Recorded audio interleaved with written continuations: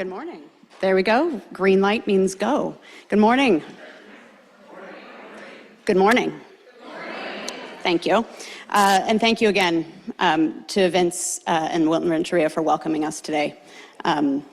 Every inch of land is Indigenous land, as we all know, and there's a lot of work that's happening to acknowledge that, to honor that, and celebrate that in the room today. And we wanted to start there as a way of beginning this event. Good morning, I'm Annie Burke. I'm going to be one of your co-MCs today. I am lots of things, including the Executive Director of Together Bay Area, and I also have the honor of serving as the co-chair of the 30 by 30 Partnership Coordination Committee, or the PCC. PCC folks, raise your hand. We'll introduce you in a little bit, but I see you out there. These people know a lot about 30 by 30, so if you're sitting next to one of them, you saw their hand go up, I encourage you to find them and ask them questions. They're also a really fun group of people to get real with. I love the power of 30 by 30. 30 by 30 has this amazing superpower, I think, of bringing together a lot of different kinds of people to work towards one goal. And that goal is to conserve 30% of California's coastal waters and lands by 2030. There's a real focus with 30 by 30, but there's also a really awesome inclusivity, and you see that here in this room. Thank you so much for making the time to be here and to travel from all the places you traveled to be here today. And as we get settled into this room, I encourage you to both physically be here, as well as mentally be here. Turn off the emails that you think you should be doing right now. Close down the tabs in your mental computer of all the things that you could be doing, and be here right now. Because what's happening here in this room is really special. It's a really amazing group of people that I'm looking out at here in the room. There's about 300 and something people here in this room. There's also a whole lot of people, and I don't know how many, watching this on Zoom right now. And this is being recorded, so starting now.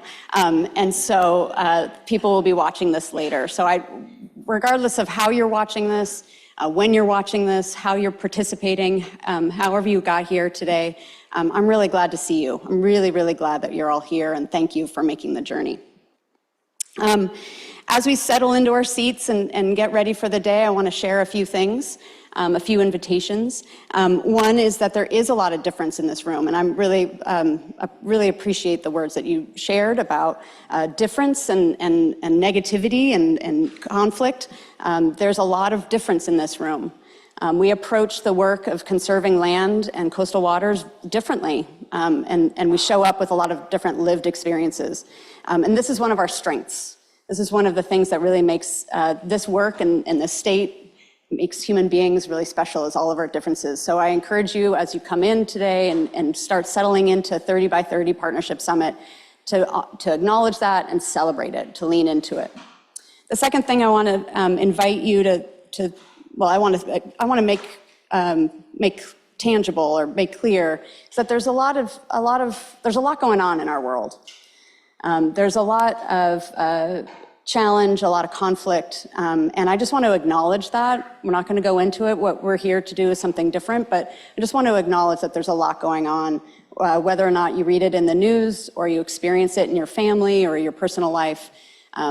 There's just a lot. The third thing I want to say is that we're here together. We're here for collaboration, for connection, for coordination. We're here to work together for something, not against something. We are moving in a direction together, and that's a really awesome opportunity. It's something that I think is really special about 30 by 30 and about the work that we're doing, is that we're working for something together. And there's so many opportunities, there's so much time that's spent working against things. This is an opportunity to really unite and collaborate and coordinate. So it's really an exciting and awesome day for that. The goals for today's summit are threefold. They're really easy to remember because they all start with the letter I. They're to inspire. Here's an opportunity today is to to take a step back, to think big, to get out of your local area and think about the whole state. We'll also connect to federal and global today also. So today's an opportunity to get inspired. Today is also a day to innovate. Nobody has done this work before. To set a goal like 30 by 30 in a state like California.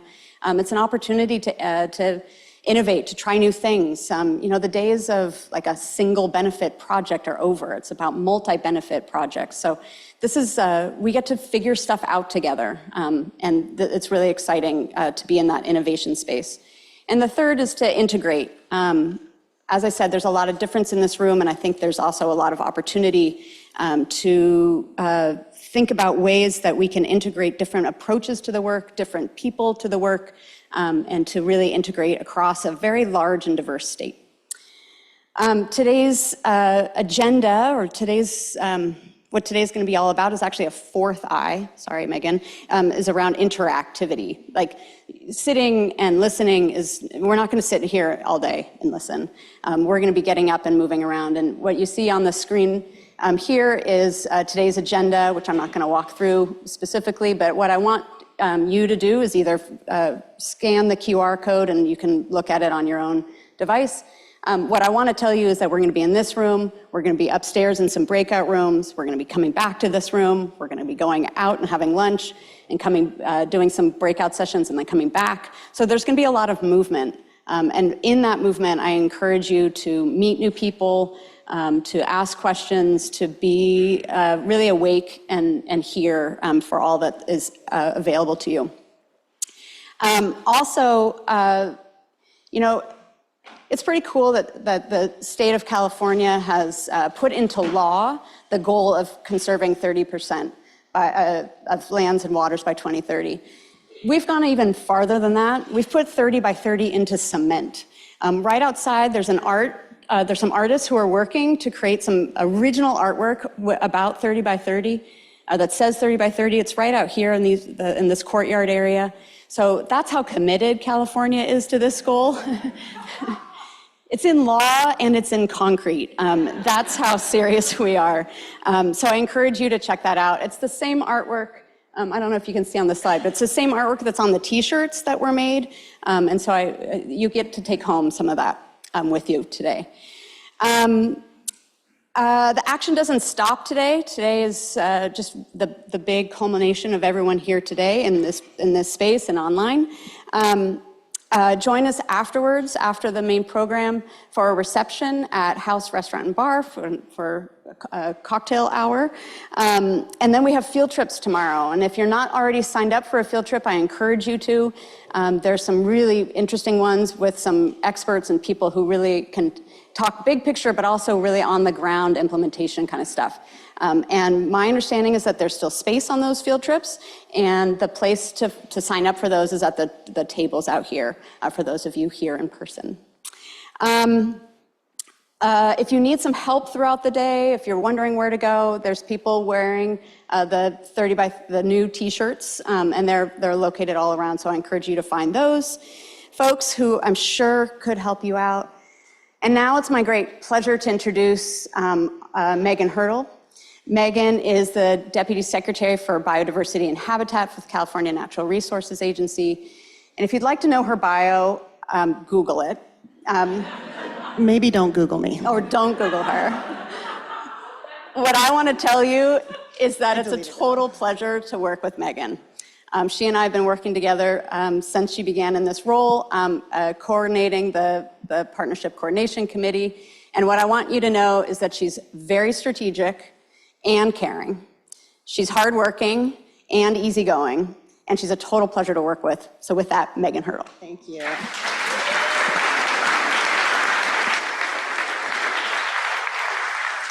Thank you, Annie, and thank you again, Vince, for starting off our day right. Really glad to be up here and help welcome you and set the stage for this.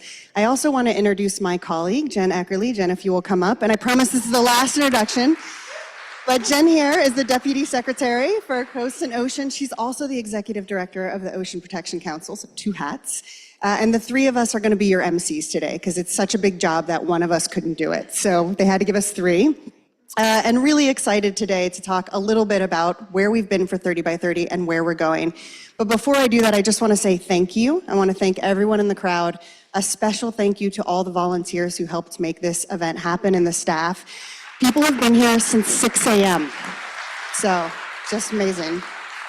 And a special thank you to Resources Legacy Fund and the Stewardship Network for helping make this event be possible. It takes a large group of people to make anything happen, and we're really, really excited to have today.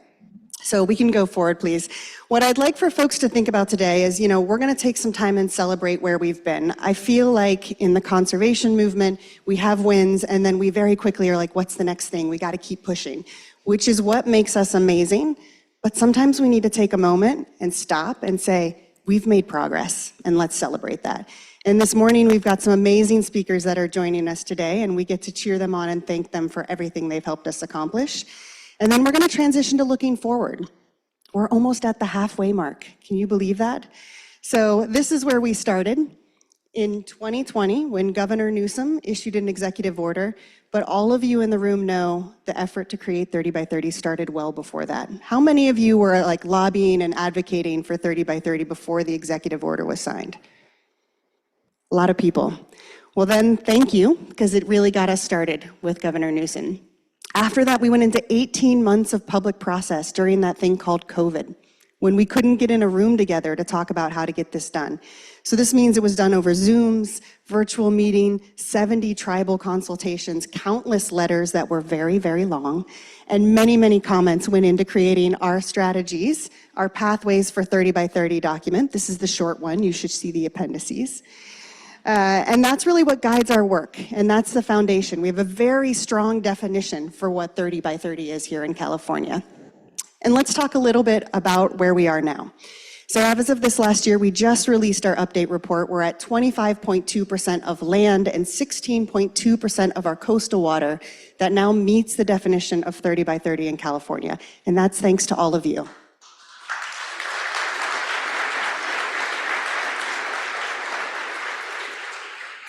But you'll see it's not quite 30%, so we have more to do. But in this past year, we've had incredible accomplishments. Yesterday, we had tribes here to help talk with us some. One of the big accomplishments we're celebrating this year is the first ancestral land return, land back, that has happened in California, with the dedication of $100 million through the Tribal Nature-Based Solutions Grant Program. Roughly 40,000 acres of land is going back to indigenous communities.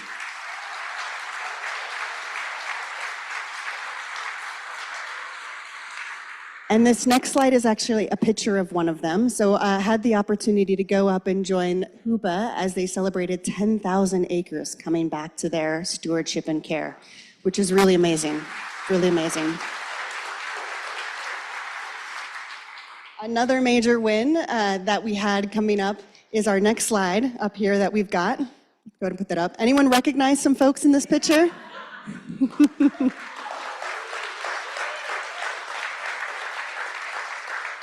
Not one, two national monument expansions. And what an incredible win. So amazing. It's not often you get to see the president smile like that. I mean, I should check that with the senator and director, but I feel like that's a really happy president right there making that signature. We also had the allocation from the governor and the legislature of roughly $1.3 billion. Now that's a number. What does that mean on the ground? And this next picture is an example of it. So this is a picture of 40 Acre Conservation League. This is a property that's 650 acres at the doorstep of the Tahoe Forest that is now owned by 40 Acre Conservation League. It's going to be restored for climate, for fire preparedness, for public access. 40 Acre Conservation League is the first and only Black-led conservation group in California. This is what that looks like on the ground. That's amazing.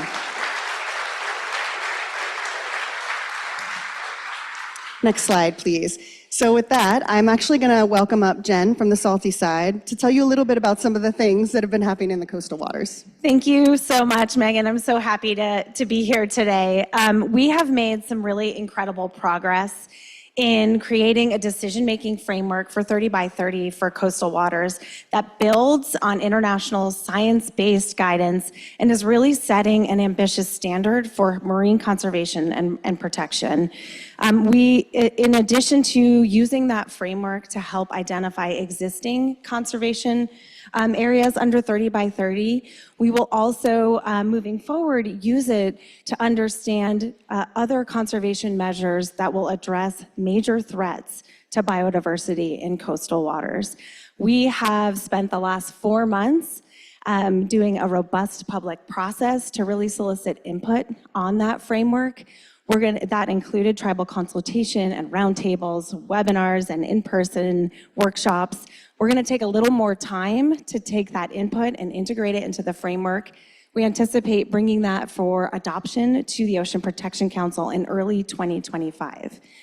This December, we are going to bring some recommendations for funding to support science needs for 30 by 30 for coastal waters. So there's a lot happening to move this forward for the ocean and coast.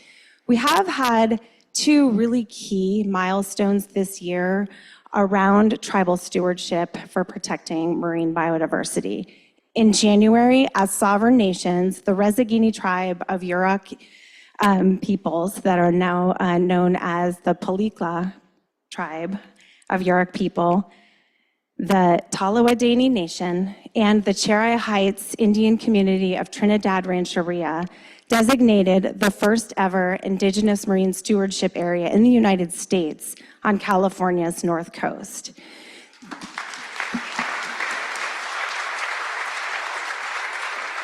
This is truly a critical step in restoring traditional ecological knowledge and management practices that sustained the natural abundance of this area of the coast before colonial disruption.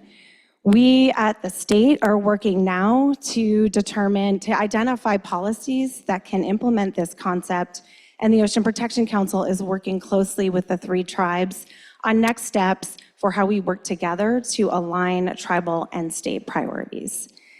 And just last week, the federal government announced a key milestone in the designation of the Chumash Heritage National Marine Sanctuary.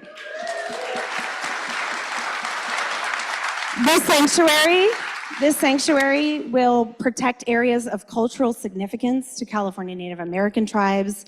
It will safeguard marine life and habitats, and it will prioritize tribal stewardship of the sanctuary. We are really excited to see this moving forward. Both of these designations have the potential to contribute to our 30 by 30 goals, but we need additional evaluation and discussion with both tribal and federal partners to move that forward. And with that, I will turn it, I think, back over to Megan. Back to me again. Thank you for giving us a chance to celebrate your victories. All of these things happen because of the hard work that you have done. Our efforts are not finished yet. To reach 30%, we need an additional 4.8 million acres on land and 500,000 acres in water. And it's really important what happens on that land. How is that land connected? Are we conserving the right places in the right ways with the right partners? And so that is going to be the rest of the day is talking about how we get that done. I do want to take a moment, though, to talk about partnership. You're going to hear that theme a lot, and I'm going to start with, again, acknowledging our Partnership Coordinating Committee. So I'd like folks to stand up if you are on our Partnership Coordinating Committee from the last year. This is the appointed group that helps guide CNRA. I think folks are in the audience. There's more than just Kay, I promise. Dr. Alvarez in the back, Daniel. These people have given their time for the last year in volunteering, showing up every month, showing up early, and helping us do this. Thank you so much for your service. Really appreciate it.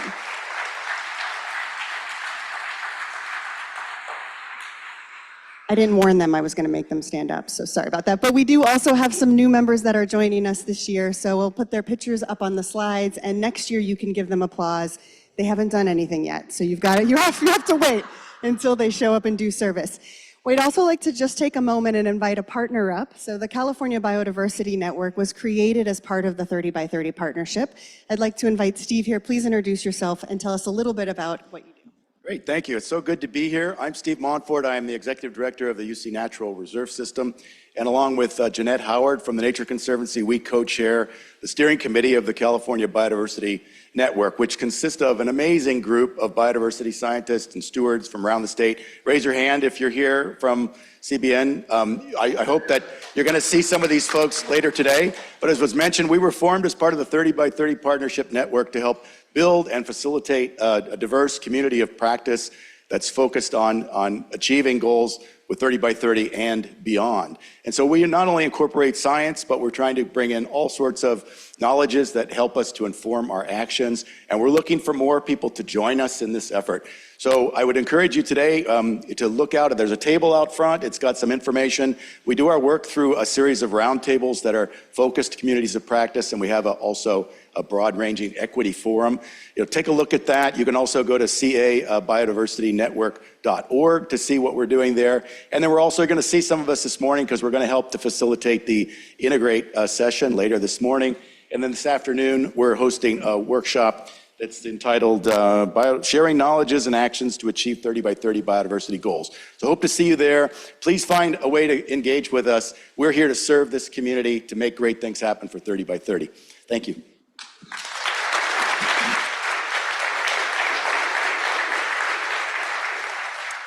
Thank you, Steve. As I said, there's a lot of wisdom in this room, and we're going to take a minute for you to get to know who you're near.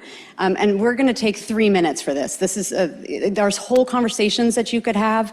There's so much time, there's hours and days of time that we could spend together getting to know each other. We're going to do this real quick. I'm going to invite you to turn to your neighbor and introduce yourself. And you have about 1 minute to do that, and then I'll give you a minute to turn. If you know the person, there we go.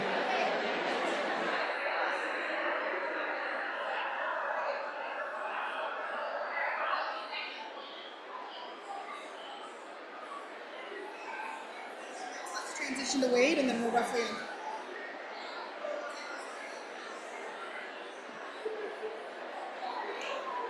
That can stay. Let's leave Yeah, that can stay. Are you glasses? Yeah, we take right there. You want I don't know. yeah. Over there? Yeah, I think so.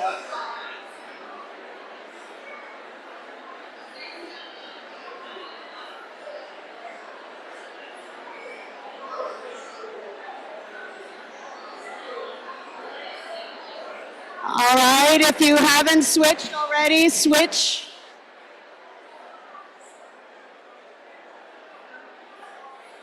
Woo. All right, if you haven't, please switch who you're talking to.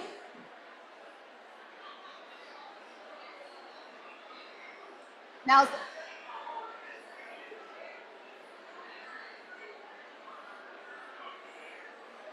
all right, one more minute, one more minute.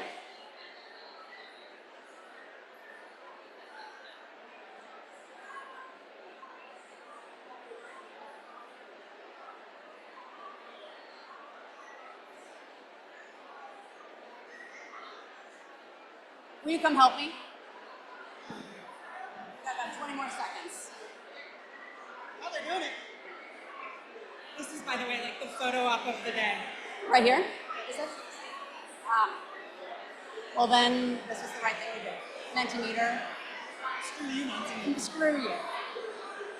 All right, start wrapping up. If you could start wrapping up.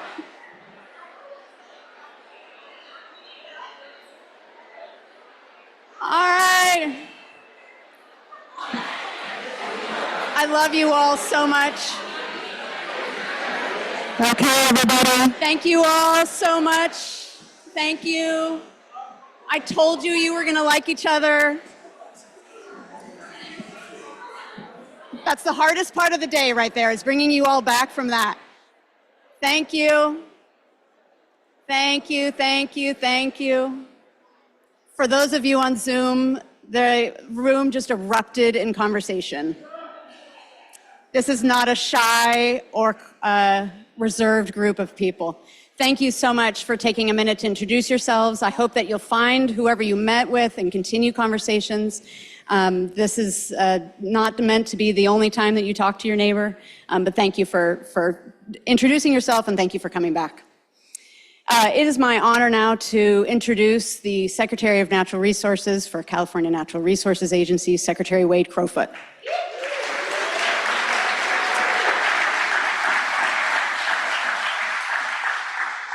That's your warm-up applause, because what I'm about to tell you is that I don't think we could ask for a more enthusiastic champion of our collective work than Secretary Crowfoot. Does anyone else wonder if he ever sleeps? Does anyone else wonder if he ever does anything else besides talk about nature-based solutions to the climate crisis, to the biodiversity crisis, to social inequities, to environmental justice? Secretary Crowfoot is constantly out there talking about the work that we're doing on the local level, the regional scale, the state level, federal and global. And I don't think we could ask for a better champion. And not only is he a tireless advocate for 30 by 30, he also is constantly making the case for ancestral land return and tribal capacity, tribal alliances. The leadership that this administration has demonstrated since 2020, or perhaps before, at least I'm aware since 2020, of righting wrongs and building relationships and having a really relationship-centered approach to this work is inspiring, is staggering. And I hope that the administration knows that their leadership is trickling down, all the way down to the ground level. So it is with it is a deep honor and a pleasure to bring to the stage Secretary Wade Crowfoot. I'll do that in the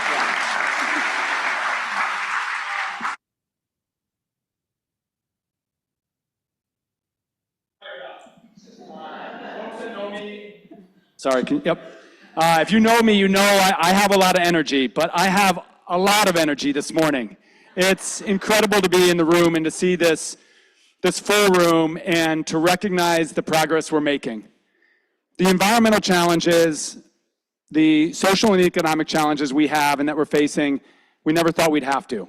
And they are daunting and sometimes unimaginable, and they can feel paralyzing. But I follow a climate scientist named Katharine Hayhoe, and she educates us that we maintain hope by taking action.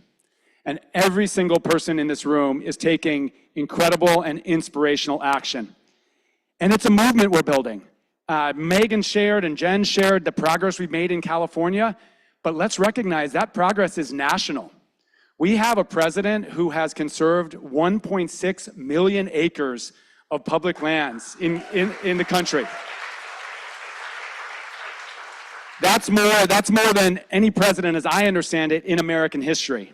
We have an administration that is driving more funding into the things that we care about, nature-based solutions, environmental restoration and protection, than we ever had before. Just this week, we learned of almost $100 million from the Department of Interior to fund parks and park-poor communities. And that was 2 days after we learned from the Bureau of Reclamation, $45 million for aquatic habitat. And that was 2 days after one of our key salmon initiatives called Salmon Strongholds in the North Coast was selected as one of 10 transformational environmental restoration projects for priority federal funding.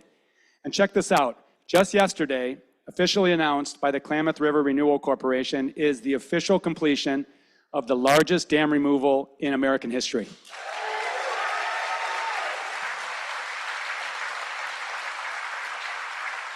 And there's no better project. There's no better project in California or America that demonstrates what this movement is all about, and it's hope and perseverance. And the tribal leaders that drove the movement to remove Klamath River and to free the Klamath River did so for decades. When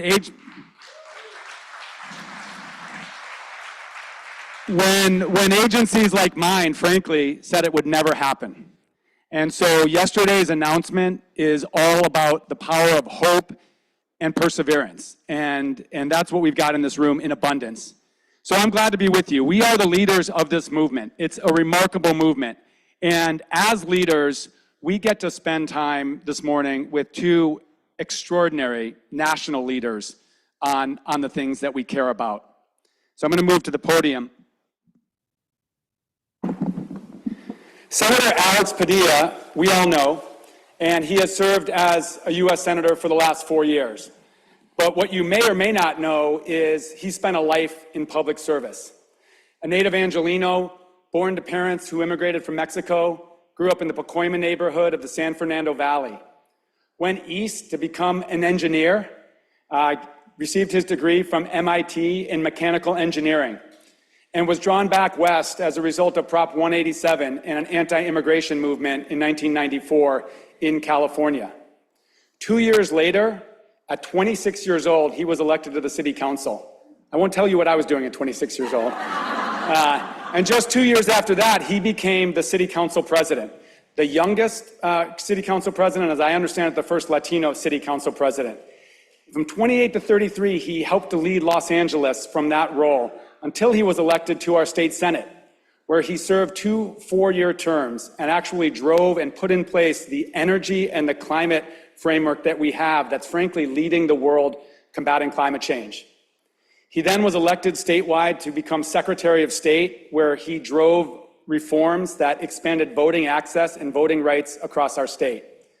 And then, as I said, in 2021, Kamala Harris was selected by Joe Biden to help lead the country, and Governor Newsom appointed Senator Padilla, I should say, or Alex Padilla, to become a U.S. Senator.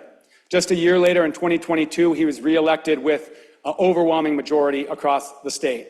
I can tell you this, from day one in the U.S. Senate, he's been driving on these issues.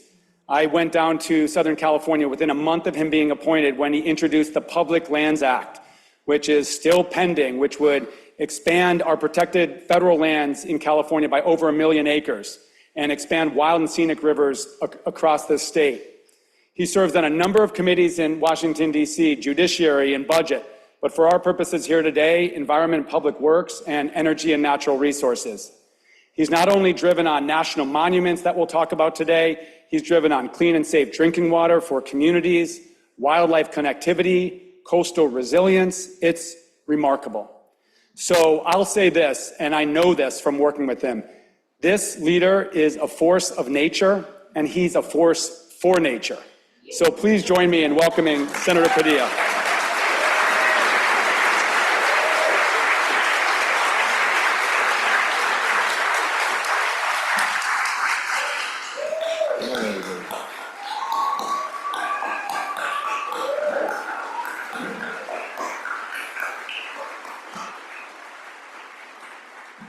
Thank you.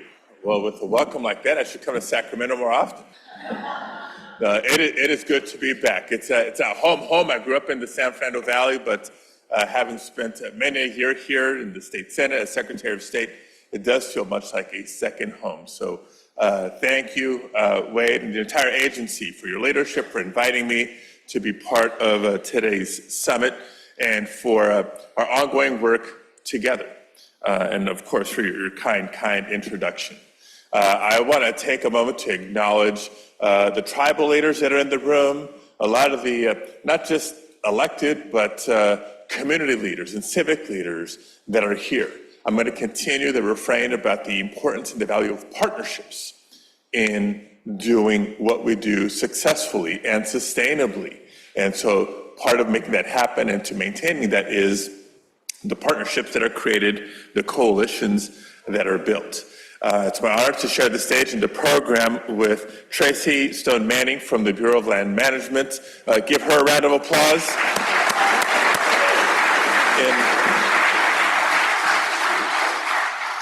You're going to be recognized, you're getting a chance to speak, but in front of everybody, I want to acknowledge the critical role that you play in advancing all these ideas, all these proposals, and all these successes. So thank you, thank you, thank you. And I too, just getting into 30 by 30, I love this sign, by the way.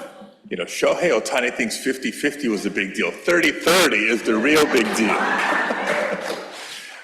It's only right that as we talk about what's left, right, what's the next big opportunity, what remains to be done, that we do take a moment to step back and acknowledge and celebrate the successes and learn from them, see how we can do it bigger and better next time, but to celebrate the progress that has been made. You know, in his introduction, Wade mentioned the committees that I sit on, including energy and natural resources, environment and public works. And there's a whole lot of areas where in Washington, working with colleagues, negotiating with colleagues from across the country, both sides of the aisle, I say, yes, guilty. I represent California, where we pride ourselves in leading the nation, policy leadership, especially in so many areas, whether it's respect for the immigrant community and contributions to the economy and the success of our communities, whether it's leading in terms of access to healthcare, investments in higher education. There's so much, but chief among them is our leadership on climate issues. And chief among them is the audacity to preserve 30 and 30. It seems like a long time ago because of this pandemic that we've been through, but it was not that long ago when Governor Newsom signed the executive order in the fall of 2020, calling for 30 and 30, preserving our lands and waters for not just the next generation, but for future generations. And we did it because we knew of the importance and the urgency of tackling climate and its impacts. We knew it was important because we believe in science. That's increasingly critical and challenging at the federal level. And it wasn't just bold and audacious, but so well thought out that it inspired the Biden-Harris administration soon thereafter in January 2021 to call on the nation to achieve a 30 and 30 objective as well. So as the adage goes, so goes California, so goes the nation. Here's yet another prime and important example. And in fact, it's not just setting the objectives. It is creating the roadmaps and proving the achievability of some ambitious goals that other states look to us and try to follow our lead. Obviously, the nation is setting its goals based on California's example, and other countries and international partnerships do the same. So it's not just vision, it's not just policy, it is incentive and inspiration that is so needed globally. But one of the things I'm especially excited for is that, 30 and 30 aren't just numbers. We'll talk about the importance of setting the goals and setting the metrics, but the thoughtfulness in which we have called for achieving these numbers, really fundamentally changing how we think about conservation. Because conservation can mean different things to different people. Whether it's designated a rugged, still intact landscape as wilderness to help preserve the biodiversity before it's lost, or protecting lands that are sacred to California's tribes, and not just that, but giving them a say and a role in how those lands are managed into the future. To reactivating historic floodplains, for example, to restore natural landscapes and boost biodiversity, or even giving greater access, right? Access to the outdoors is a key and co-equal goal and objective in all of this. The way 30 and 30 has been structured leaves room for all these goals that work together, not against each other. And so, as we outline some of the specific examples, you've heard the successes already. Under the Biden-Harris administration, 120,000 acres of federally protected lands in just the recent announcement of the San Gabriel Mountains National Monument expansion.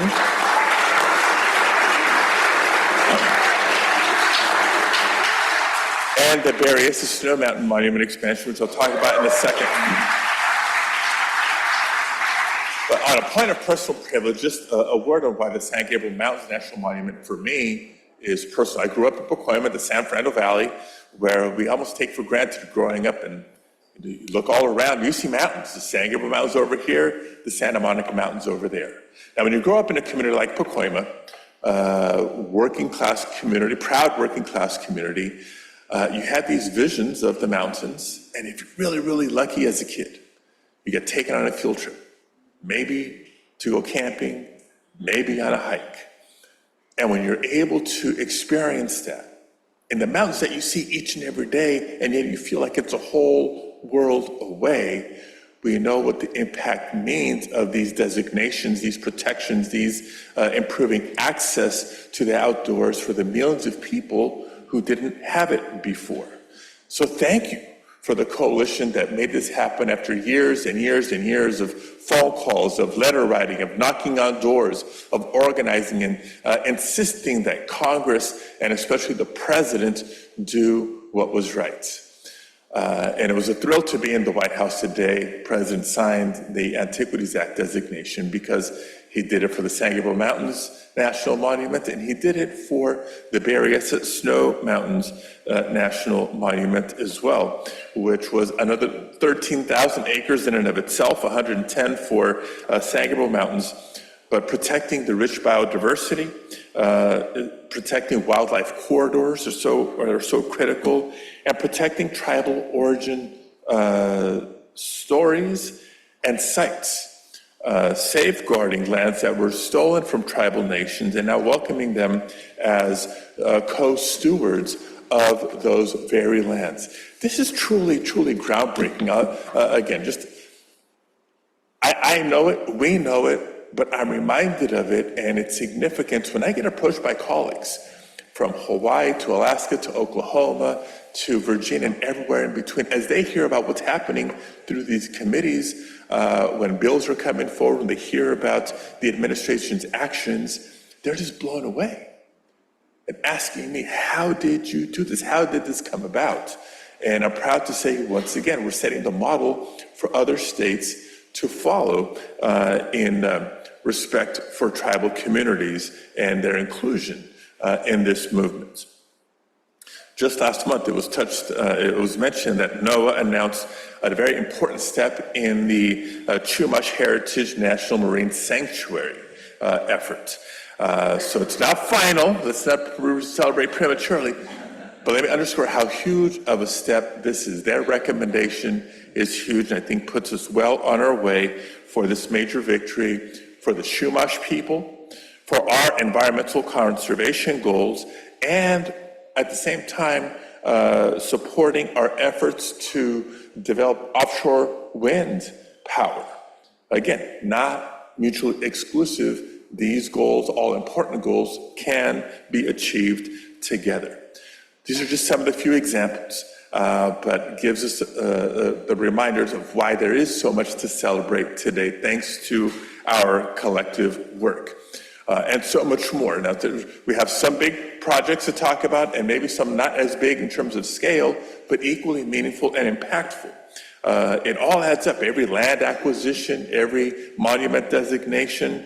We stand here today with only 6 million acres shy of the magic number of 30 when it comes to lands, 500,000 acres shy when it comes to coastal waters, our target.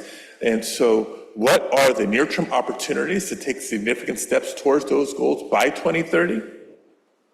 Let's talk about a couple. Chuckwalla. Anybody heard of Chuckwalla? And Sutitla in Northern California. Together, they represent another 800,000 acres of public lands that we can and will protect in the state of California.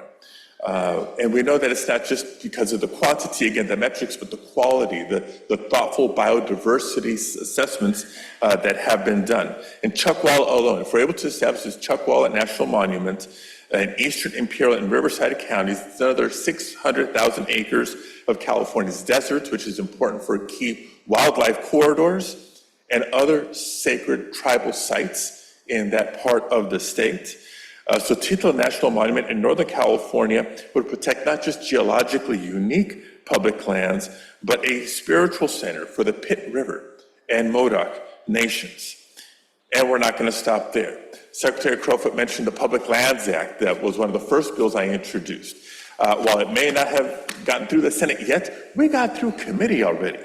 which was already a step that hadn't been taken before. And so I am dogged in my advocacy with Senate leadership, both sides of the aisle, to see if we can't get a full vote of the Senate in the coming months. And I should also mention that it's not just national monuments. They are important, and they're big celebrations when they happen, but there's other ways that we're continuing to move the needle. Sometimes it's a strategic water conservation project, or smaller land acquisitions, or can it be the return of ancestral lands to Native American tribes?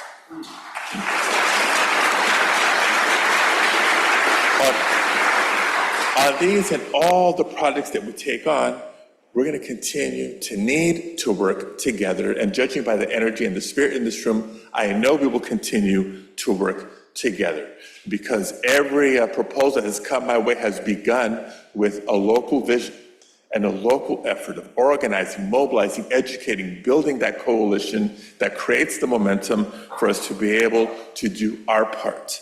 And the last thing I'll mention, because I know I've gone over my time already, is for all the celebrations on the designations that we get, the work doesn't end there. Because to preserve it more sustainably, we need to continue to advocate for the resources that every federal agency, every state agency, every local organization, and tribal governments need to continue to protect and maintain these important lands far into the future. So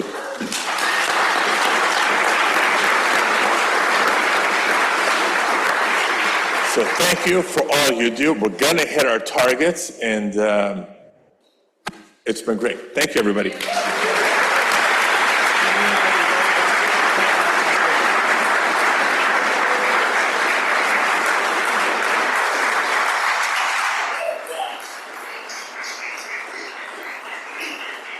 Amazing. And now Secretary Crowfoot's Oprah moment. Yeah, exactly. We just wanted to spend a little time.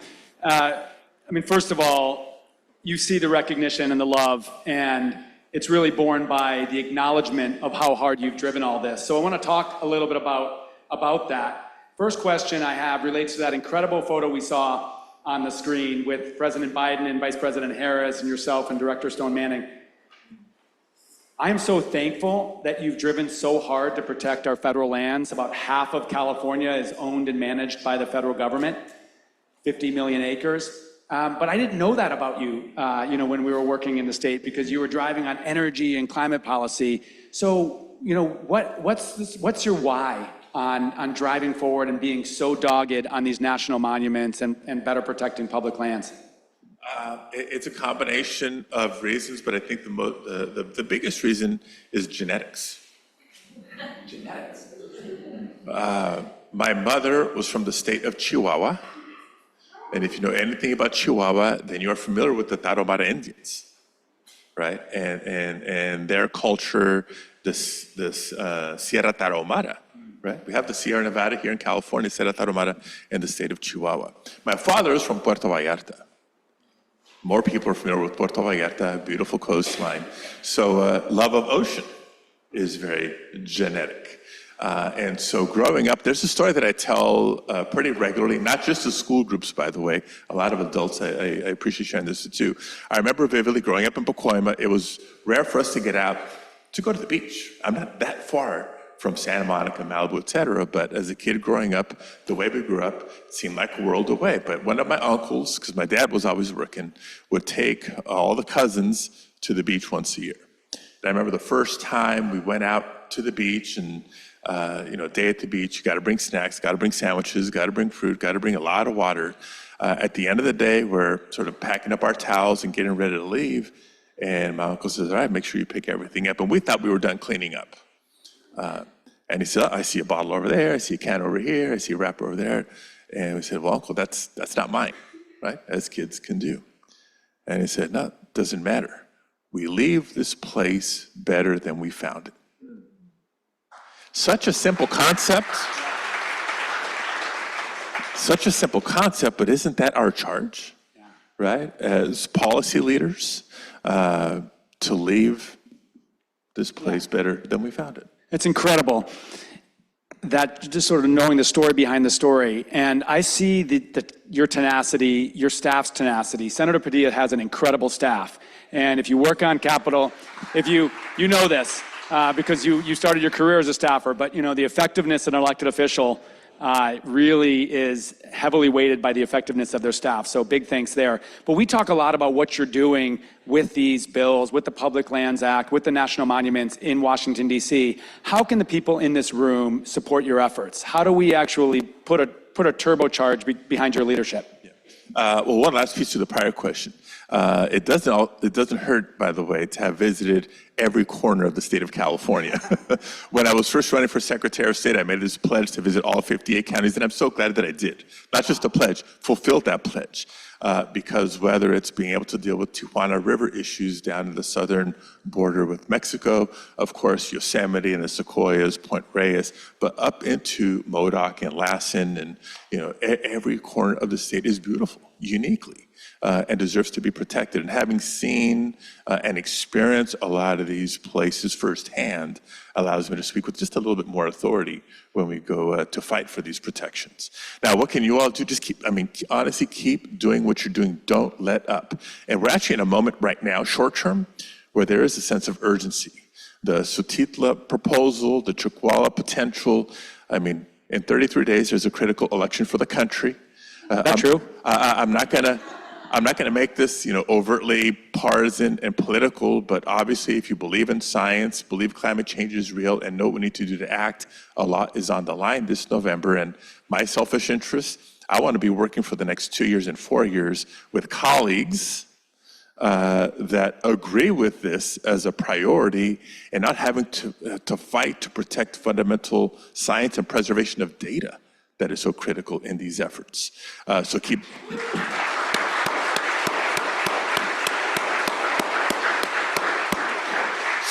doing what you're doing in terms of organizing and educating. Again, the feedback I get from colleagues is, they're impressed. They take note of the thoughtfulness of these proposals. It's not acres for the sake of acres. It's not, a number for the sake of a number. It's when we can walk them through, well, when it comes to biodiversity, this is how those considerations were taken into account. When it comes to maybe opposition, because, isn't there a lot of solar energy in California? How is this going to impact that? No, we've actually taken that into account, whether it's where solar or geothermal or wind has potential, but also sort of the transmission infrastructure. But that's not we can't achieve that and the biodiversity protections in the same fell swoop. So again, the thoughtfulness, not just the ambition, but the thoughtfulness behind it is a great example. I'm glad you brought up energy, because we hear that a lot in Sacramento. I think we can be proud of the work that you and your colleagues did over a decade ago to set us on this 100% clean energy pathway. And you probably know, if you follow state policy, by 2045, we're going to be 100% clean energy. We're almost 2/3 clean energy now. And that requires a lot more solar energy, a lot more wind energy, battery storage. And so how do you suggest we balance this desire to conserve almost 6 million acres more land? At the same time, we're trying to drive our clean energy movement forward and show the world as the 5th largest economy that we can run without fossil fuels and carbon pollution. So this is where it's really helpful to have an engineer as your senator. Because it's not just a talk of, look, these goals are not mutually exclusive and they're not at odds with each other. You can and need to achieve both. So for all the conversations about solar and wind and geothermal, I get this question asked all the time. Oddly enough, my colleagues did not ask me about blackouts in California this year, the threat of blackouts. Why didn't they? It was a very hot summer. I don't know about you, in the San Fernando Valley, it was 108 yesterday. But we've come a long way in terms of battery storage that can help address the concern of what happens when the sun's not shining, what happens when the wind's not blowing, or what happens when demand is way up on a given day because of heat, air conditioning, et cetera. It's because we've thought it out. It's the same thinking and approach that led me to call on the U.S. Department of Transportation and Department of Energy to figure out a joint plan and strategy on our transportation goals. right? Part of tackling climate, we want to reduce emissions. What are the biggest sources? The electrical sector. So we're doing that through renewable energy and storage, other clean fuels and energy sources. But the second is the transportation sector. And so through the Inflation Reduction Act, through the Infrastructure and Jobs Act, we're electrifying public transit, but not just buses, but especially rail. We're electrifying ports and docks. Right on the East Coast, we're trying to avert a strike. On the West Coast, we're making ours cleaner. And so much so, and investing in other exciting technologies like hydrogen. California, the governor and I were together in receiving $1 billion check from the federal government for the hydrogen hub in California.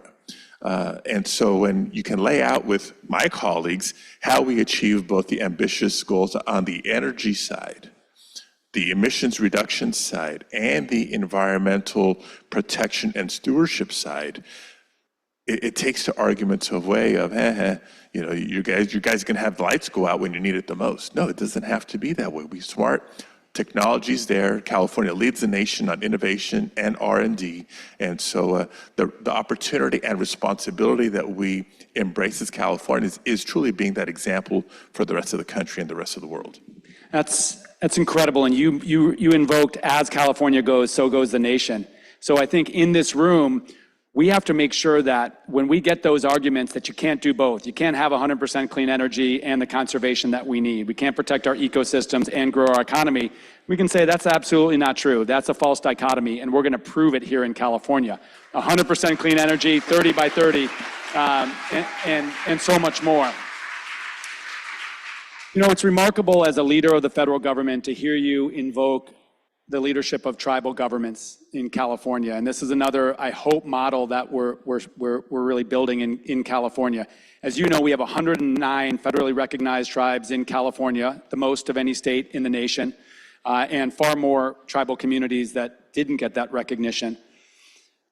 And when you look at some of our big victories that we've been celebrating, the result of tribal leadership. Yochadehi Wintu Nation drove the Moloch Layak expansion of Berryessa Snow. Frodadeño Tatavium and allies from the Tongva communities, Gabrieleño communities drove San Gabriel's. We've got Pit River Tribe driving up in Satitla, Torres Martinez and Chuckwalla with me, even the Fort Yuma Quechan tribe on the Quechan proposal. So the fact that you're giving this voice, and I've watched you partner with these tribes in ways I haven't seen before within the U.S. Senate, I want to ask both why and how.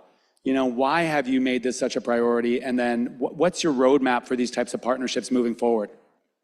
Well, again, a combination of things. I mentioned earlier why appreciation for natural resources is genetic. Look at the story of indigenous peoples, not just in the United States, but throughout Mexico, Latin America, and beyond. It is genetic. Number one. Number two, I came of age politically in the Proposition 187 era, 1994. By the end of that decade, tribal governments were working with the tail end of the Governor Wilson administration, the beginnings of the Governor Davis administration, on, among other things, the earlier years of tribal gaming in California and the country.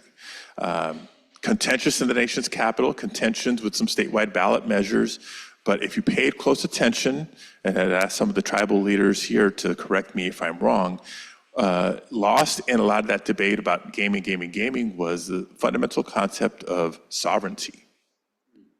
And if you stop and learn and appreciate the history of tribes in California and America, it doesn't take long to appreciate it's been a journey. Not the prettiest journey in terms of how the United States has treated various tribes and nations, recognized and unrecognized, whether they've been forcibly moved from lands or not. We have these trust and treaty obligations that aren't always recognized, appreciated, valued, and held up as they're supposed to be. And so a conversation, an experience and relationship building that for me might have started through the lens of gaming, but quickly shifted to sovereignty and government to government relationship, forged some important relationships, I think, beyond gaming, appreciation for sacred sites, appreciation for a lot of tribes do in terms of firefighting. or providing access to health care for their members on and off reservations, et cetera. And then whether it's the Yurok tribe and the relationship with salmon populations, traditions, customs, stewardship, firefighting. Wildfires are getting bigger and bigger because of climate change, and we have a lot to learn from the peoples that have managed these lands since long before the state of California was a state. And so, isn't it just common sense? Isn't it just common sense that we learn from those who have so much to offer in the pursuit of our collective goals? It's amazing, and as I always talk about, we're on a journey, and we're making progress, but we always have more work to do. And this week is a great example, learning from our tribal partners in real time. So maybe my last... Sorry to interrupt, but and formalizing what tribal consultation really means, because different people have different understanding of what it is, and folks like us can make sure that the processes are true to their intentions. Yeah, early, often, and meaningful. That's the name of the game from our perspective, really working to institutionalize that across our agency. So consultations between governments isn't a check-the-box exercise, but it's actually shaping decisions.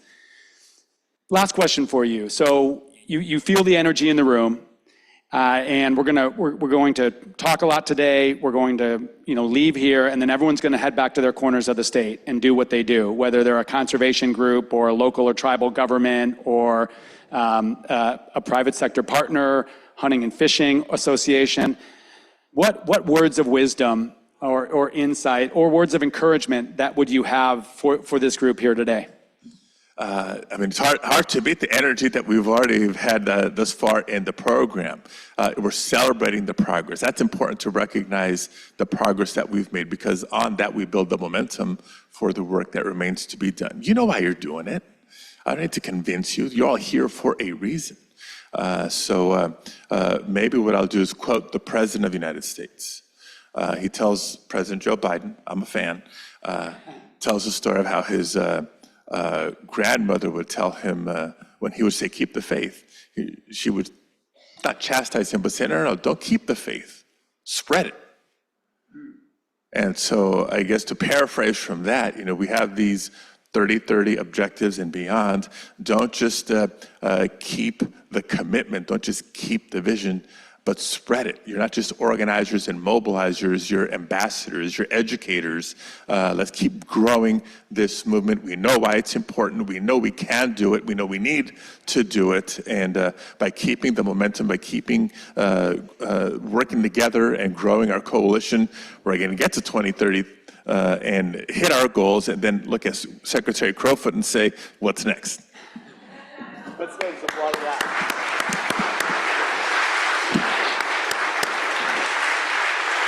So I'm going to end with a sincere word of thanks to you, because one piece of your biography that I didn't mention is that you and your wife Angela are raising 3 young sons. And anyone who's a parent knows how challenging that is generally, without being a U.S. Senator that has to commute back and forth to Washington, D.C. on a weekly basis. And to see you put in the amount of work and passion to this job makes me really proud to be a Californian, so thank you for that.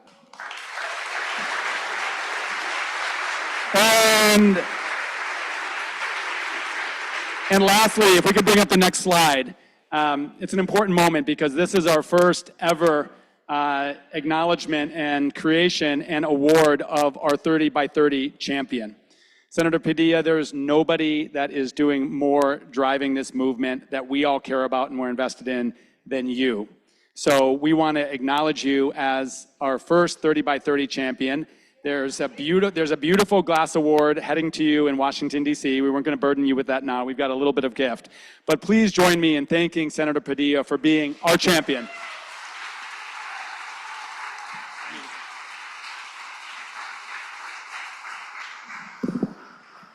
Well,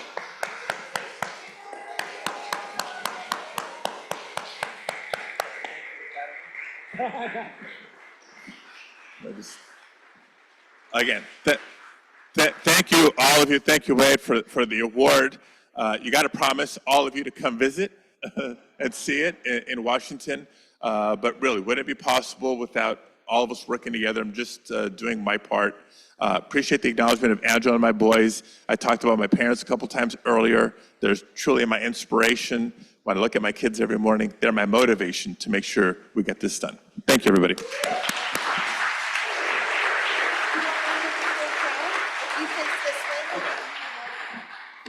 We're going to do a photo all together.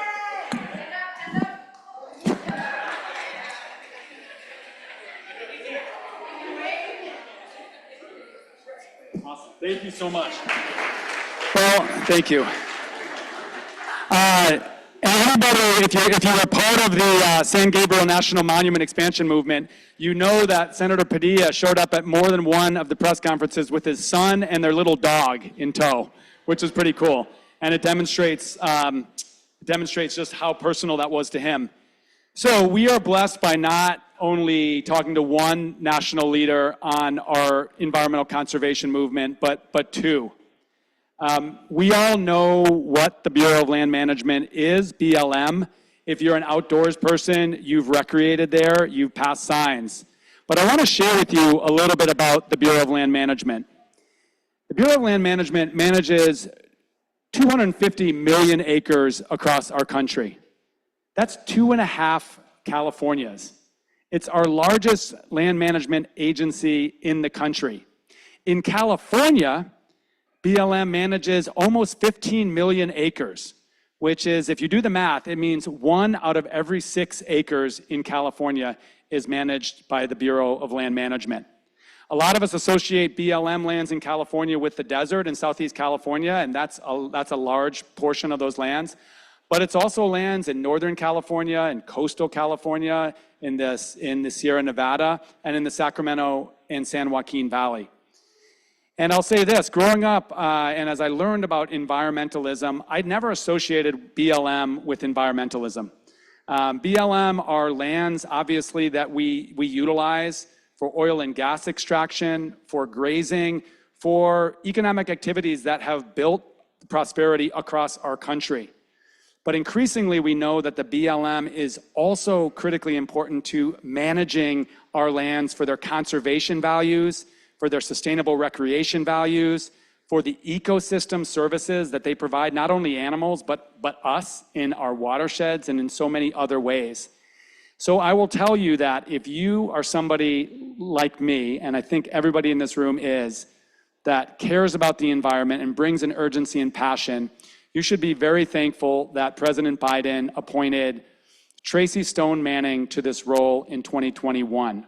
Now, if you haven't worked with Tracy Stone Manning, it's because she comes from another important Western state, the state of Montana.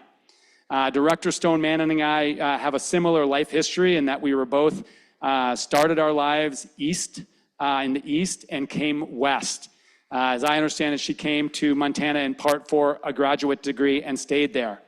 And she did something that a lot of us did for about 7 years, which is she led a nonprofit environmental coalition called the Clark Fork Coalition, which was charged with protecting a watershed and restoring a watershed outside of Missoula, Montana. Based on her leadership, she was tapped by Senator John Tester, and she served as regional director and later state director for Senator Tester. And then fast forward, she became, under Governor Steve Bullock in Montana, the head of the Department of Environmental Quality, leading an agency in Montana that looks a lot like this. Her talent was recognized by the governor, and she was actually tapped to be the governor's chief of staff, which is remarkable. And then when Governor Bullock ended his tenure, she went over to the National Wildlife Federation, which, as you know, is one of our key national partners and national allies in the work that we do. And then she served as an organizational leader there, and then she was tapped by President Biden to this role at BLM. And I can tell you this, for those who don't follow federal land policy, there have been major paradigm shifts at the Bureau of Land Management that we're excited to talk about today, including what's called the Public Lands Rule, that is finally putting conservation on equal footing to those other economic activities on that 250 million acres of land. So for all of those reasons and more, please join me in welcoming Tracy Stone Manning. We have a little bit of a surprise. God, You don't get it back. No, I'm just joking. You can say Okay, well, I mess up at least 3 times in events like this. Sorry. So park that enthusiasm for Tracy. And I want to share a heartfelt enthusiasm that I know you share for another federal leader named Deb Haaland, Secretary of Interior.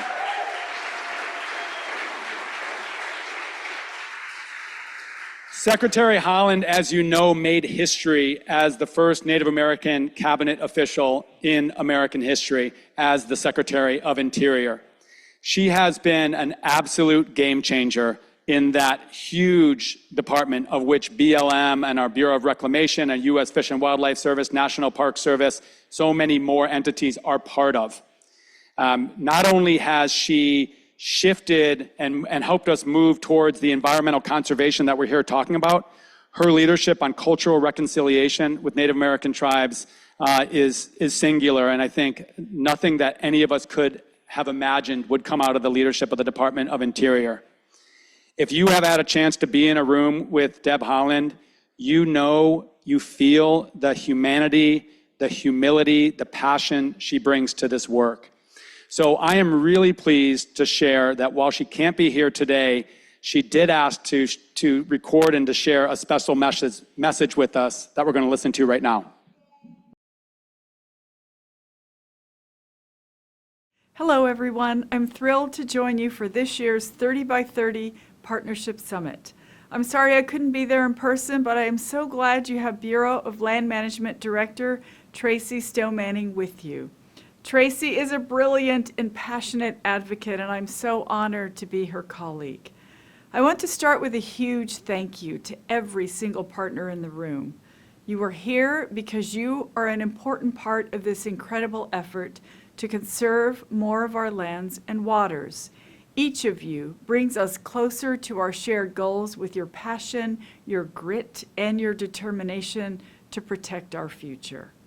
As a child, I spent a lot of time outside. My dad taught my siblings and me how to bait a hook, helped us wade through icy cold streams, and watched us scramble to the tops of mesas near our home in New Mexico. By exploring these places where my ancestors had been, I learned the importance of stewarding our lands and waters for the generations to come. It's a mission that is central to the Department of the Interior, and it's the driving force that inspired President Biden's first ever national call to action to conserve, connect, and restore at least 30% of our lands and waters by 2030. As you know, we call this work the America the Beautiful Initiative, and it has been a highlight of my time as Secretary to help advance this decade-long challenge to support locally led and voluntary efforts across the nation. In so many ways, the state of California is leading the nation in its approach to conservation. You are bringing the best science to bear on where conservation is working and where more resources are needed. You are informing policies and decisions through discussions with communities, private landowners, nonprofit and non-governmental organizations, and beyond. You are making sure tribes not only have a seat at the table, but have their ancestral homelands returned too. You are looking at all the tools in the conservation toolbox to ensure you're using the right one for the right place at the right time. You are building a big, awesome tent, and I'm so grateful for your efforts. At the Interior Department, we have been proud to be your partner in advancing your vision. Together, we have created new national monuments and expanded others. We have strengthened our policies to ensure conservation is on equal footing with other uses on public lands. We have invested historic funding to restore important habitat for fish and wildlife. We have signed first-of-their-kind co-stewardship agreements with tribal nations, and we have shown folks that conservation and clean energy in the ocean and on shore can go hand in hand when we work together. We have a lot to be proud of, and yes, we have lots more to do. But for now, I'm sending my sincere congratulations on the incredible accomplishments that the state of California has achieved under the banner of 30 by 30. Your bold vision, your collaborative approach, and your results provide a model that every local, state, tribal, and federal government can learn from. Thank you for all you are doing, individually and collectively, to leave the planet in a better place than how you found it. I'm honored to be in this essential work with you. Enjoy the rest of the summit.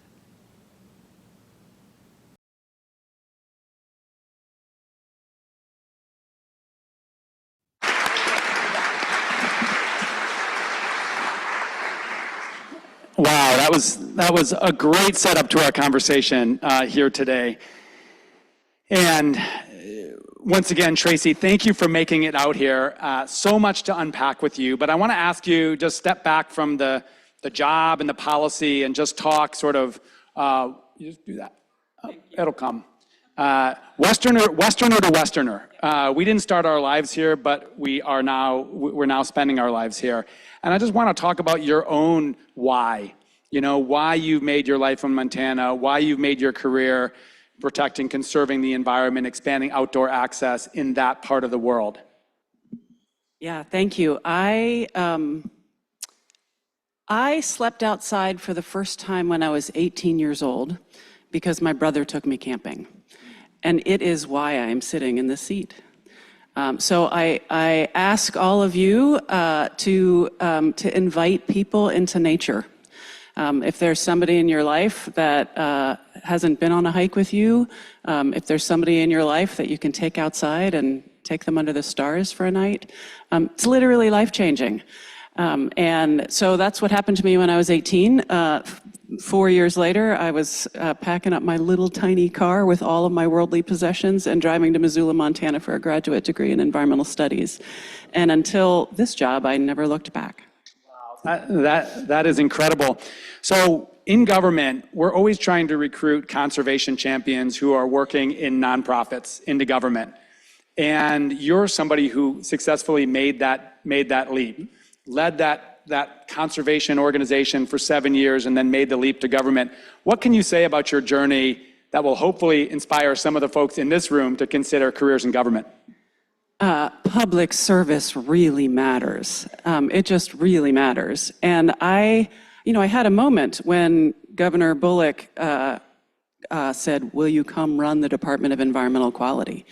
And I thought, wait, that means moving to Helena, and I began to do all the logistic things. And my husband said, "Tracy, stop. The conservation community has been waiting decades for somebody with your resume to be asked to do that job. We're moving to Helena." And I thought, oh, right, of course, we're moving to Helena. I'm gonna go do that job. And I think it really matters to have people who have run nonprofits, who understand what it means to really organize and motivate people, serve in government as well, right? Because we can see two sides of the table. Absolutely. And then the other transition you made was from state government, Department of Environmental Quality, working for the governor, to the federal government, working with Senator Tester, but now leading this huge land management agency. Can you talk about what that transition looks like from state to federal government? Yeah, and I skipped a chapter. Senator Tester, when he was first elected, looked at the work that we had done at the Clark Fork Coalition, and he said, Tracy, I want somebody who can bring people together from both sides of the aisle to work on these natural resource issues. Would you consider coming and running my Missoula office? They caught me at the end of a fundraising year. I thought, you mean I wouldn't have to raise money? People here can relate. You can relate. And I also thought, how brave that a brand new senator is inviting a conservationist from Missoula to join his team, right?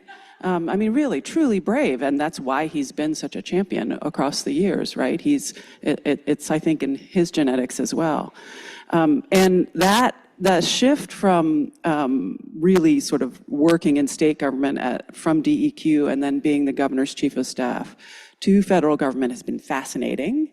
Turns out, as you all know, I mean, you are the 5th largest economy in the world, but you still are a state government, and you can be light on your feet. Like when the governor makes a decision, you're done and you move.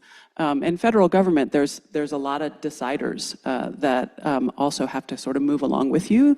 So it takes a little more time, but the lever, of course, is astounding, right? That there's just more to do and more opportunity at the federal level. Yeah, and I mean, I'm so fascinated to understand a little bit more about like what's it like to sit in the seat as the director of BLM. I came yesterday to your swearing in of our state director for BLM, Joe Stout, who's here, and you've got BLM operations sort of distributed throughout the country, and I imagine every state has their own challenges and opportunities. Yep. So what's a week or a month or a day in the life of the director of BLM? First of all, it's an outrageous privilege and an incredible honor. The BLM does, as I like to say, all the things, right? We do all the things, which means that we attract really, really creative problem solvers because we do all the things with the smallest budget for any federal land management agency. And what that means is that we are driven into being creative and into working in partnership. So Joe and his team who are here, I'm so grateful they are working with all of you on all the things that we do. 10 million acres in the state of California that we manage are in the National Conservation Land System, right? That means that either the president or Congress has protected them. And that is an awesome step, right? That helps the math, but ensuring that we manage those places well and in partnership with communities on the ground is what's gonna make the biodiversity side of that work click, right? Yeah, and so, you and I have talked about 30 by 30 can't just be about the numbers. Yeah. It has to be about how we're caring for the land once the land is protected from, certain things. Yeah. And it also sounds like it's challenging because when you break down the federal budgets, there's not a lot of restoration. So how do you do the partnerships? And I'm particularly interested because we saw each other up in what we know as, I think, Lake or Colusa County, when you signed a co-management agreement with the Yochadehi Wintu Nation for Berryessa Snow, that Moloch Layak expansion. Yep. So what does partnership, what does co-management, co-stewardship look like for BLM? We cannot do our job without working with partners. That's been that way for our entire history. And I think what the Biden-Harris administration is bringing to bear, what the president has asked us to do, what Secretary Holland has asked us to do, is engage in our partnerships and our responsibilities to tribal communities in ways that we've never done before. Go deeper and stronger in those relationships. So proud to say that today we're releasing one more step along the way, the final proposed management plan for the Bears Ears National Monument. We're going to manage that monument with the 5 tribes whose ancestral homelands are encompassed by Bears Ears. And that's a first for us, that we're writing a management plan that demands and drives towards that co-management, because we've been managers of that landscape for a nanosecond. Right? But tribal peoples have lived on that landscape for the millennia and will make us better at our work. We will serve the American people better by engaging in those partnerships. That's incredible. And when I think about the work that you're doing at BLM, that phrase paradigm shift, does come to mind. The idea that we're shifting the framework in which we're managing the land. So talk to everybody here about the public lands rule. Some of us know some about it. Some of us might be living that issue, and some might not know the first thing. So this has been a major push for you. It has been, and again, we do all the things at the Bureau of Land Management. We have provided resources for the country for decades on decades. And in so doing, we've done rules around those things. We've got a we've got a rule for how we produce oil and gas. We've got a rule for how we produce coal, for grazing, for renewable energy. Up till now, we haven't had a rule that guides how we do the conservation side of our work. The Federal Land Policy Management Act tells us that conservation is one of the multiple uses that we're supposed to manage for.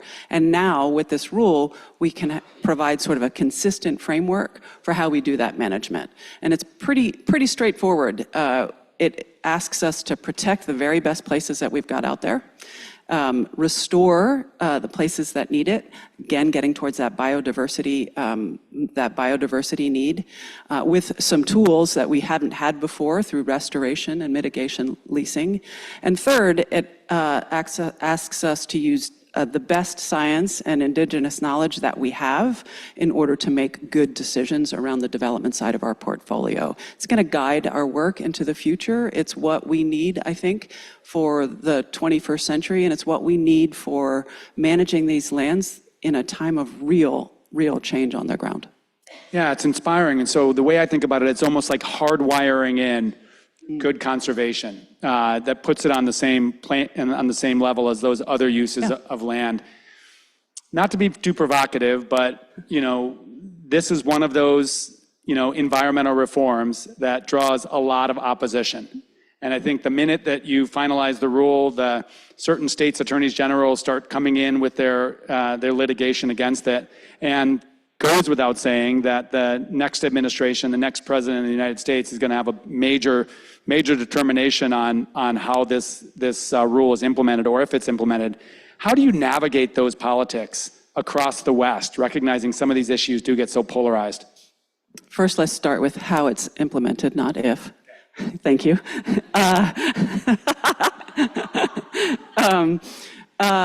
Change is difficult, right? And the way I navigate the politics is to understand that the reason that people get so focused, the reason that there's sometimes opposition to our work around public lands is because people love them, right? You don't fight about things you don't care about. And so people really care about public lands, and that is a really sort of beautiful base from which to work. The how we manage them is where some of the tension is, but the fact that public lands are out there for the vast majority of Westerners, want us to care for these public lands so that we leave them off better than we found them, right? So that future generations can get all the things from them that we get from them today, our energy, some of our food, solace, recreation, providing that clean water and wildlife habitat that is so essential to what it means to be a Westerner. And I read an interesting fact in research, doing a little research on BLM for this conversation, and it suggested the vast majority of BLM lands don't cost anything to actually get out and recreate and camp on. Which is amazing because, a movement that we're driving in California with 30 by 30 is outdoors for all. How do we help more Californians get outdoors and access nature? Those communities, those Californians that don't have access. So in some ways, these BLM lands are a remarkably accessible outdoor recreation. It's incredible. 99% of the lands that we manage are free. Doesn't matter the size of your checkbook. It is equal access to billionaires and regular old working folks like us. And it's just astounding that we have this beautiful thing called public lands that we all, every single person in this room, every single person on the screen, every American, we all own them in common. And it's really a humbling job for every BLMer to know that our job is to make sure that people in the future have these same opportunities that we do. And it is incredible. I think I shared with you last month, I had an opportunity to go on a sunrise hike in one of these BLM lands, the Painted Canyon outside of Mecca, California in Riverside County. It's one of the areas that we're working so hard to protect under the Chuckwalla National Monument.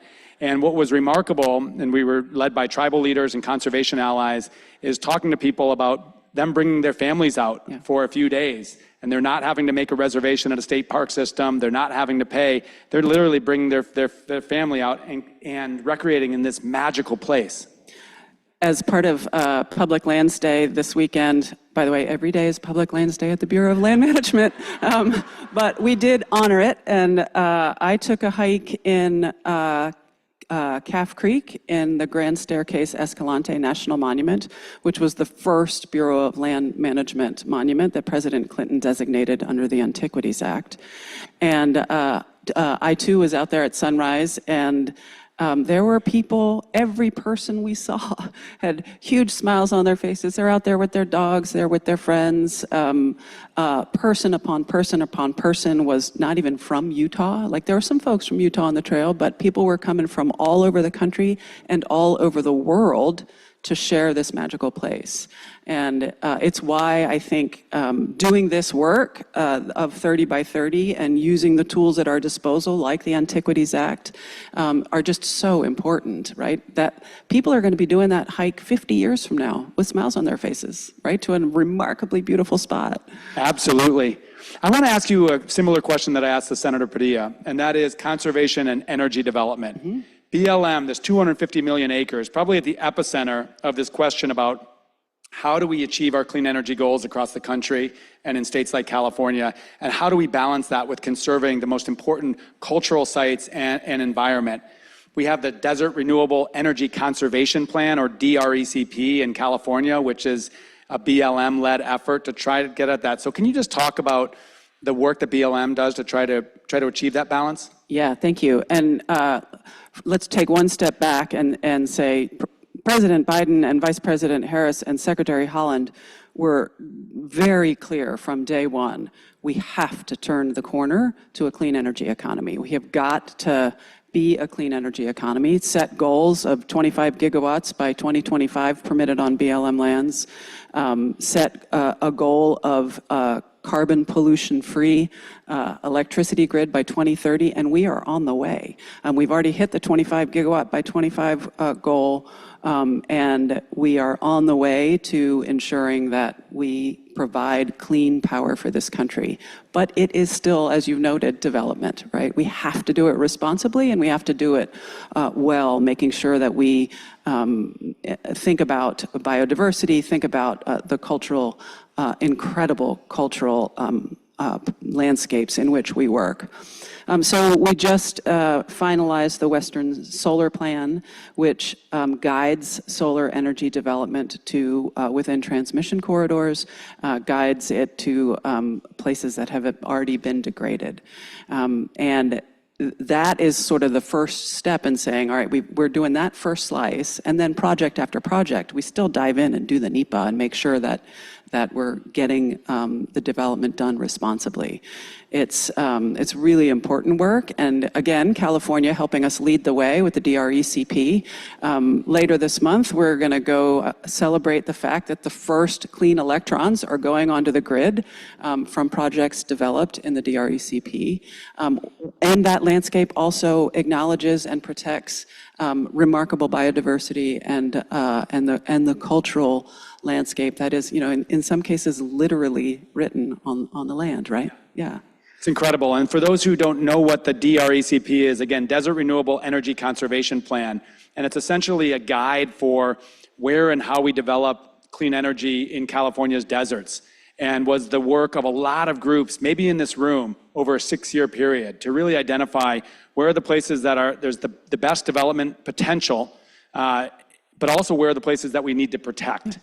I think for everybody in this room, wherever you do conservation work in California, really thinking and being proactive and engaging the energy partners in your area, often the utility, about how do we achieve the energy goals for the state, but do it in a way that deconflicts it with the conservation goals. So important. And if you think about it, we did with the Western Solar Plan, we asked our colleagues at the National Renewable Energy Lab to say, what is BLM, like, if we do our fair share, we do our part for the country on providing clean energy, how many acres are we going to need to meet our goals that the country has set by 2050? And the answer was 700,000. Well, we managed 245 million acres. So we can find the right 700,000 acres to contribute to that national goal and that national security need and energy need. We're getting closer and closer and closer to being an energy independent country forever. We are independent now, but But when we turn towards and fully express all of our energy needs from the sun and the wind and geothermal beneath our feet and all the other ways, we'll be truly secure as a nation, which is also just a remarkable achievement. It's incredible.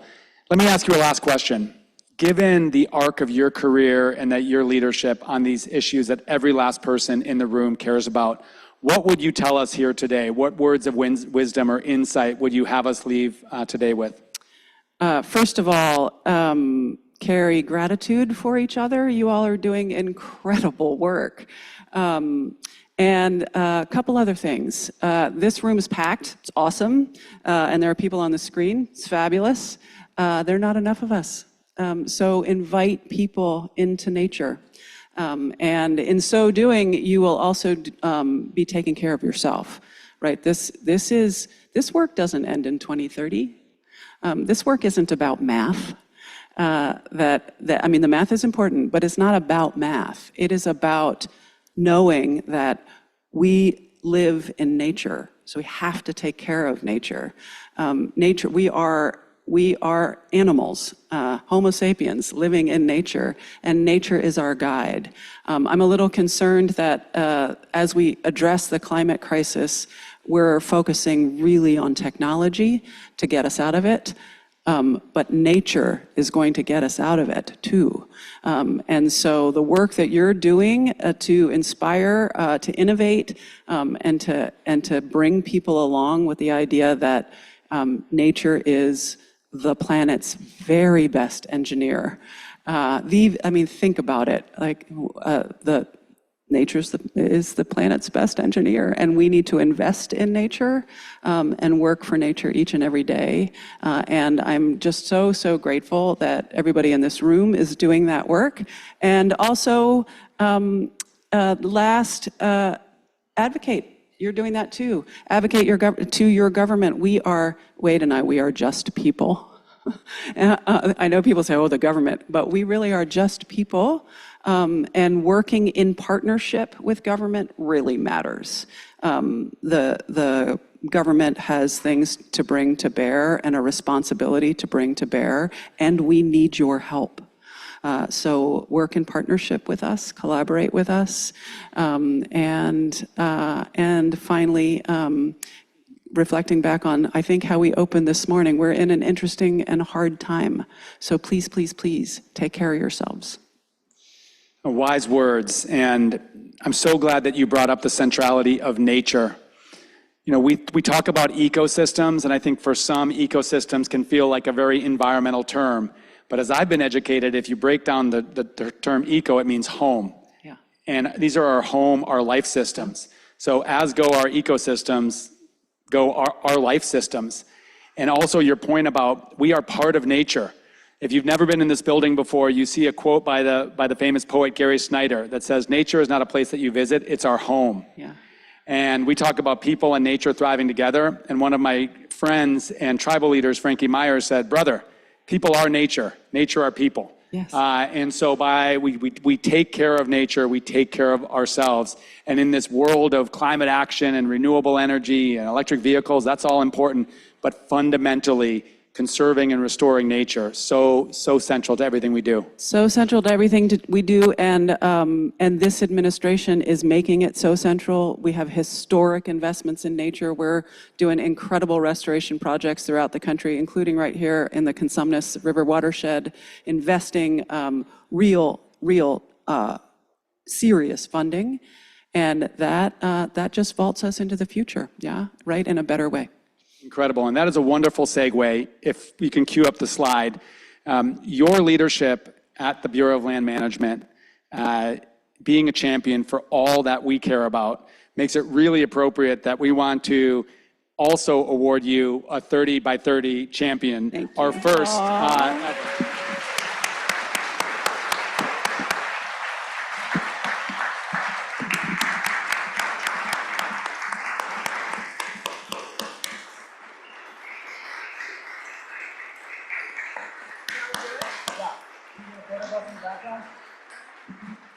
We're going to take one more 300-person selfie.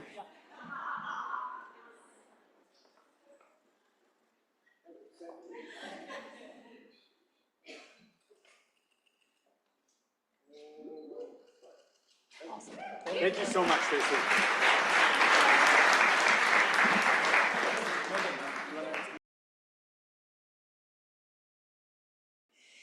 Thank you all so much for staying and joining us for this afternoon panel. Hopefully everyone had a chance to connect and provide some feedback as part of the Focus Forward tabling. I heard they were great sessions up there with lots of input. So thank you so much for doing that.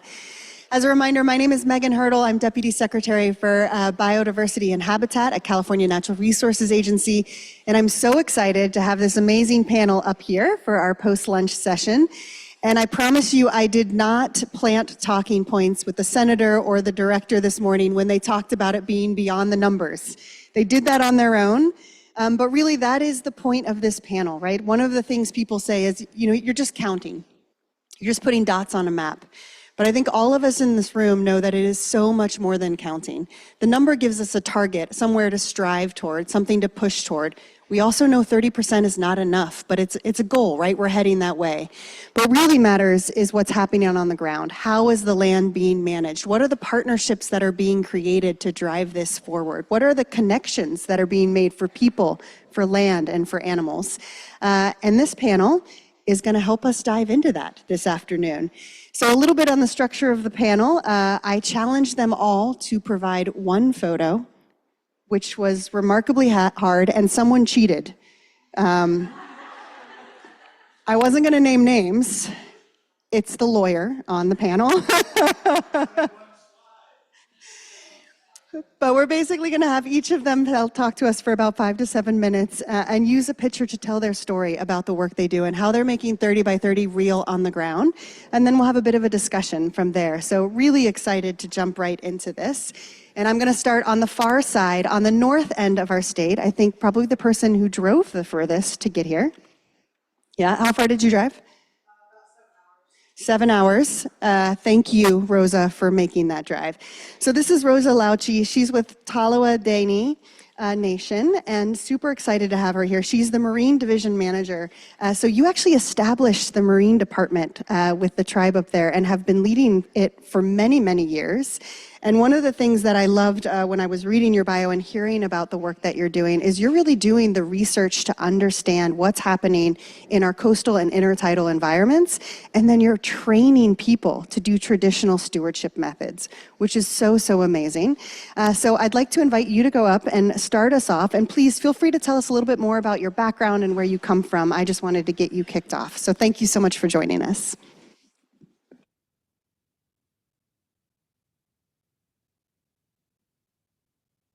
Green means go. Can you hear me? Yay! Dalaha Shahushi Rosa Lauchi. I am the Marine Division Manager and Marine Biologist for the Tolowa Dani Nation in Smith River, California. If you don't know where that is, that's fine. But this right here is Smith River. Looks a bit tropical, no? I'm all right with that. So this is actually our reservation right here. So this is a nice aerial photograph of Smith River, California. It is the last little town on the northern coast of California, right before the Oregon border. So Northern California does not stop at Sacramento. There's a little bit more. So yeah, 7 hours worth of driving more.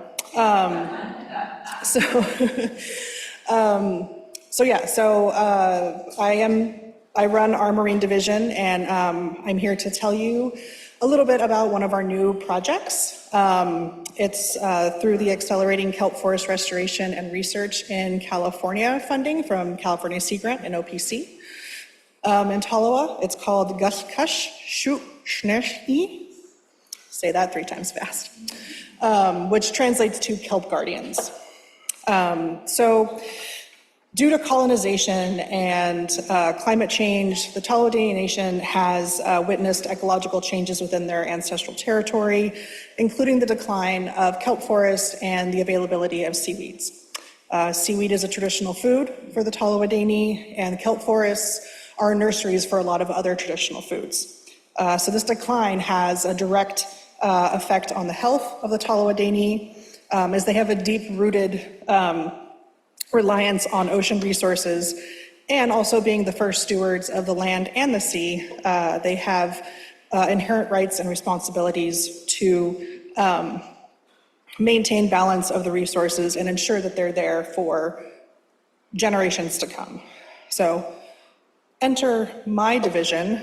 So for the last 12 years, my Marine Division has started and successfully sustained several tribally led marine monitoring programs, including, there's a lot, SUMPS, which are surf smelt, spawning habitat assessments, LAPNA, which are sea stars, sea star wasting disease monitoring, biotoxin sampling, 3D imaging of rock intertidal habitats, lot surveys, which are for seaweeds, Chila shriek population surveys for red-tailed surf perch.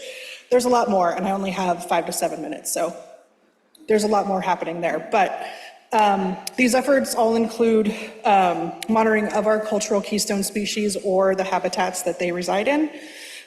We use a variety of different monitoring techniques and technologies, from eDNA to drones, both in the air and underwater, 3D modeling. Plus, everything that we've done has been basically baseline monitoring, because where we are in Delaware County, is a bit of a data gap. We're very remote. Not a lot of people want to travel up that way to collect data. So everything that we've been doing in my division has been collecting baseline data to better understand what's going on. So when our kelp forest started to decline, I realized that we were pretty ill-equipped to do any kind of subtitle kelp monitoring or restoration projects, not only from a lack of skills, but also, again, historically, due to suboptimal weather and remoteness, the kelp forest imaging data set is very, very lacking in our area. So we needed training, we need to get in the water, a boat would be great, and we needed funding to make that happen. So, side note, we got the funding for the boat, which is awesome. But we still needed a lot of training and a lot of help to be able to put this program together. So we came up with a tribally led kelp monitoring restoration project that will develop tribal kelp forest monitoring and restoration best practices, provide scuba training to tribal citizens and staff to scientific diver level, establish in situ farming of lot, which is our traditional food of seaweed, and assist tribal youth in pursuing further education in kelp forest ecosystems and natural resources. So it's a lot to do, right? But we have some amazing partners on this project that are gonna make it happen. We're working with Reef Check. They're gonna provide the scuba training and do all the monitoring protocols. I'm happy to say, as of last weekend, we are all open water certified.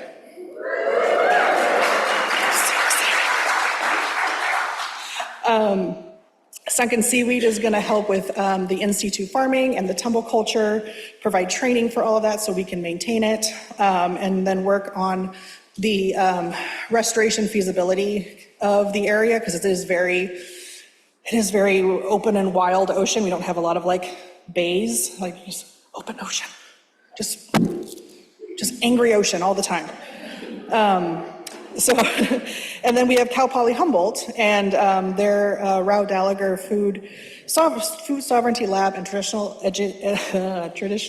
Ecological Knowledge Institute, and they're going to be responsible for empowering Indigenous youth to take a leading role in reimagining restoration policy and climate science.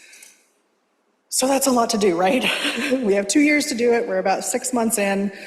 But all the skills we're going to learn, all the education, all the training we're going to get, plus the on-demand availability of a traditional food is incredible. All the tribal youth that will hopefully inspire to steward our kelp forests, plus our existing monitoring efforts and all the work that we're doing with our Nathine stewards, with the Tribal Marine Stewards Network, and the Indigenous Marine Stewardship Area.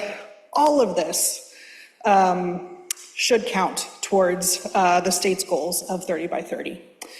The Tallawahdaini have been and always will be stewards grounded in a traditional and cultural perspective towards resource management, restoration, and nature's interconnectedness and balance. And this project is just another tool in our toolkit for stewarding our ancestral territory. Shushanila for listening to me ramble, and Shushanila to our funders for making this project a reality.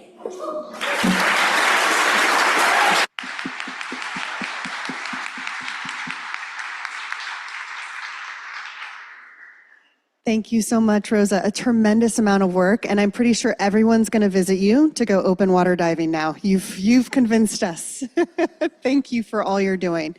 All right, next we're going to move over to Matt Adams. He's with Kaplan Kursk, and I want to thank you today for having you here to speak today. Your practice involves environmental and land access issues for Indigenous communities, and you worked on the National Monument expansion. So we are really pleased to have you here to speak some to that. So thank you so much.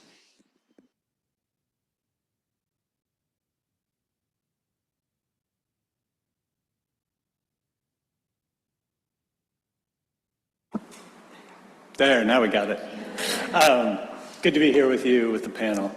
I think the direction of travel here, I understand, is north to south.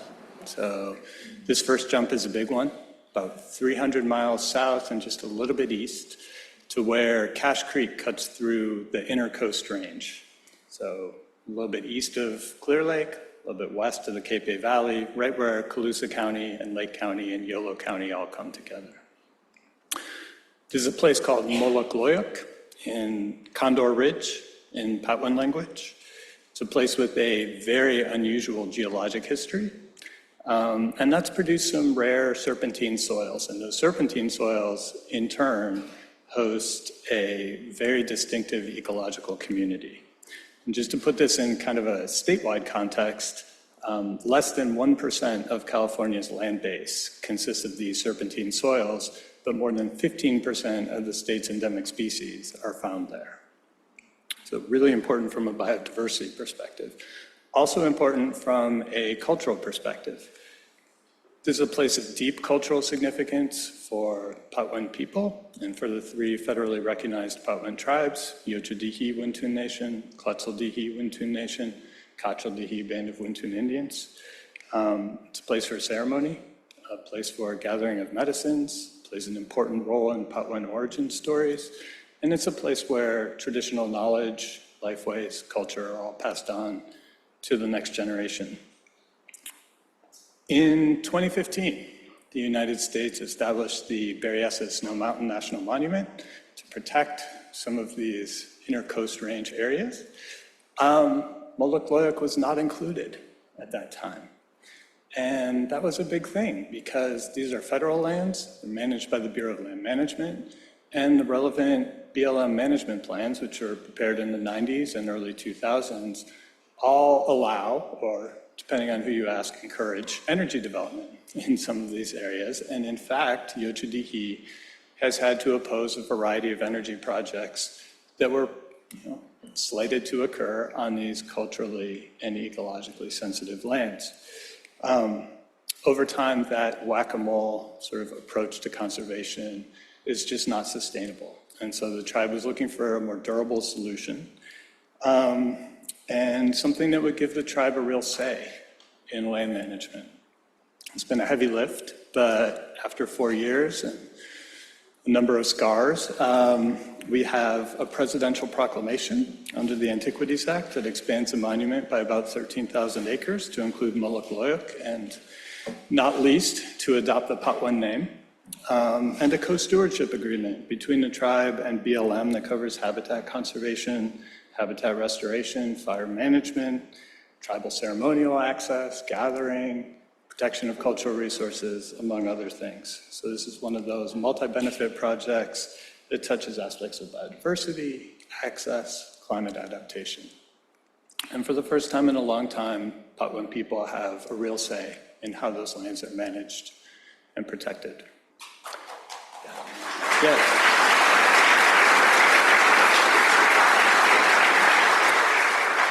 I should say, though, this has been a true team effort. It's not just a Yochodihi thing. And I think one of the most rewarding things about it, in fact, was the emergence of a coalition that included not just the 3 Patwin tribes, not just the environmental community, but also stakeholders that you might not expect. county governments, OHV users. And really, I don't think we would have gotten these results without that broad coalition. But that's not the end of the story. In fact, if Chairman Roberts were here, I think he would say it's just the beginning. I don't think Yochadihi ever set out just to expand the monument or just to secure a co-stewardship agreement. It's really about caring for the land over the long term, right? And so that's where we are now. It's time to do that work, starting with fire-affected areas and doing habitat restoration there and building outwards. And if all goes well, hopefully, eventually, we'll see condors soaring above that ridge again. So maybe I'll leave it there. I've already been chastised for my slide preparation. I don't want to go over my time. And I'll pass it back to you, Megan. Thanks so much, Matt.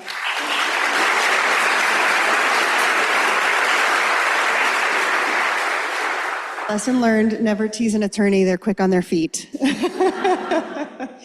Matt, I think I speak for all of us in just saying what an incredible achievement that is, and also just the acknowledgement that that is just the first step in the process. And we look forward to continuing to watch that grow and finding ways to help and keep that partnership going. Great. All right, moving down the line. Did you sit in order? Oh, good. This was planned. This was planned. I love it. So next up, we have Bridget Fithian, who I've had the pleasure of knowing for a very long time. And I'm really thrilled she's here because she's wearing very many hats at the moment. Not only is she Executive Director of Sierra Foothills, she's the Board Chair of California Council of Land Trust, and you're currently, I think I'm allowed to say this on the stage, the President and Director of the California Conservation Action Fund. So a lot going on right now on your plate. But really thrilled to have you here to talk about the land that your land trust has conserved and managed, some of the unusual and creative partnerships in the way you're getting things done, and just really thrilled to have you. So thank you so much.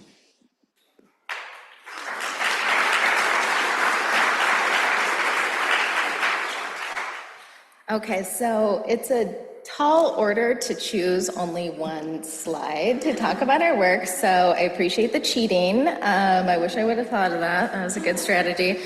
But the slide, this is the image that I chose because I think it really encapsulates the themes of this summit and is a representation of how we are working to evolve the conservation work across California and engage so many more people. So this is my daughter on the left-hand side, and the girl in the center is the daughter of the tribal secretary for the Southern Sierra Miwok Nation.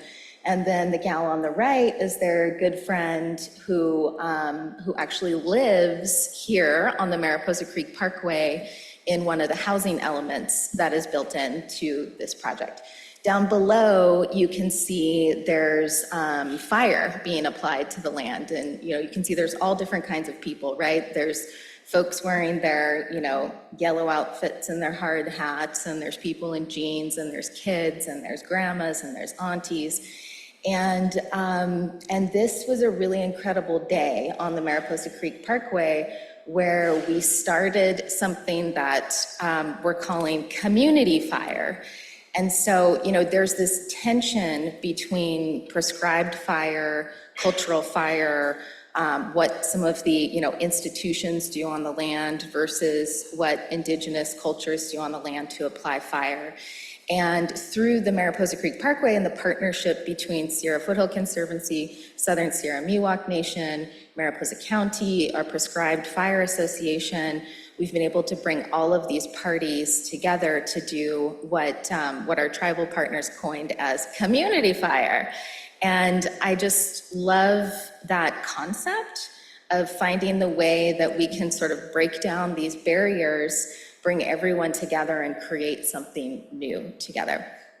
The Mariposa Creek Parkway is a project that integrates land conservation, restoration, return of indigenous stewardship and practices to the land.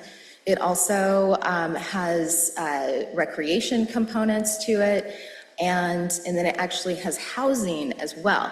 So it's this really unique space where we're finding the way to serve community needs through conservation.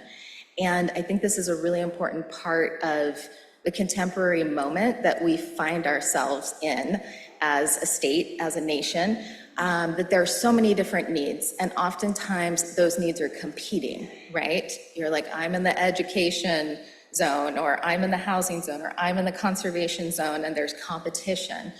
But this is a great example of how we can bring all of those true and real community needs together, bring those partners together in one landscape, and find solutions.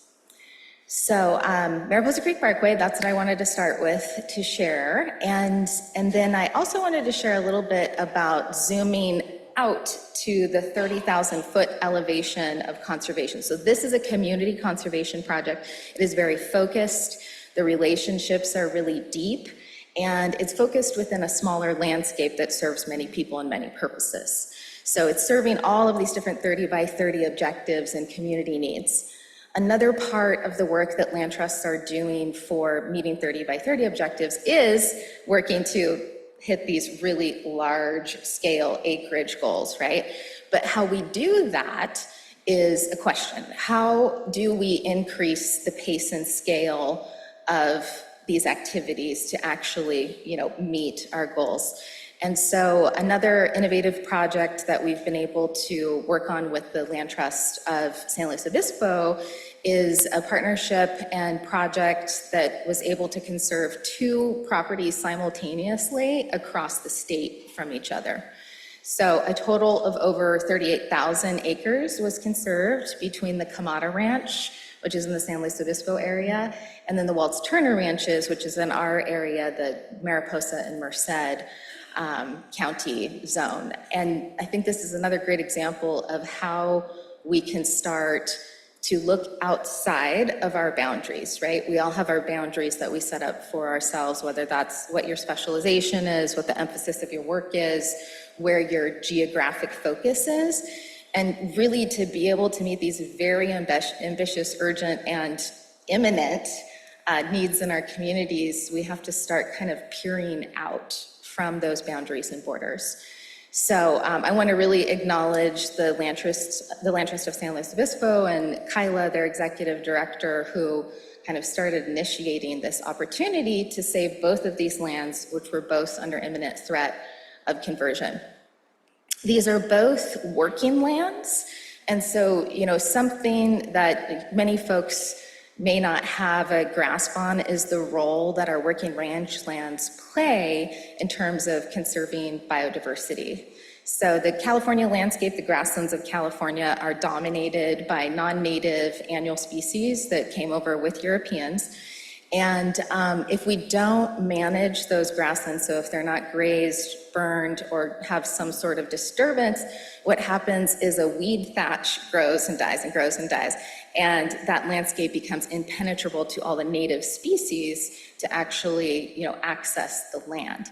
So we find ourselves in this interesting situation where this foreign species, the cattle, who these grasses came with to feed them, we now need those animals in order to maintain and preserve biodiversity on the land. So our working ranches, our rangelands are one of our most critical partners to do this large landscape level conservation, and also to have the right management on that land for maintaining biodiversity. In fact, some threatened and endangered species require that type of grazing, and is required by agencies that are informing mitigation in order to maintain a habitat, like the vernal pool species and the California tiger salamander. So we have this really interesting situation where, what was once a sort of adversarial context, we're finding a new way to make it work together. So working lands, very important. I mentioned mitigation, which is, another part of the picture of conservation and the work that we're doing with Sierra Foothill Conservancy to weave together the fabric of landscape level conservation. We're working to connect conserved lands from the grasslands of the Central Valley through the Sierra Crest. And so in order to do that, we have to get really creative. We find ourselves in a current funding environment where there is not a lot of state grant dollars available at this time. Those resources are really drying up. and we need a new infusion of that funding. But there are also some other ways that we can partner with the private sector to achieve conservation with private dollars. Mitigation is one of those ways. Some people think that you're like a jack environmentalist if you do mitigation, right? Because it's associated with take of a species. But that is a very rigorous process that the agencies are all informing that really ends up with some of the most rigorous and durable conservation in the state. So I think it's a really important role that I would encourage conservation organizations and other land trusts to get involved in their communities, because you will be the good stewards of that land, right? Our mission-based organizations, our 501c3s, the folks that are invested in community are an excellent group to be caring for that land, and also using that mitigation to create their connected corridors and meet their conservation goals. So those are a couple, like, jumping all over the place, but high-level briefs. And yeah, thank you for the opportunity to share and be with all of you today. Thank you, Megan.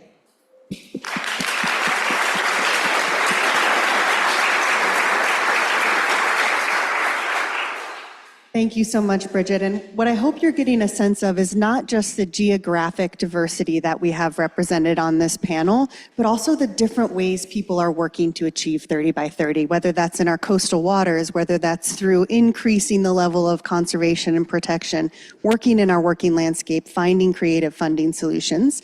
So to round us out, I'm very, very excited to have Narit Katz here. So Narit just joined our Partnership Coordinating Committee by 30 by 30. And so thank you so much for doing that. And thank you for coming here to add your expertise about biodiversity in the urban environment. So Narit is UCLA's sustainability lead, which is incredibly exciting. One of the things you've done, and we were talking about this last night, is changing thinking about sustainability from just like what packaging you're using and what type of energy you're using to something much more broader on the whole UCLA campus. She is also an LADWP commissioner. So LADWP manages quite a bit of land, obviously a lot of water resources. And so doing some really incredible work there. And perhaps my favorite fact is she's an urban birder and has been doing quite a bit of research about raptors, which is fitting because you now have a bird slide up there. And now I've guaranteed every birder in here is going to come talk to you after this. So Narit, thank you so much for joining us.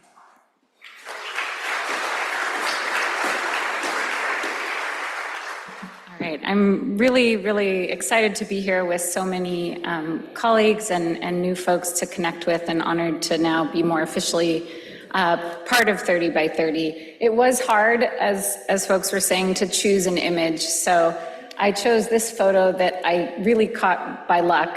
For me, it captures, there's a poem by Wendell Berry that many of you probably know, The Peace of Wild Things. And, we started this morning saying that this is a difficult moment for the world, and it is, in conflict and crisis. But as Barry said, when despair for the world grows in me, and I wake in the night with the least sound, in fear of what my life and my children's lives may be, I go and lie down where the wood drake rests in this beauty on the water and the great heron feeds. I come into the peace of wild things who do not tax their lives with forethought of grief. I come into the presence of still water, and I feel above me the day-blind stars waiting with their light. For a time, I rest in the grace of the world and am free.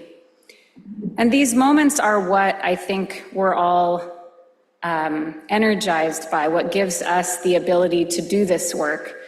But this image, as peaceful as it is, I chose because it's in the center of the city. So you can't tell the way this was captured, but this is next to two freeways, the 101 and the 405, in the middle of Los Angeles in the Sepulveda Basin Wildlife Reserve. And these moments of connection with nature are even more critical for those who are living in the city, often in nature-deprived areas. I'll be speaking from a bunch of different hats today, but with my UCLA hat on, we have a new initiative on ecological medicine through our medical enterprise, actually looking at the clinical applications of nature. But really, it's not so much about the benefits of human health to being in nature. Really, the framing should be the negative impact on all of us of nature deprivation, of this artificial disconnect that we've created. You know, as others have talked about many times today, nature really is our home and humans are part of nature. So that's what a lot of this work is about. We at UC, you heard from Steve Monfort earlier about the natural reserve system, which is a big piece of the puzzle, but also a lot of what we're doing is on the science side. So Aaron Teufelmeyer is here somewhere with the California Conservation Genomics Project, and they're working hard to create the largest really comprehensive set of genetic information to inform conservation. And that's just one example of so many different UC and UCLA projects that are trying to help create the science that can inform our policy and our management.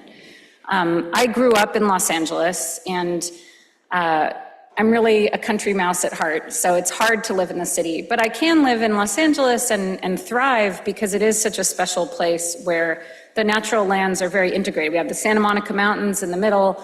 LA County has over 4,000 species, over 50 endangered species. So an incredible concentration of biodiversity, but it's not all equally distributed. So colleagues and I did a study that showed that biodiversity in Los Angeles is really spread out among different neighborhoods pretty unequally. And researchers at UCLA have shown this as well. There are a lot of neighborhoods that have, you know, inequitable distribution of tree canopy, of park space. So the city of LA really recognizes this. Our current mayor, Karen Bass, and her administration, they really recognize that as the two major global scientific bodies, the IPBES and IPCC, have stated clearly, we cannot tackle the climate crisis or the biodiversity crisis separately. We must tackle them together. And so the mayor's created a climate cabinet working across all the different departments of the city, and one of the working groups is on nature-based solutions. The city is getting federal funding to work on improving tree canopy in underserved areas and disadvantaged areas, and we'll talk more about some of this in conversation. I serve on the Biodiversity Expert Council for the City of LA, and there's at least a couple members here with me today, and together we've developed an index for trying to understand how to manage biodiversity in urban contexts. A lot of 30 by 30 is rightly, focused on large areas of protected land, but the urban areas are this connective tissue that are also really critical. So scientists in LA are working on, connectivity master plans, some really amazing wildlife crossings that probably have, the news has gotten up here as well, and a lot of amazing projects down there. But before I talk more about City of LA, we can't talk about Los Angeles without talking about the water that connects us. A colleague of mine who's at UCLA, but also a Tongva waterkeeper, Anne-Marie Mendoza, created a beautiful and difficult film and also master's thesis called The Aqueduct Between Us, that really recognizes how water ties us together in California, connects the tribes, connects the communities. So I'm gonna put my LA-DWP hat on and speak to a little bit of the work that DWP is doing. So as a board member, I passed and authored a major motion on biodiversity, access to nature, and nature-based solutions, which really charges the department to integrate these things into everything that we do. DWP has done a lot in terms of restoration, mitigation, and starting to repair and restore. I know I saw Terry Red Owl was here with the Owens Valley Indian Water Commission, and we're working closely with them and other tribal leaders. We got some funding through NIFWF. We're partnering with NIFWF on headwaters restoration right now, and identified some projects that have significant benefits. One was based on a study shepherded by California Trout, who I know is here today as well, and discovered that if we fully implement an 85 square mile donut hole project around Mammoth Lakes, we could add an additional 16,000 acre feet of water to the Owens River watershed per year and help avoid 30,000 metric tons of carbon by reducing the incidence of high intensity wildfire. So it's these integrated benefits that we're really trying to approach. Of course, there's also been a lot of work done to try and restore Mono Lake since the important decision. And recently, LA City Council introduced a motion recognizing that work and the 50 million or more that DWP has spent working with the Kutsadika tribe and others to do restoration in the Mono Lake area and reducing the exports of water from the Mono Basin by 85%. So a lot more work to do, and I know we're going to talk in our dialogue about the tribal work more, so I won't say as much about that now, but it's definitely a critical piece of this. And so as that water comes down to Los Angeles, you all, I'm sure, laugh at our LA River for being as concretized as it is, but we're taking restoration seriously. The city is committed to trying to rewild and restore the LA River. And colleagues of mine who are here, Brian Baldoff, who's the chief watershed planner for MRCA, and Wendy Katagi with Stillwater, who's supporting this project, you know, they've been working with funders like WCB and CDFW on a really exciting fish passage project that'll be the first in-river project and should be completed within the next couple years as part of this broader LA River restoration. So all of these partnerships are critical to really thinking about how we get this work done in the urban area. And I don't want to talk for too long because we have some really important conversations to have, but wanted to give a sprinkling geographically of a lot of the work that's being done and what's going on down in LA, and look forward to the dialogue with everybody.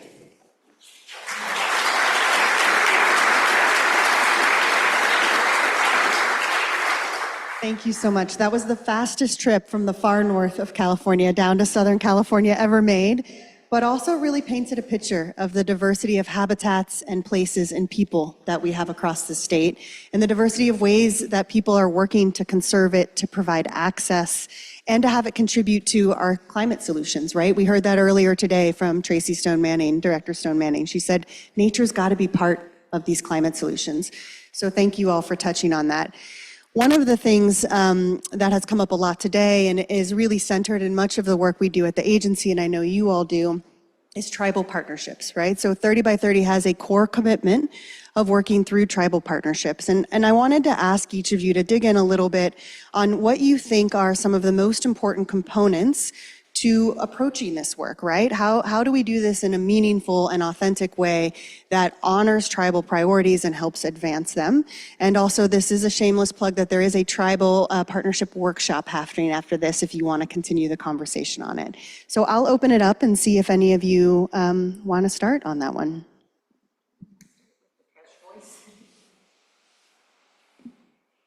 It's green. Yay. Yeah, so I think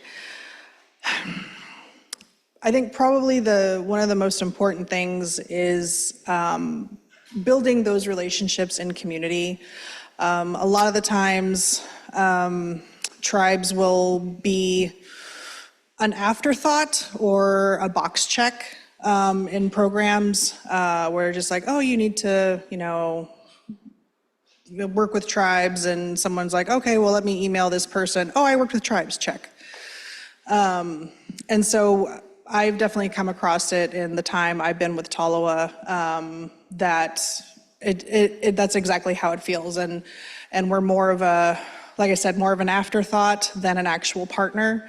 But I've also been really blessed with some amazing collaborators that have taken the time to spend a lot of time in community and created relationships with our elders, with our staff. And those projects that we go forward with them are super successful because there's that trust building. And that's just missing a lot of the time when it comes to a lot of funding.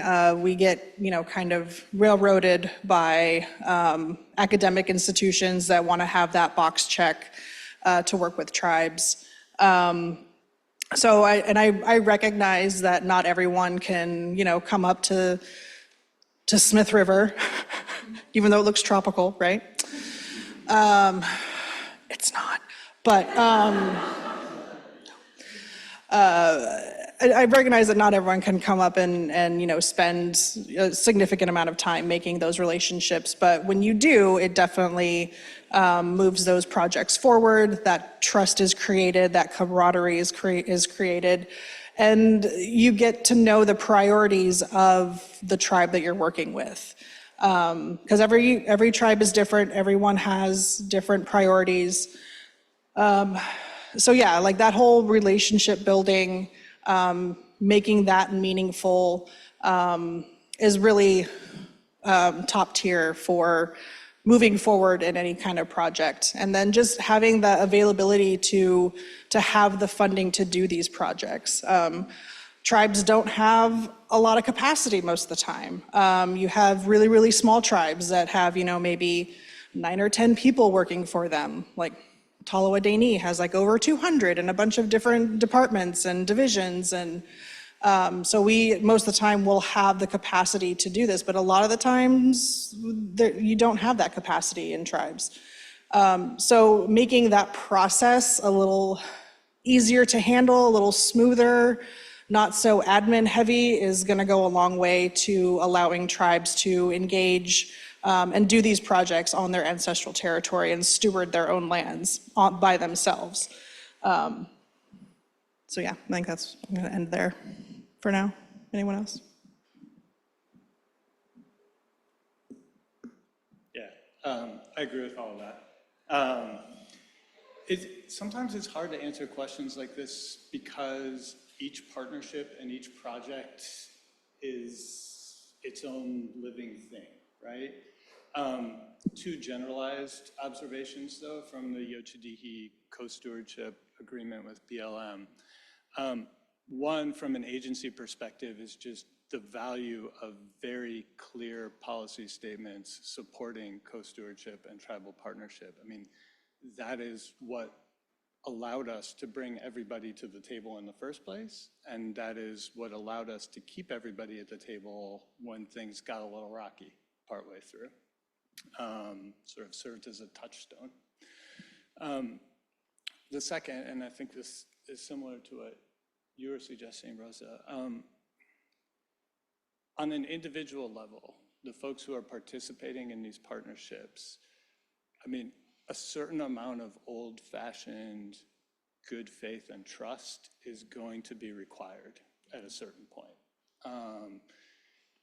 I mentioned that things got rocky from time to time between Yochadihi and the Bureau of Land Management.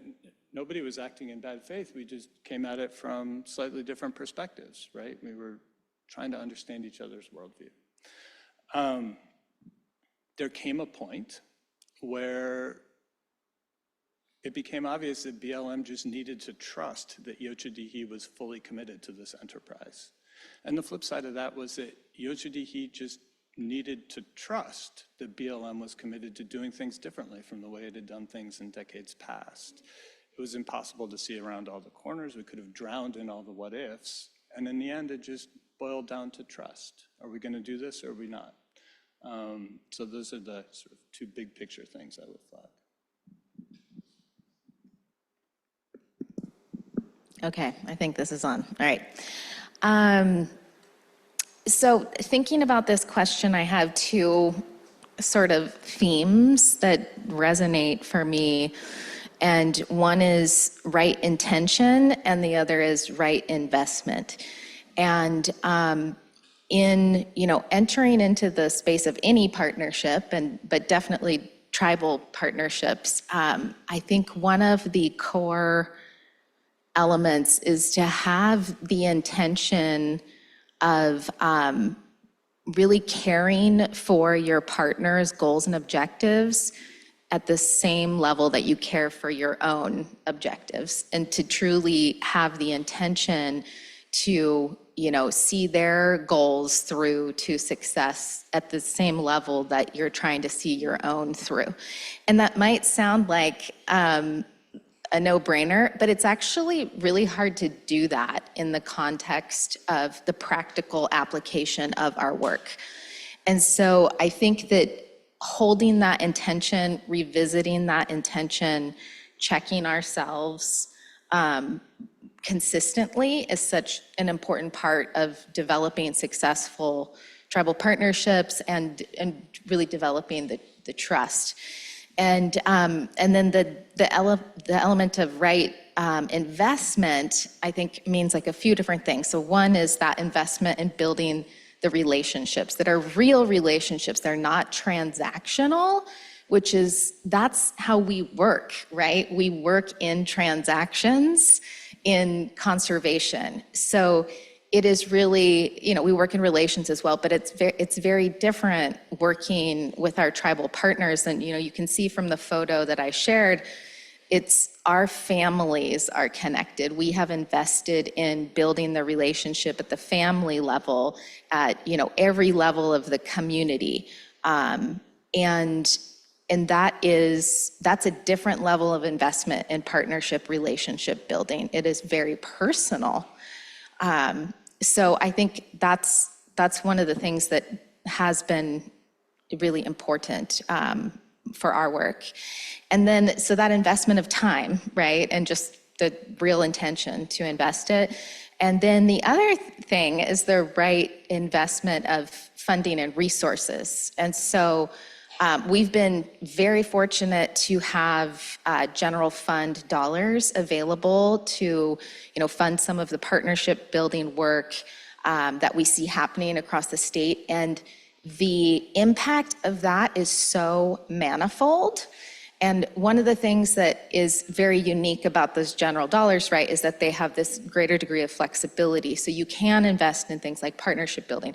When you start the partnership building work, you can have an idea of where you're going, but it has to also authentically evolve. And so we need to have the right funding resources that will allow for that space. Absolutely critical. If we're going to change the way that this work happens, we have to change the space that we give it in which to happen.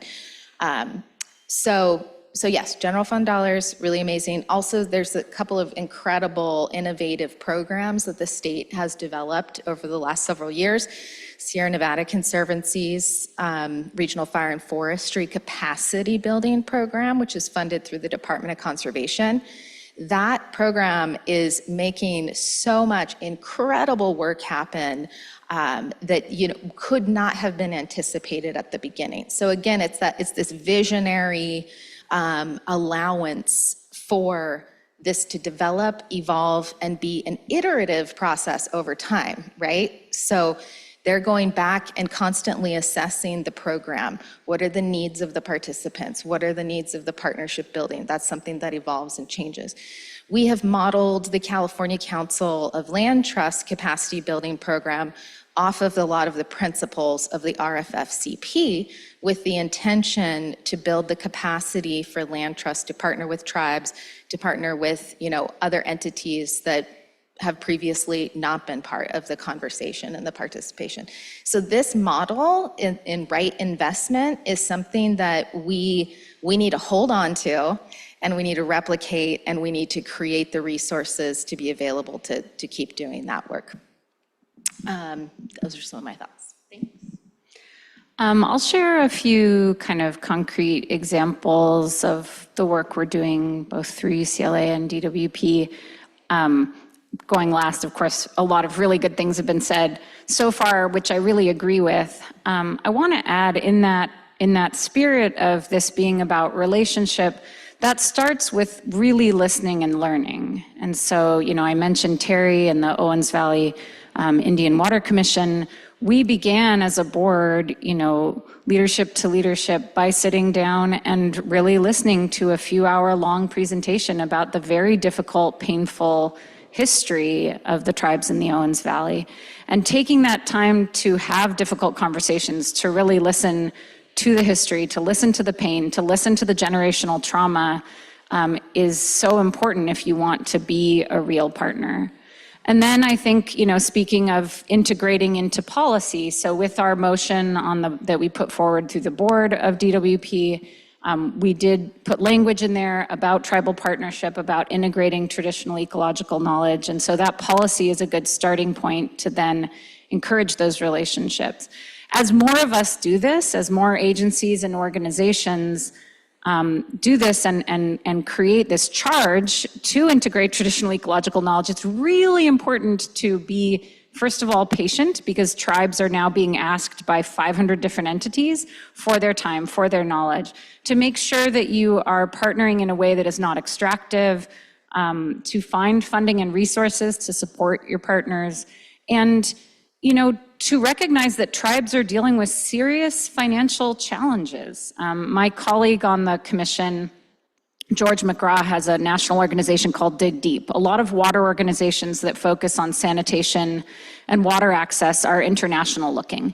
And his organization focuses on the US, and it ends up being that many of these communities that lack basic water access and sanitation access are on reservations in our tribal communities. And so they're doing a lot of that work. So if you're starting to work with a tribe, find out what their real needs are, and they may not be conservation related. They may be basic sanitation, they may be energy, they may be economic, depression and not having access to jobs. And so you need to be open to meeting people where they are and what their needs are, especially if you're coming asking for help and looking for that kind of relationship. So I think that's a really key thing to keep in mind if you're starting to work with different tribes.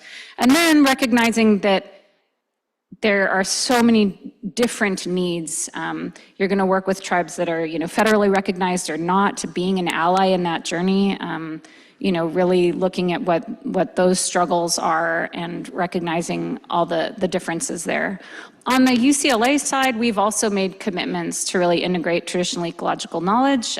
We sit on the unceded territory of the Tongva people and have worked with the community. Samantha Morales-Johnson is somewhere in the audience, who is a biologist, an artist, and ethnobotanist with the Tongva. And our former advisor to the Chancellor, Mishwana Goman, on Indigenous Affairs, led and I supported her in creating an MOU with the Tongva and UCLA that lay out guidelines for special access to the university for harvest, for traditional ceremony, for cultural activities. And fortunately, we're hearing it's really working, and it really has been helpful to the tribe. We also, in creating our new landscape plan, which I'm glad to share this week is winning a national ASLA award, which is exciting. But our landscape plan is really focused on biodiversity and resilience and integrating traditional ecological knowledge. And our plant palette was developed based on a plant list that was shared by Tongva leaders and Indigenous leaders. So, I think it really is about making sure that you're walking the talk and, putting your money where your mouth is, really taking this seriously and showing that you mean it, that it's not just a checkbox, that it's not just a land acknowledgement by itself without the work to back it up. So that's what I would add. Wonderful. Thank you each so much for sharing your thoughts from your perspective and the work that you do.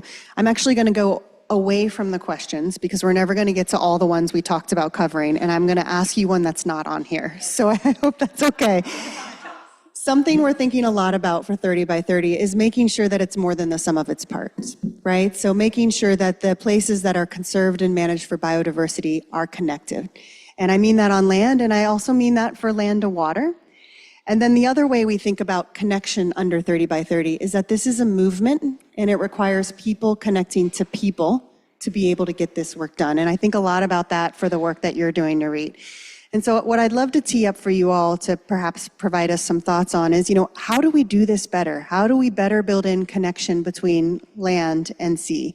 How do we build in connection for corridors across large landscapes with many different types of land uses and landowners, or even connections where the things you're doing are completely opposite sides of the state to take it to get done? And then how do we connect to people in urban areas to bring them into this big tent that Secretary Holland talked about in her recorded remarks? You don't have to go first every time if you don't want to, but we welcome it. No, it's fine. It's totally fine. It means I get done sooner.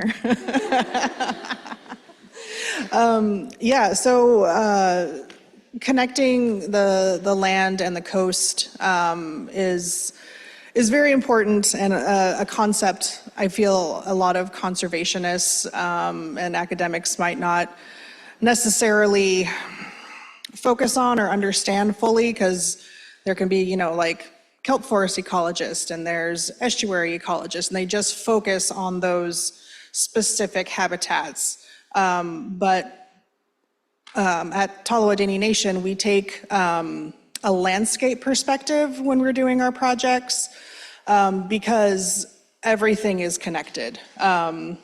We believe in reciprocity with nature. We believe in restoring balance. We believe in restorative justice. So all of those things definitely come together in a landscape perspective when you talk about resource management and projects.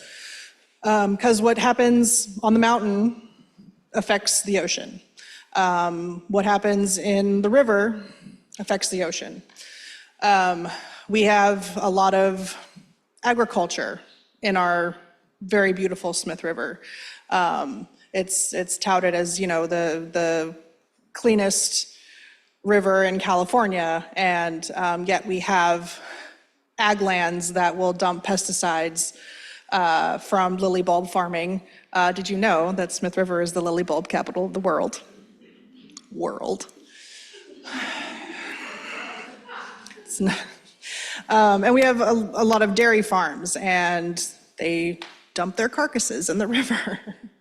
Cows, not people. Cows. Thank you for that I clarification. realized I didn't preface that well enough. All of a sudden, people were like, "Did she just say carcasses?" She just often farmers? What's happening? So to be able to bring all that together and realize that, what happens miles and miles away from the oceans are going to end up or in our oceans. And the way our natural resource department at the tribe is structured is that we have my marine division, we have a habitat and wildlife division, we have a fisheries division, we have an environmental protection division, and we all work in Congress with one another because everything is related. So we're constantly working on projects together to provide that landscape perspective to our projects and to management.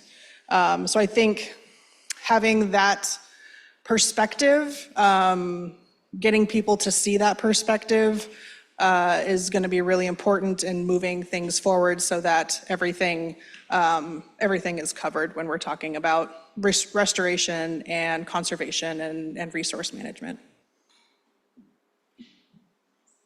I'm not dumping people into the river. I'm just FYI. And we've got about 5 minutes left, so. I have no comment. No, that wasn't meant to. No, I have no That was comment. meant to shorten everyone else's comments, not yours. I'm just joking. Agree with the landscape perspective. The only thing I would add is just there are a lot of ways to think about landscapes, right? And Bridget will probably weigh in with some of the biological resource and economic linkages, but I would just encourage folks to think about cultural landscapes as well. Yes. Great addition, Matt. Yeah, so I alluded to stitching the fabric of conservation together through these different methods. And I think that that's a really good way for us to think about how to build connected corridors of conserved lands and continuous landscapes, is that the tool that works for one property and area may not be the tool that works for another. So for instance, in the San Joaquin River corridor where we're working currently, we've worked with partners to conserve 36,000 acres of connected land. And that includes multiple nonprofits, that includes state parks, it includes many partners to make that vision a reality. And then now we're working in this section between Fresno and Madera County, which has some of the most extreme development pressure in the state of California. And it's the same concept. We have to just figure out who do we need to partner with. It's gonna be new and different, and we have to have an appetite for risk. So I think that's another thing that is required in order for us to, keep really pushing this work forward, is to, partner with people you haven't partnered with before, and to have some appetite to push that front edge with risk. Thanks. And bringing it back to people in the city, LA County alone, I think, is almost a third of Californians, and 1 in 33 Americans live in LA County. So Part of why I'm excited to join the Partnership Coordinating Committee is because I believe that 30 by 30 has this huge potential to be a catalyst for actions in solidarity, engaging every Californian in nature and biodiversity and in this work. One of the tools for that is community science. I know Leela Higgins was here somewhere from the Natural History Museum and leads the City Nature Challenge, which started just between LA and San Francisco and who had more nature.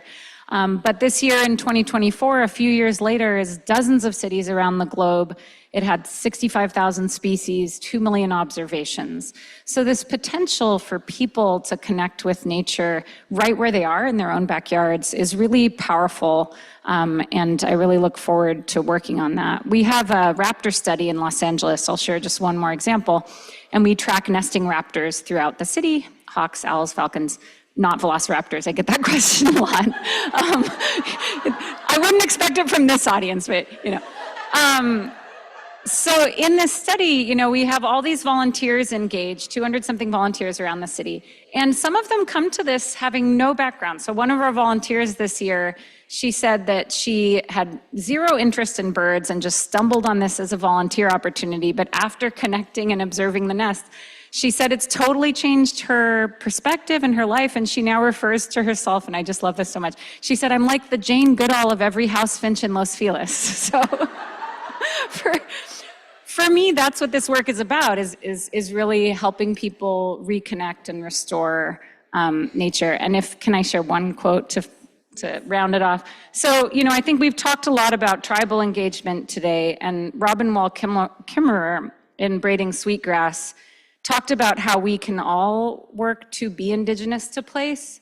And she said, for all of us, becoming indigenous to a place means living as if your children's future mattered, to take care of the land as if our lives, both material and spiritual, depended on it, which I believe they really do. So I wanted to leave this there. I think that is a wonderful thing to end on. Will you please join me in thanking our panelists for sharing with us today?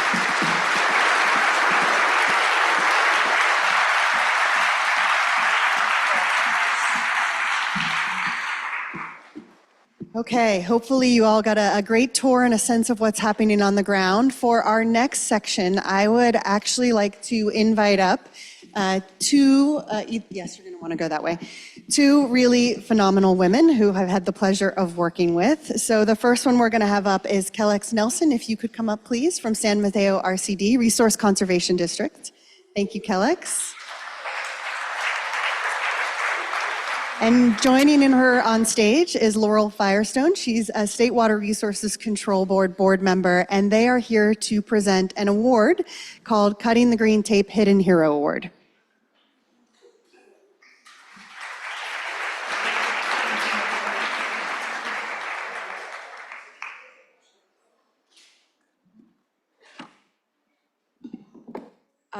We would love to invite our award recipient, Nick Savino, to come stand up on stage with us and stand here awkwardly while we talk about him. Great. How many of you here are familiar with cutting green tape? What cutting green tape is? Good. And for those who don't, cutting green tape or cutting the green tape, there's different camps about whether you use is a signature initiative of the Natural Resources Agency and the State Water Resources Control Board in partnership with many other agencies and non-governmental entities, including many of you in this room, to streamline the governmental processes to allow ecological restoration and stewardship of California's lands and waters to happen more quickly, simply, and cost-effectively. These partners have been working together to tackle bureaucratic barriers to make it easier for us to deliver good projects that protect and restore California's natural resources. The Cutting Green Tape Hidden Hero Award was created in 2022 to recognize the innovation and the dedication of public employees within regulatory agencies who are increasing the pace and scale of environmental stewardship in California. Recipients of this award are boots on the ground, people within these agencies who are working with creativity and passion as partners to these projects, improving and representing these governmental processes while maintaining fidelity to the laws that they uphold, and helping California achieve its aspirations for natural resource protection.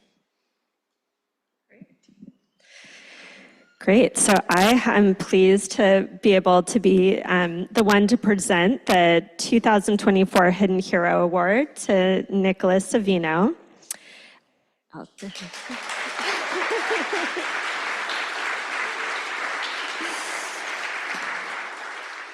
So Nicholas serves as an environmental scientist for the Central Valley Regional Water Quality Control Board, Region 5, which is here in the Sacramento area and covers much of California. And importantly, it was the partners working with Nick that had so much to say about the character and approach to the work that makes him such a great recipient of this award. He looks for ways to support a permitting process that makes things more efficient for large-scale restoration projects, and he provides transparency and consistency around the permitting process and views it as an opportunity to educate project proponents. And most importantly, Nick brings a collaborative mindset to the process that welcomes opportunities to work with project proponents and provides exemplary guidance and feedback. Importantly, Nick, we see your work and we're so grateful for your contribution to our shared effort to increase the pace and scale of beneficial environmental restoration in California. And I'm glad that we could all be here to appreciate truly a hidden hero in our work together. Thank you, Nick.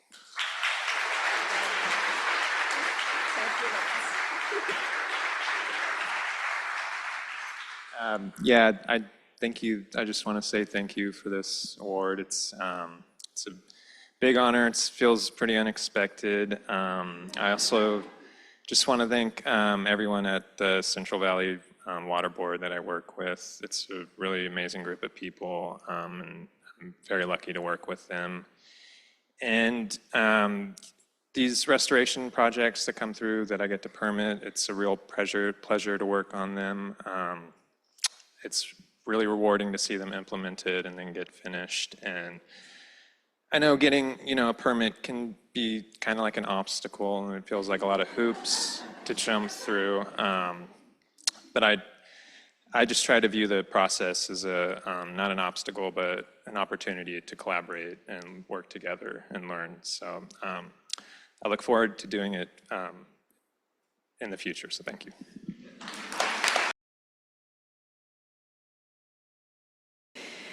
All right, so welcome to this knowledge building workshop. My name is Sarah Amanzada, and I serve as a Deputy Secretary for External Affairs here at the California Natural Resources Agency.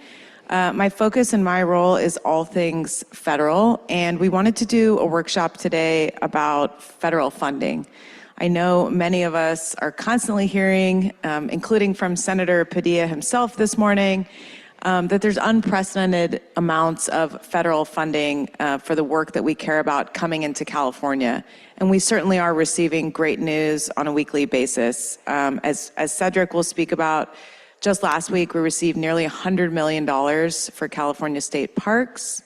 We received $45 million for California rivers and habitat restoration. And it seems every week we're receiving great news of that kind.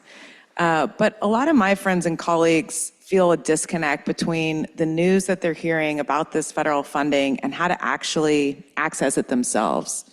And it feels like difficult to bridge that gap. So what we want to do in this session is really hear from the experts of these federal programs themselves about how people in local government, at nonprofits, at land trusts, at tribes, can directly access these funds and make the most of it. I know, too, this was a message that Senator Padilla really reinforced, that there's a lot of urgency around this, especially before the end of the year. What can we get out the door and into the communities that need it? So this workshop is Stitching a Funding Quilt for Durable Conservation. and is based on the idea that most land and water conservation efforts require a portfolio of local, state, and federal funding, as well as philanthropic and private investments. So we're going to go over different federal funding programs that can enable each of you to really advance your work. And at the end of this workshop, we hope that everybody has a little bit more awareness about the funding opportunities and can see themselves and their organizations and work in these opportunities. So first, we are going to hear from Kim Tengarjaya. Kim, in 2019, she became the first biodiversity coordinator at the California Department of Fish and Wildlife, where she was helping to implement the California Biodiversity Initiative. Now, she is on federal detail with the White House Council of Environmental Quality and is serving as the Director for Nature Conservation. She is here to debut a brand new financial assistance matchmaker tool that scrubs grants.gov for relevant conservation funding opportunities, which is really great news. I was back in DC last week, and our federal partners were thrilled to share the news of this tool. A lot of people, if you go to grants.gov, feel extremely overwhelmed by that tool. So this is a really great service, and I invited Kim here to share about it herself. Take it away, Kim. Thanks, Sarah, and I can hear myself, so I know everyone in the audience can hear me. I am Kim Tengarjaya. I'm the Director for Nature Conservation at CEQ, like Sarah just said, and it's an honor to be here today. Thank you for the invitation to kind of give you a demo of our financial assistance matchmaker tool that is on conservation.gov. And I've got some PowerPoint slides to walk us through this, and fingers crossed, James, that the animations continue to work. So conservation.gov was launched in April of this year, and through the website, users can learn how to get involved in conservation, access a wide range of federal conservation resources, learn about conservation stories across the country, discover federal investments in restoration and resilience, explore key data with interactive mapping tools, and stay informed about federal initiatives such as the America the Beautiful initiative. Click. The Get Involved page compiles a number of resources from across the federal government so that users can learn how to get involved in conservation. Click, and you'll see my little cursor floating to where you would click. So this page also features our financial assistance matchmaker tool, which aggregates information on available conservation funding from grants.gov in an appealing and user-friendly manner. Click. So to use the tool, the user first selects the option that best represents their eligibility type. These categories are drawn directly from grants.gov and include government, tribes, and tribally affiliated organizations, nonprofits, private landowner, business, individual, and other. And there may be a second eligibility filter that needs to be selected. For example, if the user selects tribes and tribally affiliated organizations for the first eligibility type, click, click again. The tool will then prompt the user to refine by selecting federally recognized, non-federally recognized, or organization. So for today's demo, let's select federally recognized. Click, and click again. So now the tool is showing me all the conservation programs currently available in grants.gov that are open to federally recognized tribes. Next, the user can apply additional filters to the search results using the buttons on the left-hand side. For instance, someone interested in fish passage may choose to enable that filter to refine their results. Click, and click again. So now you can see that has refined the search results, so it is showing all programs in grants.gov that support fish passage for federally recognized tribes. Click. And there's also an option to filter by targeted user group. To demonstrate, let's select ranchers. Click. Now you can see that has refined the search results, so it's showing all programs in grants.gov that support ranchers for federally recognized tribes. Click. Finally, there's an option to filter by programs that allow for indirect costs. and click one more time. Oh, well, that's the last slide. In this case, the results actually didn't change, and that's because all of the programs that are in the search results allow for indirect costs. Lastly, I'm happy to share that we've recently finalized a new workflow for this tool that will allow us to include more financial assistance programs and enables the tool to update automatically rather than us having to do it manually by uploading content from grants.gov. So we're really excited about that. And that concludes my overview of the Financial Assistance Matchmaker. Thank you. Thank you so much, Kim. Can you remind us one more time for anybody listening in on the live stream or anybody in the audience, where should they go to find this tool? Conservation.gov. Awesome. Thank you so much. All right. So now we're going to get into our panel discussion. We're going to hear from leaders at some of these agencies who are actually engaged in dispersing federal funds, and I'm going to introduce them in turn. So first, I'm thrilled to introduce Cedric Mitchell. He serves as the Deputy Director of External Affairs and Community Engagement for California State Parks. He was appointed by Governor Newsom and 3 consecutive governors before him. Cedric is responsible for overseeing the general operations of the Division of Grants and Local Services in the Office of Community Involvement. Under Cedric's guidance, California State Parks has become the recognized leader in the development and management of innovative park grant programs in excess of $3 billion and community-based leadership development programs that inspire civic engagement and greater access to nature. I know that tomorrow he is headed down south to celebrate one of these fantastic grant announcements with Secretary Deb Haaland. So I'm going to turn it over to Cedric. Good afternoon, everyone. You know, first of all, this is an absolutely quiet group to be coming to talk about money. I mean, come on. As Sarah was saying, there's a ton of federal money out there. And the question is, how do you get your hands on it? Well, last week, we found out that we received under the Outdoor Recreation Legacy Program for our local governments, $94 million in grants that will build new parks, that will restore existing parks, that will create new pathways and connecting people to the natural world.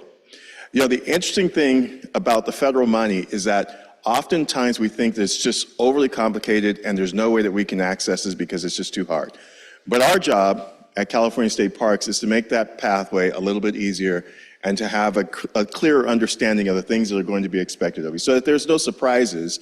Instead, what we like to do is help you to put your best foot forward.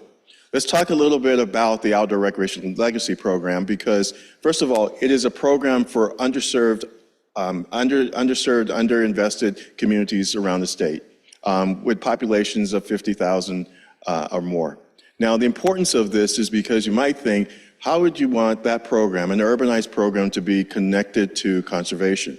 Well, it's about people, and people at the end of the day are the reason why we're conserving. So this planet will be here for years to come. And to make certain that people have that connection, because once you have an affinity to nature, whether it is in far off places or close to home, then you will protect and love what it is that you're having there. It makes all of our jobs just a little bit easier. So, with that particular program, we will be probably seeing the next round of that program happening in this fall. There will probably be another $160 million available from the federal government. And the program works a little bit differently. The eligible applicants are public agencies and districts, et cetera. So nonprofits are not eligible for this particular program, but the key here is this. It is about creating partnerships. If you are interested in engaging in some of these programs, think in terms of partnerships, not going to cities and districts and saying, what are you going to do? But instead, partnering and visioning with the community on how you might create some of the creative, innovative programming. From there, the application process for this one is we will then get concepts from all of you. We run about a 5-month competitive cycle where we will get concepts, and then we will choose the most competitive projects that we think will compete at the federal level. And at that point, we'll work with you over the next few months to help you develop your application, because the federal government is the one that ultimately will be looking at making the final decisions. The important thing is that we don't look at that as your application or the locals' application. It's collectively Californians. Now, I also want to speak a little bit about the Land and Water Conservation Fund. Cedric, can I take you back before we go to LWCF? So you said earlier it's all about partnerships. Think about partnerships. Can you spell out what that might mean, and also maybe give us an example of where that has happened? Because maybe I'm working on a local pocket park and I don't have a relationship yet with the local government, or maybe I anticipate the local government will not be receptive or friendly to it. What would you say to somebody in my position? Okay. First of all, we are very big on community engaged processes. We want to make certain that more so than letters of recommendation. We really don't like them that much. We really value you sitting down with the stakeholders and having genuine conversations. So think first of all like this. We value butcher paper and crayon concepts over very expensive charrettes. We value sitting down and having that conversation. The people who are being served by government are the people who are living in those communities. What we find in many communities is that people simply don't have the courage or the know-how to make their values known.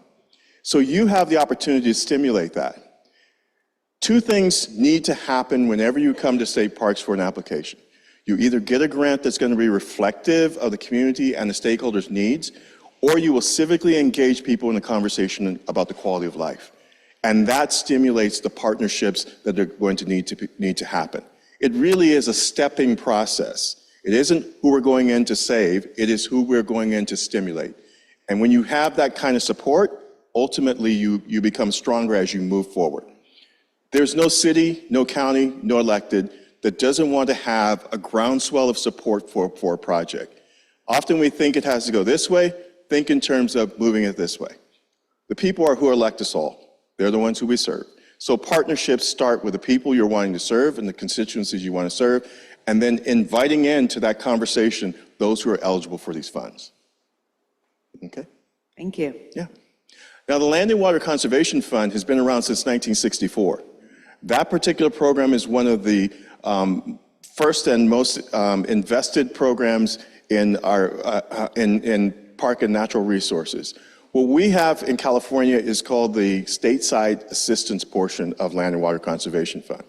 These funds can be used for outdoor recreation only. It's not for building buildings, it is for outdoor recreation. And it can be from acquiring land to developing projects. It can be for new parks or rehabilitation of existing parks. The key with this particular program, again, and I will refer you to this website, parksforcalifornia.org, where we'll have additional information.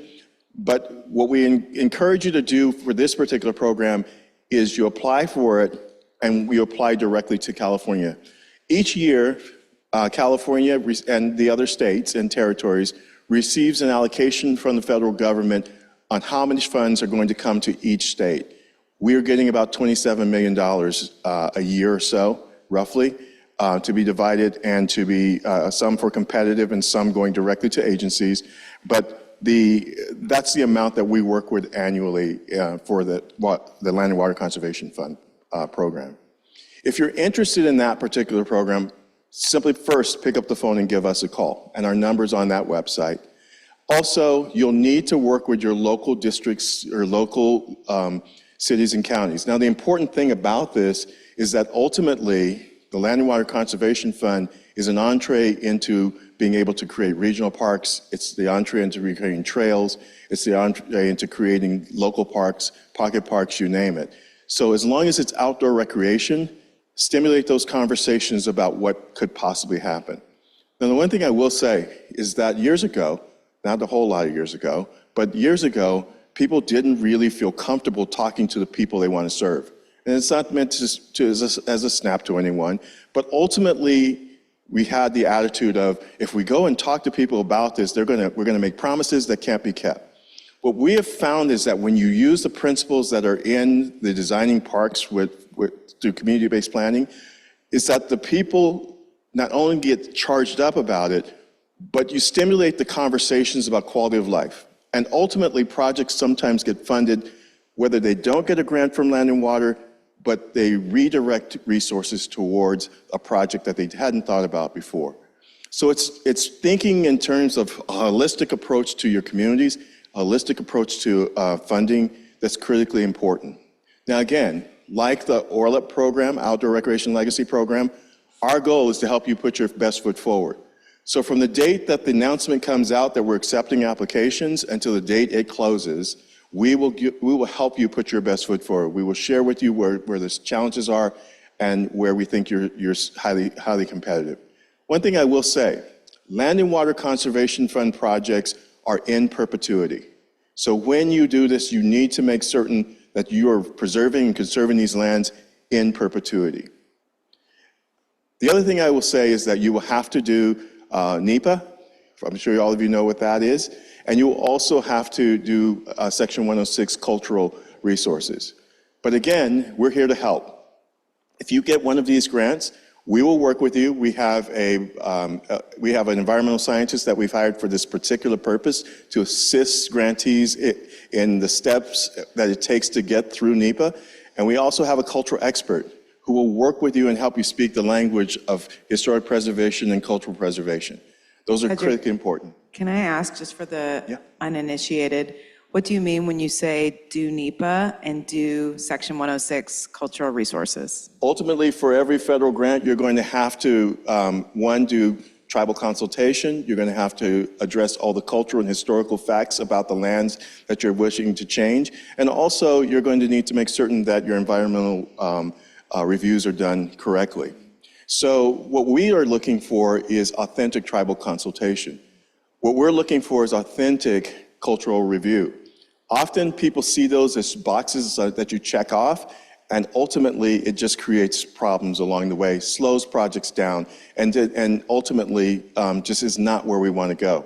So our goal is that you will contact us, or we will contact you. We have a mandatory workshop if you get a grant, and we'll guide you through that process, speaking the appropriate language of art for each of the agencies that they have to go to, and then also letting you know if something is not appearing right to us or that you need to do more work on it. For the Land and Water Conservation Fund, you will not have to do those things before you put the application in, but in order for us to even receive a dime for an awarded project, to obligate that money, you have to complete that before it's done. Okay, so we're here to help guide you through that, and hopefully it'll make the process a little bit easier for you along the way. And those are the two major programs that we have right now. Thank you. I wanted to ask you, do you have, not a favorite project, of course, but a project that you find really compelling or maybe a little bit unusual that you want to share about? I can give you time to think and talk about a project that our Deputy Secretary for Access and I saw with Armando Quintero, State Parks Director, last week, and that's Pogo Park, which is in the Iron Triangle in Richmond. And they have taken on a truly community-driven process of drawing out the park, even building it in sort of demonstration fashion with their community. There was Zumba going on when we were there, which of course I had to join. It was a truly phenomenal community-driven effort. They are right now also, this was a community idea, creating a yellow brick road that connects the park to other assets, hospitals, schools, and other areas that are safe within that community. So that's one I would uplift. That's an excellent example. That park is called Pogo Park in Richmond in the Iron Triangle. One that comes to mind is the city of Paris. Extremely poor community. When you drive through it, you see giant boulders that are in people's front yards that are too expensive to move, so they build their houses around the boulders that are there, right? In the middle of this development was just an open eyesore of a field that had big boulders. If you're familiar with the desert community down there, it had dead grasses. It didn't have, and the natural plants had been destroyed just by people going out and dumping things and doing things like that. Well, they went through a community process and they received a state grant for $8 million to create this new park in the middle of their community. Now, the exciting thing about it is that they were able to incorporate it into the design of the terrain. There was natural plants that were put in. There was a utilization of the boulders that are in that area and the facilities there is one of the most beautiful parks you ever wanted to go to. The cool thing about it is that every resident sees themselves in there. And where graffiti was once the problem, it is no longer. It's sacred land where people can go and enjoy. Now, the cool thing about all of these parks, and the reason I struggle with just one, is because the concepts of having the courage to speak to people and giving them the opportunity to speak their mind and come up with a project that reflects their spirit is something that we're doing in California ahead of the rest of the nation. So there are a lot of those that are happening right now. The cool thing about all of this, though, is this, that for every park and for every meeting, and I kid you not, over 100,000 people met to give us over 900 applications in a round. 400 applications in a round. The cool thing about this is that every one of those individuals became civically engaged. They're talking about quality of life, and you're giving people the courage to talk about and value the things that all of us here are trying to do. Thank you, Cedric. That's really powerful. I want to yes and to that, because yes, it's great to engage people in the process. And as somebody who used to work at a nonprofit and has spent dozens of hours on a grant application, I feel really frustrated or disheartened when it's not funded. And I know that particularly for organizations that are small and don't have capacity, it can be really daunting to even pursue an application and spend dozens of hours on it and not know whether it will be funded. So what would you tell someone that's just unsure about, whether they have a strong application generally? What are the themes and the sort of patterns that you see in successful applications? You've talked a lot about it being community driven. You've talked a lot about early, meaningful, and often tribal consultation. You've talked about those pieces, but what else could you tell someone that's really trying to determine, could I be a strong applicant? Take advantage of coming to any workshops that are talking about the programs that you're wanting to apply for.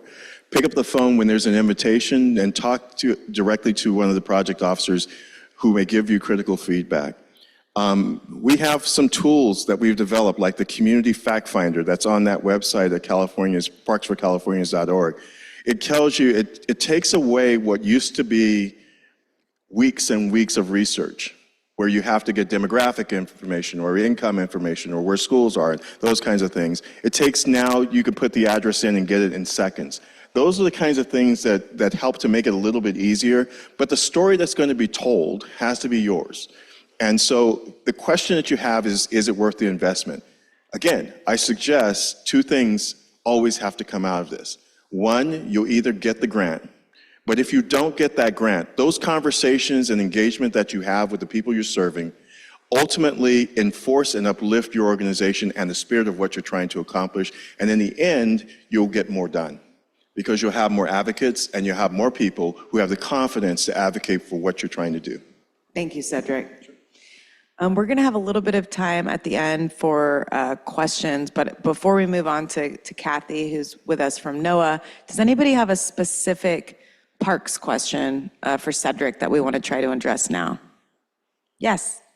When you talk about the partnerships and wanting to work with the community or specifically maybe even like a nonprofit organization, is there any ability for because you said it was only for parks, that funding that you were talking about was specifically for parks and not nonprofits, and then you said that they wanted to encourage partnerships. So is there any pass-through funding that is available there? So if you did create a partnership that you could get funded through that parks program? I'm going to repeat the question for folks on the live stream. So the question was about the concept of partnerships. And since nonprofits are not directly eligible in and of themselves, have you ever seen a structure of a grant where there's a pass-through opportunity for a nonprofit? Is that right? Certainly. There are a number of projects that the nonprofit is the one that ultimately will build it. They are the ones that have applied with the public partner. And at the end of the day, that partnership may be that public entity is going to take it over and run it in perpetuity. So the design, the building, the working with community, all done with that partnership in mind. Thank you. I see that there's another question, but I do want to keep us moving through our panel. We'll come back to you at the end if we have time. I'm really happy to introduce Kathy Marcinkevich. She serves as the Assistant Regional Administrator for NOAA's West Coast Regional Office and is based out of the California Central Valley office. Before she starts, I just want to say that a number of us in the climate and oceans and resilience space have been thrilled with all the funding coming from NOAA for climate resilience. I know that in the Monterey area, they received, I believe, $75 million through the Climate Resilience Challenge from NOAA. And NOAA as an agency has a lot of different specific federal funding programs. We don't have time to cover them all today. But when I think about the investments that the Biden-Harris administration has made and is making in this space and in this work, NOAA is top of the list for me. So I'm really happy to have Kathy here, and feel free to give a little bit of a better introduction of yourself and your background.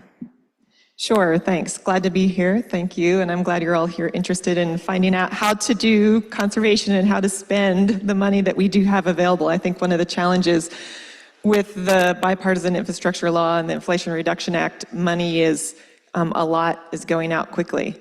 And that's a great thing, but it's also anxiety provoking because it's a lot to move kind of fast. So I'm the Assistant Regional Administrator for our Central Valley Office of NOAA Fisheries. So that's the National Marine Fisheries Service, and we are an arm of the National Oceanic and Atmospheric Administration, which covers, a real broad suite of things, including a lot of ocean work and weather, satellites, et cetera. But a little more specifically within fisheries, we bring a science-based conservation and management to sustainable fisheries, aquaculture, endangered species, marine mammals, habitats, sea turtles, this kind of suite of actions. On the West Coast, we've got a couple of different divisions and regions. So I don't represent all of them. I could be a bit of a conduit or a portal to those different groups who can connect you to the right places, because there are a couple of different kind of funding streams or opportunities, kind of depending on where you're coming from and what you're doing, that may or may not be applicable to different groups. There's really kind of three different, as I was thinking about this, kind of tiers that I wanted to relay to you and try to, just plant some seeds and help you get a little more versed in terms of the funding that's available now or on an ongoing basis. And I will try not to get into alphabet soup. So if I do start out with acronyms or something, kind of be like, hold up, what is that? But I'll try my best. I'll definitely interject. I'm very anti-acronym. Steer clear of that. But the first big funding opportunity that we've got right now is the Bipartisan Infrastructure Law and Inflation Reduction Act funding component. So the bill, BIL or IRA. We are right now, and this is really an unprecedented amount of money that came about from those two pieces of legislation over the last couple of years. It's been, as I said, exciting to see it come out. It's been a little anxiety provoking to try to move it, but it's also really energizing, to help our partners to see this money go out in the communities, to see it be put to good use, for things that we want to have done and we know has maybe been kind of sitting a little bit. It is an unprecedented amount of funding. It's run through our Office of Habitat Conservation, so not directly through my folks, but through kind of a different line. And it's being put out through our community-based grants programs. I believe we've done 2 years of funding so far. We've got another year, I think we've got 2 more coming up. This coming year, I expect the solicitations to go out probably this fall or winter, and there's about $200 million going out for the different pots of money under the BIL IRA. And there's kind of some different lines under that. They focus a lot on transformational habitat, fish passage, supporting underserved and tribal communities. So kind of specific lines for different groups depending on what it is that you're looking to do. I was glad to hear Cedric mention some things that are really common threads in what we see in successful applications. The partnerships is a big one. I think there's a lot of money out there, but there's also a lot of need. I'm going to be honest, I was on some of the panels to review, and the amount of need that we saw just 5 times the amount of money available. It's great that people are putting the time and effort into developing grants, and even if they don't get it, right, there's a positive to come out of that because they started a conversation. They'll try again next year, they'll look somewhere else because they've already got that proposal together. I think I'm still in the camp of we just want the money. But I get that, and I get that. Then it makes some more noise to the people who can get the money, you know? Totally, Like, yeah. another bill would be great, or a couple more bills would be really great. But the successful proposals that we've seen, they do have, local support. They've got a, different stakeholder engagement. And that doesn't mean that you have to, find partners who bring money to it, but having, your local tribes, your other communities, different counties, having kind of a broad suite of interested parties on your application can really go a long way. Having identified what your permitting pathway is and kind of showing that you have an idea of what all needs to be done at the federal, state, and local level in terms of those authorities and permitting can show you've done that homework. This will, if it's funded, it has a high likelihood of coming to fruition. It's kind of shovel ready. Does it fit in with the, we're fisheries focused, so I get a little biased, but, does the proposal fit in with our agency's plans and visions for that part of the world? Look at our recovery plans for the species in your area. Look at management plans. Identify how this is helping to fulfill our mission. So those are, kind of some of the key components of what we see in successful applications under that umbrella. So the bill and IRA funding, it is, I hope it's not a one and done deal, but we don't know, right? There's an expiration date on that. That money's, not guaranteed for the future. The more ongoing and more kind of reliable money is the Pacific Salmon Coastal Recovery Fund, or Pacific Coastal Salmon Recovery Fund, PCSRF. And this is congressionally appropriated money that comes to the West Coast, all up and down the West Coast and Alaska every year. It was bumped up a little bit this past year by the bill money, but it is, it is in congressional authorizations every year, so we do kind of count on it. And this is more limited to states and tribes. And it is administered through state programs. So in the case here in California, the Fisheries Restoration and Grant Program, or the FRGP, is kind of the portal through which PCSRF money, which is federal, comes into California. So you could talk with Department of Fish and Wildlife, Watershed Restoration Grants Branch folks. They're the ones who can kind of help connect you with that too. I just want to say for everyone in the room, and also I'm told we have about 100 people on Zoom, I am going to be collecting all the relevant links that panelists have been mentioning, so don't feel that you need to write or type this down furiously. I've challenged each of our panelists to give me web links and a person, an actual human in their office who can help serve as a resource for all of these grant opportunities. So we'll be following up with that I'm going to look at Megan. Everyone who registered for the conference or everyone who registered for this panel in particular, but we'll be making this information widely available. Yeah. Go ahead, Kathy. Great. Yeah. No, and I can, like I said, I can be a conduit. I may not have the answers, but I can get you to the person who does. So for PCSRF, over the past 5 years, about $80 million has come to California for different projects, and that's a good portal to go through. Fairly reliable, but probably not enough, from a fisheries perspective. I always like to see more money.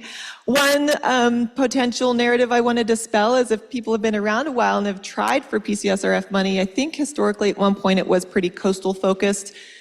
I tend to work in the Central Valley. That's my area of focus. It is open to the Central Valley. So if you're somewhere out there who wants to do some Central Valley work, I'm going to try to drum up some interest in applying for projects that are in that part of the world, because it does apply for the whole state. And the last item I kind of want to highlight, which is maybe a slightly more unconventional approach to trying to do larger scale landscape conservation, that isn't kind of just the direct funding and granting opportunity, is mitigation and conservation banks. And these are tracts of land that are, set aside and bought by private entities who either restore them at a time or are promising to restore them. And then they sell the credits for that restoration to other entities who need to mitigate for actions that they're going to take that could, impact fish or habitat. This is a great way to try to get work that would be done in maybe really disparate, separate places done in one place where it's really going to make a difference and where, from my perspective, it's going to help the species. It doesn't really always help if you do restoration in some place and it's not connected to, what it is that your critters need. So this, we've got, I think, 7, just in the Central Valley itself, we've got 7 restoration banks or similar properties of land that are active right now that our office has signed onto. There are 7 more in the works. I think there's a tour tomorrow to the Cosumnes Floodplain Restoration Mitigation Bank. That is over 400 acres. It is sold out. The credits there are gone. So we do need to identify additional tracts of land, find some additional ways to try to, make something happen here. It's a little bit of a different tack in that it's putting it into a market component, right? And in that case, then having, a listed species on the property is a benefit. It's not a liability. And it's really something that we've been advocating for and find to be really useful in the work that we do and supporting our Endangered Species Act work. And, look forward to opportunities to advance conservation at a broader scale that way. So those are kind of 3 main, kind of different approaches to funding I thought could be useful to share. And happy you all are here and trying to make some difference on the landscape because we can't do it ourselves. I think the partnerships goes all the way, and NIMS can't do it ourselves. None of our agencies can. We really need to work together and show that unified front and trying to advance conservation. Thank you so much, Kathy. I really want to get to Carlos, but does anybody have a really burning and yet quick, concise question on either Central Valley or mitigation banking for Kathy? Okay, I'm going to keep us moving. Last but certainly not least, we have Carlos Suarez, who maybe has the coolest job title of anyone I've ever met.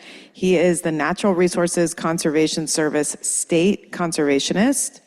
And the mission of the NRCS is to address the natural resource conservation on private lands, just to orient you a bit.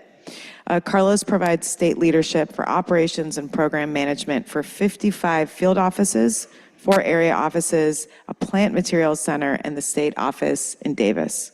Thank you so much for being here, Carlos.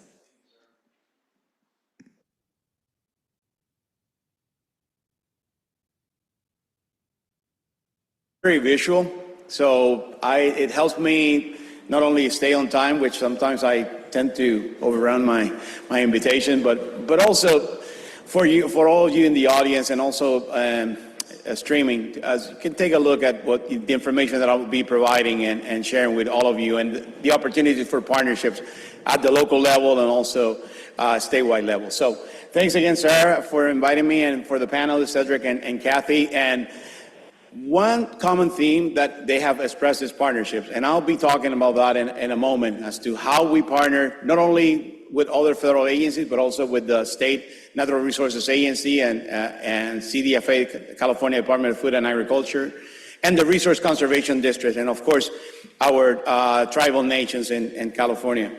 So next, we are an agency that we have been in existence for over 90 years. We provide conservation on the ground on a voluntary basis. And I want to stress that point. We are a non-regulatory agency.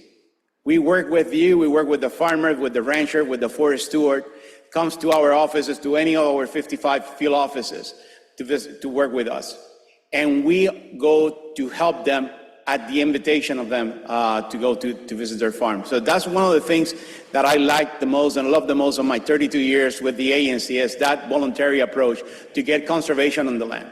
That doesn't mean that we don't partner with regulatory agencies, because we do. And in fact, I'll be talking about some excellent examples of that success here in the state. But we as an agency, we provide conservation solutions to agricultural producers to protect the natural resources, so we can continue sustaining not only our state, our nation, but the world. We do it and as a financial assistant, but let me backtrack. You do that first as technical assistance, which is the part that I really like the most. We go in, provide that technical assistance. Aside from being state conservation or state director for California, I'm a scientist. I have a degree in engineering technology, agricultural engineering technology. So I am very proud of that technical background that I bring to the agency, as well as our 375 plus employees in NRCS California, who are soil conservationists, agronomists, civil engineers, agricultural engineers, biologists, range conservationists that are providing that technical assistance hand in hand with farmers, ranchers, and forest stewards. But we also use financial assistance programs as tools to put conservation on the ground. And I'll be talking about that in a moment. And like I said, the voluntary conservation piece. Next. So our programs, we have landscape programs, we have easement programs, and we have also area or statewide or partnership programs that we enter with partners, not only at the local level, state level, federal level, but also non-government organizations. Our staple program is the Environmental Quality Incentive Program. Kathy was mentioning earlier that we have somewhat of a blessing, and I caution in saying that because we had an increase in funding with the Inflation Reduction Act that has put in historic conservation investments in our nation. NRCS nationally have received $20 billion on the Inflation Reduction Act. It's not a new program. It's just going to support the existing programs that we have under the current Farm Bill that hasn't been extended yet, but the current Farm Bill that we utilize our programs to put conservation on the ground. In California this year, this past fiscal year that just ended on Monday on the federal sector, we put in a historic amount of dollars in conservation, over $170 million in landscape-oriented, landscape-focused best management practices. We use EQIP as a staple program to do that, but we also have the Conservation Stewardship Program that takes that next level, that next tier of conservation investment on a farmland or forest land or rangeland. In addition to that, we work on easements, and we have done a very successful program on easements, which is divided into farmland preservation, and we work with the Department of Conservation in that regard. And we also work on wetland reserve program, which is wetland easement programs, which is protecting and restoring easements in our state. And in addition, like I mentioned, we have the Resource Conservation Partnership Program, works in partnership with multiple entities to address a resource concern, address an area or a region in the state or nationally. Next. Now, I mentioned partnerships. Kathy and Cedric's mentioned that, and Sarah has continued mentioning that, and that is key also for NRCS. Even with the amount of dollars, the historic amount of dollars that we have received, we cannot get the conservation on the ground without our number one partner, the farmer, the rancher, the forest steward. But also working with agencies and entities at the local level, like resource conservation districts, and non-government organizations, and also state agencies and federal agencies to put conservation on the ground. One of those examples, and I mentioned earlier, even though we're a voluntary agency, we work very successfully with regulatory agencies in the state. One of them is the California Resource Board. And we're working together to address the pollution and the NOx reduction on the San Joaquin Valley. We have over $25 million invested in replacing engines, old engines and tractors, and raising it to a higher tier level that reduces the NOx in San Joaquin Valley. We have been very successful in partnering with that, with CARB, and also with the San Joaquin Air Pollution Control District. But we also work with other federal agencies, like the Joint Chiefs Program, which is with the U.S. Forest Service, also with the National Water Quality Initiative, which is targeting watersheds at the local level, and WaterSmart with the Bureau of Reclamation, which uses the funding to improve irrigation systems, improve water delivery systems to farmers and ranchers. Next. Also meeting other local challenges. Groundwater recharge, it's been one of them that has been, as we know, it's not a matter of when,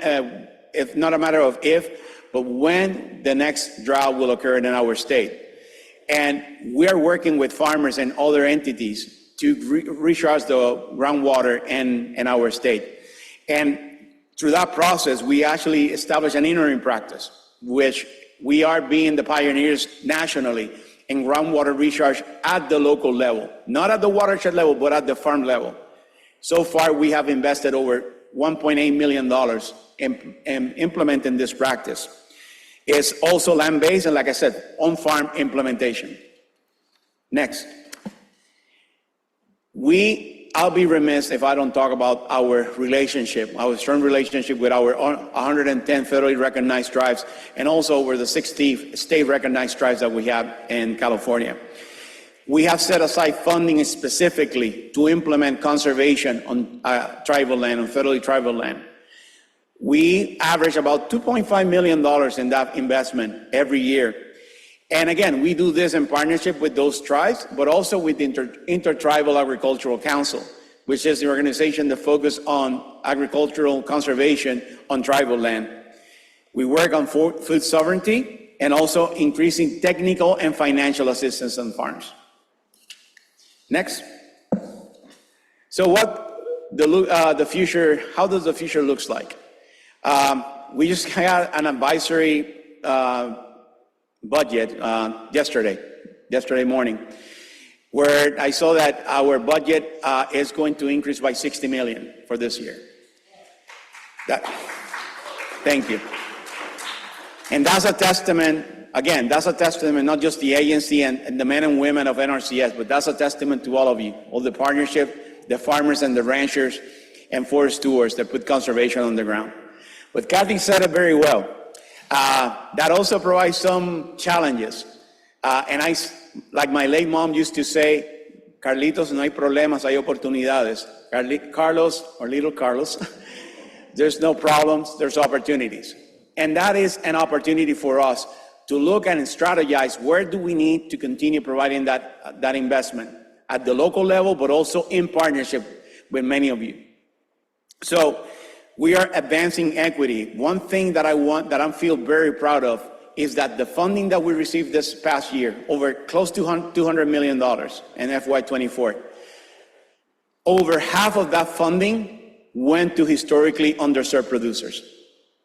Half of that funding, over $100 million. And that's something that I feel very proud of, because we work to make sure that we are equitable in how we provide assistance, and not only technical assistance, but also financial assistance.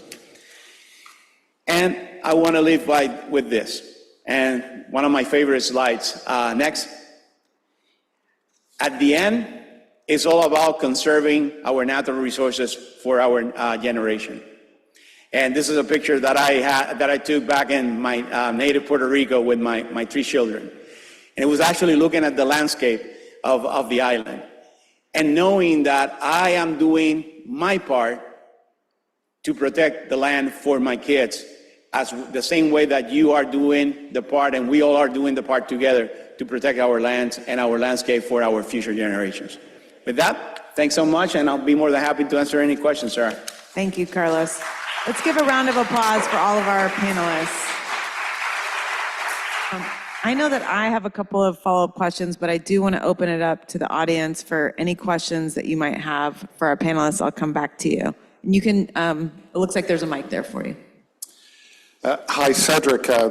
Thanks for that really clear outline of the funding available for parks in California. One of the questions I have for some of the grants in terms of partnership building, there's a tremendous need to provide stipends, childcare, food for many of the to allow many of the communities you want to impact to participate in a planning process. Does any of that funding allow for that kind of spending? At this time, no, it doesn't. But it isn't something that isn't necessarily insurmountable. We see that around the state. One of the things that it calls upon is the creativity of the community. What we've found is that when you enter into this as a partnership, not necessarily as a draw, but as a partnership to say, we have an opportunity to do something for our community that hasn't been done before. It's amazing how communities come together and how they figure out a way to make things happen. I grew up in South Stockton. Many of the times people would say, oh, people will not come if you don't do these things. But what we found around the state, when we look at our statewide park program, which we've had over 1,200 applications, literally nearly 200,000 people showed up from the poorest and most underserved communities in California. And we weren't able to pay for those things. But what we found and what the feedback we were getting back is that it was a healthy, worthwhile experience that opened new doors and brought neighbors together, and they were able to assist one another through the resources of the community at that time. I just want to add to that, which is that a lot of time philanthropy plays that role, even in terms of this convening and allowing for travel stipends or food. That's a role that philanthropy can often play. But I want to acknowledge the very real barriers for historically marginalized communities, people with childcare needs, which includes myself. It is really challenging, and even though the Biden-Harris administration has a commitment to delivering 40% of the benefits of Bill and IRA funding to these communities, the reality of actually reaching people where they are, of reaching people who might not be professional environmental organizations with a development staff, they might be volunteers, they might be a neighbor who's trying to solve a real problem, a health challenge for their family member, for their neighbor, in accessing these grants is really real, and that's something that we're constantly talking to our federal partners about. So thank you for that question. You already got to ask a question, so I'm going to just see if anyone else has a question, and then we'll come back to you. Any other questions? Yes, over here. You can ask it and I'll repeat it. You don't have to wait for the mic. I was going to say, each and every one of you mentioned, a historical amount of funding that's happening and coming through. And I think part of what comes to mind is the capacity of your agencies and entities to actually distribute these funding sources then. How do you see yourselves being supported by, the federal government, but also other agencies to help support the distribution of these funds properly? Great question. Carlos? Turn it on until it goes green. Yep. There you go. That's an excellent question. And as I mentioned earlier during my presentation, it's not only at the NRCS level we're working with our men and women who are working diligently in getting conservation on the ground, but also working with other partners to make that happen. And it's critical. For us, it is imperative that we partner with many organizations, whether it's at the local level or state level, or federal level, or non-government organizations. And I know I'm going to kind of give you some compliments here. Centers for Based Learning, which I know you represent, is one of those organizations that has helped us immensely in delivering conservation, especially to historically underserved, but also helping us with the recruitment of young students into the agency. So that's just one excellent example of all the work that we're doing with other partners like resource conservation districts at the local level, where they're helping us with addition of boots on the ground to put conservation on the ground and helping us in delivering that historic funding and historic investment in conservation. Kathy, anything to add? Yeah, I can offer a little bit. We did get some support to try to staff up a little bit within our Office of Habitat Conservation, just to get the contracts out and move things out the door, for sure. Part of my portfolio is permitting, and what we don't want is for all these great things to happen, and then we're the bottleneck to permit it, right? So that's where sometimes the project development can come in, is do we already have maybe a programmatic permitting pathway, or can your project fit into those other streamlined permitting pathways that make it so that we aren't holding up something that is ultimately good and what we want to be done by that process? Okay, we have time for one more question.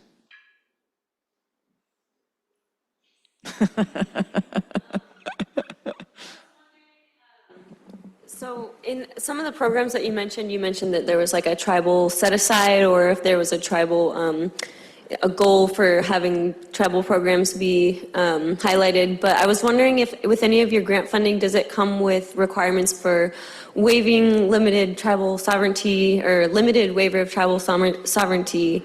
And then if that was the case, what would be the pathway for us to advocate for changing any of these policies if we did see the need for that? Kathy, do you want to take a stab at that? I think the question is about if it's not a federally recognized tribe, what is the pathway for a tribe to obtain federal funding? Was that the question?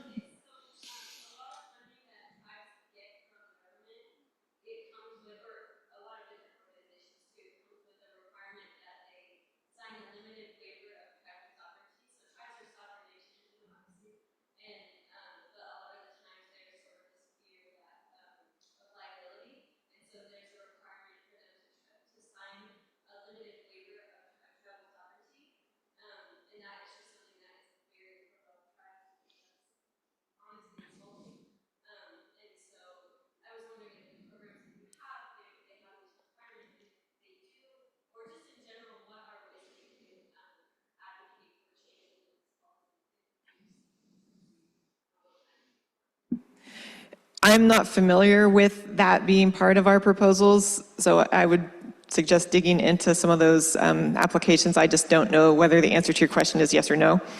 And, if it is, yes, that is part of it. I think, there's something to calling up some folks and asking questions about why it needs to be that way, or somebody else applies, the nonprofit applies in conjunction with the tribe. Is there a way around that? Yeah, that was a good question about some requirements which are being perceived as limiting to tribal sovereignty for a waiver as a requirement for some funding. I actually haven't seen that in funding opportunities either. And I know it's a passionate area of focus for the Department of Interior broadly, which encompasses many of the agencies who are distributing funding, but I'll be looking into that. I see that we are at time, so I'm gonna wrap us up. I want to thank all of my panelists, Cedric Mitchell, Kathy Marcinkevich, and Carlos Suarez, and also Kim Tengar-Jaya. Thank you so much, everybody. Thank you all for hanging with us all day long. It has been such a joy to watch all of the interactions and all of the learning that's happening. We are very excited about this last panel. You will want to hear everything they're saying because we are ending with a bang, with hope and inspiration. And with that, I'm going to turn it over to Secretary Crowfoot. All right, raise your hand if you're having a good day. Yeah, all right. It's been an incredible day for me and everybody I've talked to. I guess if you were having a horrible day, you wouldn't necessarily tell us. But no, it's been I popped my head into a couple of the sessions on the second floor. A lot of energy and focus. I think the Senator and Director Stone Manning, incredible this morning. We have the tours tomorrow. We have the reception tonight. It's great.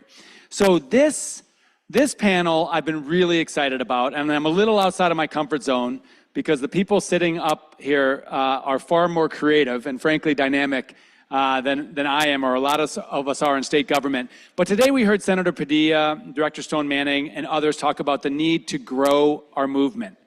This is a movement. We are really good sometimes at this conservation project or this restoration goal. But what we have to realize, if we're going to actually achieve what we want to achieve across environmental conservation, expanding access, tribal sovereignty, we got to build this movement. And so the women up here today are movement builders. You might not describe yourselves as such, but from my perspective, you are, because you're helping us build the people, the interest, the excitement, the passion in the work that we're doing. So we get to spend a little time understanding what you're doing and how you do that and just getting your insights. And I'm really looking forward to a conversation. First, we have Danielle Frank. Give a wave, Danielle. Danielle is a remarkable Indigenous activist that hails from Hoopa, who comes from Hoopa Yurok background. She and I actually met in Montreal at the UN biodiversity negotiations. I was doing a live update from the negotiations, and somebody said, "You've got to get this young woman on your update on your program." So your dance card was full. That you were talking. You were like a hot ticket for a lot of different conversations because of your remarkable leadership and activism. So excited to visit here today. Kiana Kazemi, you are doing remarkable work on a number of platforms, a couple of which I told you I just actually spent a lot of time on. Intersectional Environmentalist is something that you co-founded, and you're going to talk more about that. This website, Beaker, you're affiliated with the Academy of Sciences. You're one of Forbes 30 under 30. As somebody on the other side of 50, I'm very envious of the fact that you can be under 30, but you're doing incredible work on a number of platforms in a number of ways. So excited to hear about the work that you're doing. And then Michelle Fulner. I'm a bit of a fanboy of the woman that sits next to me because I found her podcast on one of my very long and lonely road trips around California. And I'm always coming home at night and kind of struggling to stay awake. And finding your podcast was a bit of a salvation. You converted a career as an educator and then took this massive leap of faith to become a podcaster and are podcasting all about California nature under the name Golden State Naturalist. It's grown, yeah, all right. Got real. And it's grown to be one of the top 1% of podcasts globally. So you're going to explain to us this incredible journey. So let's start with Danielle. If I'm proud of one thing about this movement that we're building is the tribal leadership that's driving it forward and the recognition of the tribal leadership. Just talk about your journey. I mean, we saw, those of us who were at the film festival last night actually saw Danielle in one of the movies about 5 years ago, which is doing incredible work with Indigenous young people, actually paddling on the Klamath. So just talk about how you got into the work.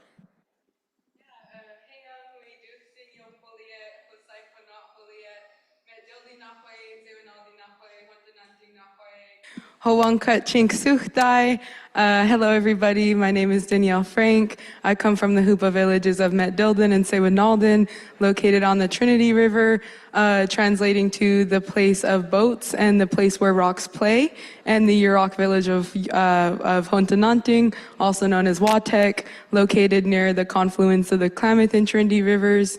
I grew up there on the Hoopa and Yurok reservations, on the rivers, and I grew up in a family of movement builders. You know, I'm sure a lot of folks in this room are familiar with the Klamath Dam removal movement. That's something, yeah, for sure. Give it a yeah. And that movement, it was something that my family's been involved in for a long time. And I got to really just grow up understanding that we inherit the river, but we also inherit the responsibility. And that's something that's been very prevalent in my life, thanks to my mentors and my people. I also serve as a board member for the environmental serving organization Rios to Rivers, where we run the Pedal Tribal Waters program, which you can see a little bit more about. Getting Native kids just out on the water, like reconnected to land. We have a short-term goal of paddling the Klamath River now that it's undammed, from headwaters to the mouth. And so that'll be happening pretty soon. We've been training for about 3 years. It's about a 32-day journey. So that's something that we're really excited. 32 days with 40 kids! With 40 kids! And we're just really all about like reconnecting and revitalizing and strengthening the relationship between young Native people and our rivers, because that's how I got right here. That's how my dad taught me all of this. And that's how we're gonna teach them that, they inherit rivers, but they inherit responsibilities too. And we're gonna have fun doing it. That is amazing. Don't give it away too quick. I've got a follow-up question for you.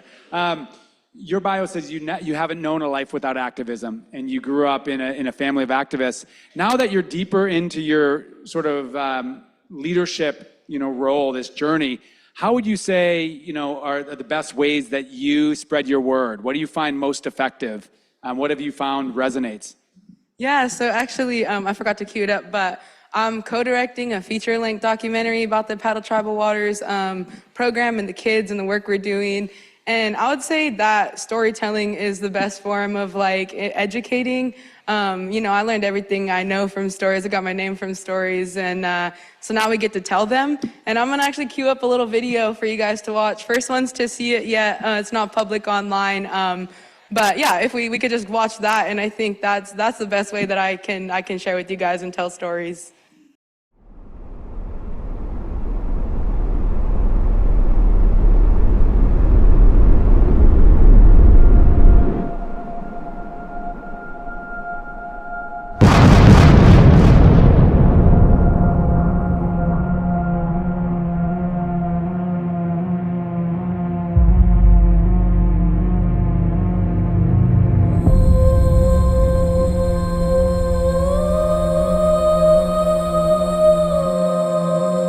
The connection that we have with our lands and our rivers is a familial connection.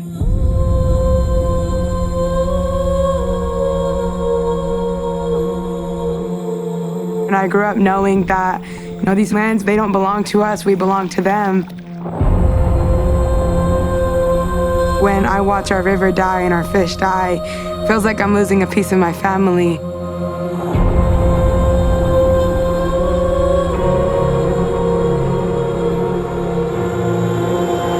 The Klamath is our cultural lifeline.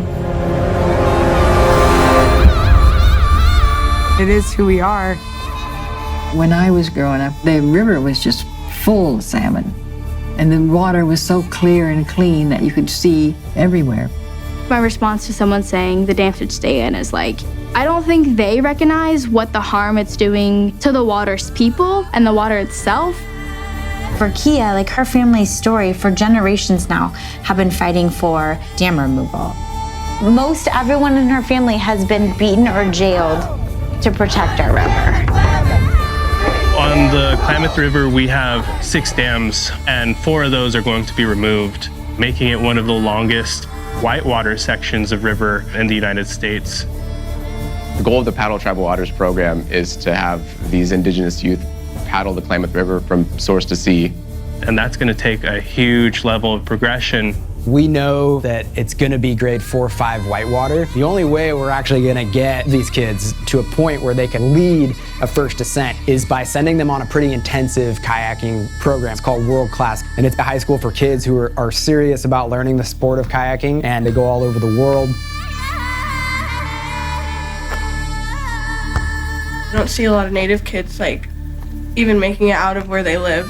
I can't name really many of them who move off their reservations or out of their housings.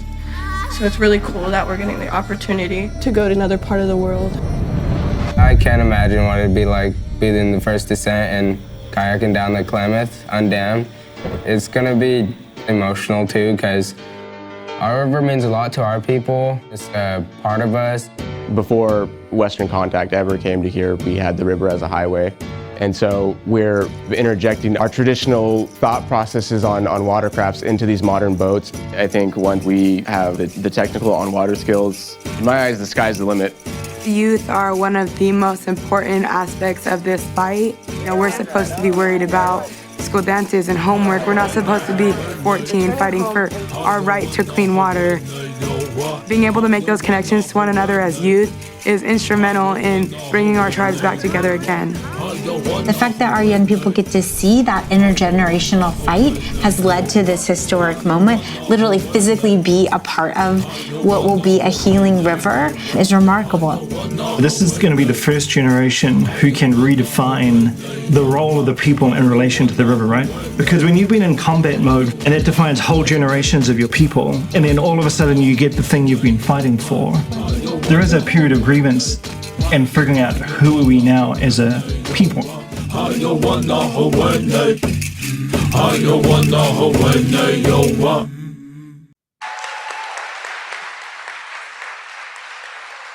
That is amazing.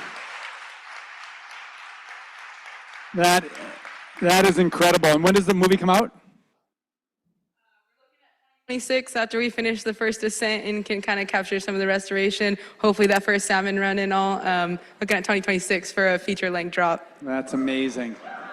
Well, and not only is it such a transformational, bold, creative idea to have Native young people being the first ones to descend, but then having the foresight to capture it, and that film we watched last night at the festival was shot a few years ago. So that's such a really good reminder that storytelling, telling that story in a provocative, inspirational way is so important. And there's in the Klamath River dam removal, and I said this morning, and the tribal leadership is the ultimate example that I can think of making the impossible the possible. So thank you for everything that you're doing, Danielle. Kiana, I want to come to you. You're a data scientist and an environmentalist, but you're also doing super creative things through technology, and I would call it movement building. You're associated with our Academy of Sciences, which is a key part of our biodiversity network, through this California Creators for Nature program. So share a little bit about how you're taking your expertise and then applying it in creative ways to get people interested in the things that we care about. Yeah, for sure. Hi, everyone. First of all, that was so incredible. I have goosebumps all over, and just the joy and beauty that few minutes encompassed was so beautiful. So thank you for sharing it with all of us. A little bit about me. I'm a data scientist. I have a background in engineering from UC Berkeley, go Bears. And I'm also an environmental activist. I'm a founder. I think of myself as a creative person, but I think most importantly, I'm a communicator of all of those things. My background is very much kind of as like a nerd in science and in nature, and I wanted to study data science because I felt like no one was using these technical tools to create sustainability and ethics solutions, and so I wanted to get these new tools and be able to use them for the things that I've always been passionate about. And that journey has led me to create lots of different projects, which I'm excited to tell you about. And in the next couple of minutes, you're all allowed to take out your phones and check out these projects that I tell you about, and go on the Instagram app and follow along, because I think they're all really incredible ways to bring more science and education into your everyday lives. We all spend so much time on social media, so why not infuse the things that we care about into our time on social media as well? So the first project that really brought me into this world was called Intersectional Environmentalist, which is an environmental justice organization I co-founded with some of my friends that I met online. And what we do is we take lots of research around intersectional identities and the environment, and we create really cool, beautifully designed posts on social media every single day. We also have a ton of deep dive research projects on our website called toolkits that you can check out. And yeah, that was the first moment where I was like, okay, I can take everything I'm learning at school, all of this research, and actually democratize it and create access to it for the everyday person to really understand how our different identities can help us connect better with nature, and how so many communities that I come from, I'm an immigrant, I'm Iranian, I'm a woman, and a lot of these communities haven't historically felt like they belong in the environmental movement. So we wanted to make a space where these communities felt like they could contribute to the conversation as well. So it's Intersectional Environmentalist on Instagram. You're allowed to follow us along. And then Amazing too, because I'm doing the research for this. I went down a vortex. So check it out. Yes, please do. And then a couple of months ago, actually, my partner Farzan and I, who's also an engineer from Stanford, we decided we wanted to take our nerdiness a step further, which is hard to do. But we decided to take all of our AI skills and use them to create a platform that helps you understand the ethical and environmental impacts of the brands that we buy from every single day. So all of the major brands you can think of, Patagonia, Shein, H&M, Temu, whatever brand you can think of, we scraped their websites and all of the journalistic information about them and put all of that information into a website that's really easy to use. So you can now see what Zara is doing to their workers. Are they paying them fairly?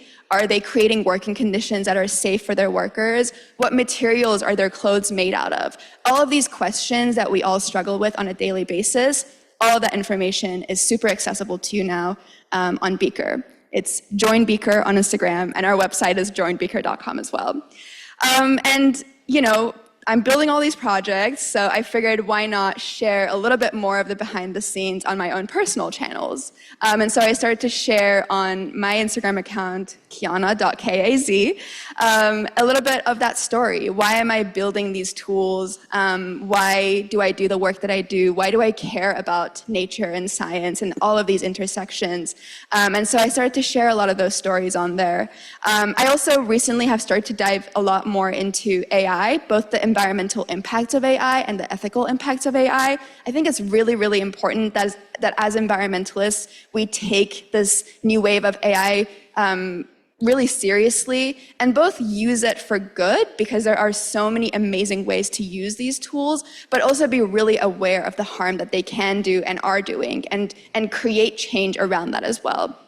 And that's a lot of the work that I've personally been doing, which led me to the wonderful folks at the California Academy of Sciences, who created an amazing project called California Creators for Nature, where they bring nerdy creators like myself together and give us a ton of resources to create posts around the amazing biodiversity here in California.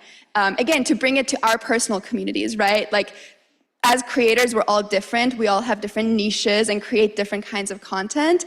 And this program has really helped me, my community, better understand the nature in California and how truly diverse and wonderful and beautiful it is. So you should definitely check them out as well if you haven't already. And that's me. That is amazing. And it's so remarkable how you've got sort of projects on projects and very much the California innovator, entrepreneur. Those of us who are trying to build a following on social media are very envious of the amount of followers that you have. It's not easy. So what would you say are, because, and I'm sure whether you're a land trust or a conservation group or a local government, we recognize that social media is an important place to share our story, particularly with the breakdown of traditional media. So what would you say are pro tips to take content that might be technical or environmentally, generally would attract a certain segment and try to broaden that because you've been successful doing that? Yeah, I think it's really about authenticity and about creativity. Not the same strategy isn't going to work for everybody. But I think if you're able to show up authentically as yourself, as your organization, and share stories in a way that feels really natural to you, I think you will find your community online. And I think social media has this tendency to feel like, if I don't have like 500,000 followers, then I'm not doing anything. But even if you have 2,000 followers on Instagram, like imagine if this room was filled with 2,000 people, and those people are listening to you every single day and interacting with what you're putting out into the internet, that creates a lot of impact, and slowly that will grow and grow and grow and reach new audiences. So I don't think those numbers should make you feel like you can't tell these stories and you can't share online. But yeah, I think another tip is collaboration and coalition building.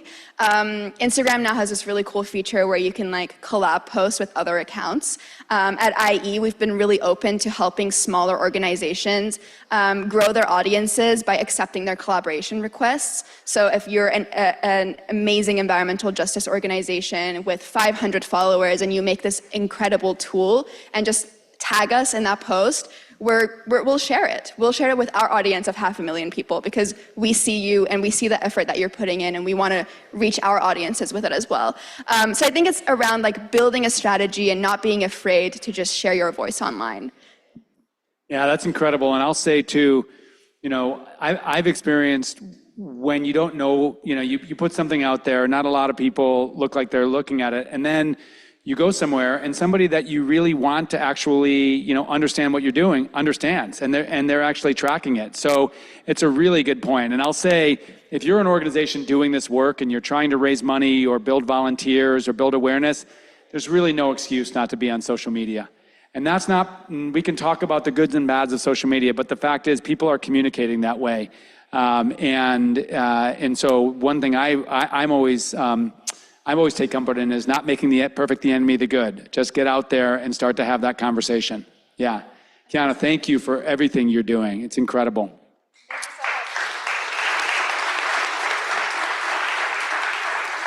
So, Michelle, how on earth do you're minding your own business as a teacher, probably into science and nature, but then you get this big idea to create this podcast. And not only do you take the leap, but then you do the work and make it into a successful podcast. So share with us your journey. Yeah, thank you, Wade.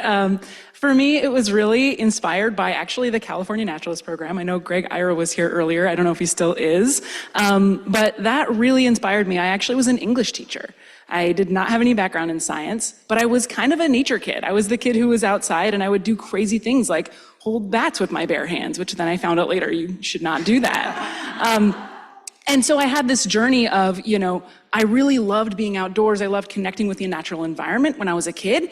And then as I went through my education, I ended up going more into English, more into literature, storytelling, writing, that whole side of the brain, right? And so I kind of left this interest in science behind, and I didn't know how to reconnect with that. And the California Naturalist Program really actually gave me a way to connect those two sides of my brain. And just for those who might not know, what is the California Naturalist Program? Yeah, I think not every state, but many states have it's called a Master Naturalist program. And it really gives you an overview of what's going on with the ecology of your region. And so I went through the one here in Sacramento with FEA Nature Center, which really focused mostly on riparian zones. And so that was my first time kind of formally learning about the place where I lived, which is something that I had had so much interest in before, but I had never really known how to connect with it. And so I think my goal kind of with the podcast is, can I take this English background, focusing on kind of communication and storytelling, and can I put it together with this newfound interest in ecology and in the environment around me, but I don't actually know anything. So I have to talk to experts.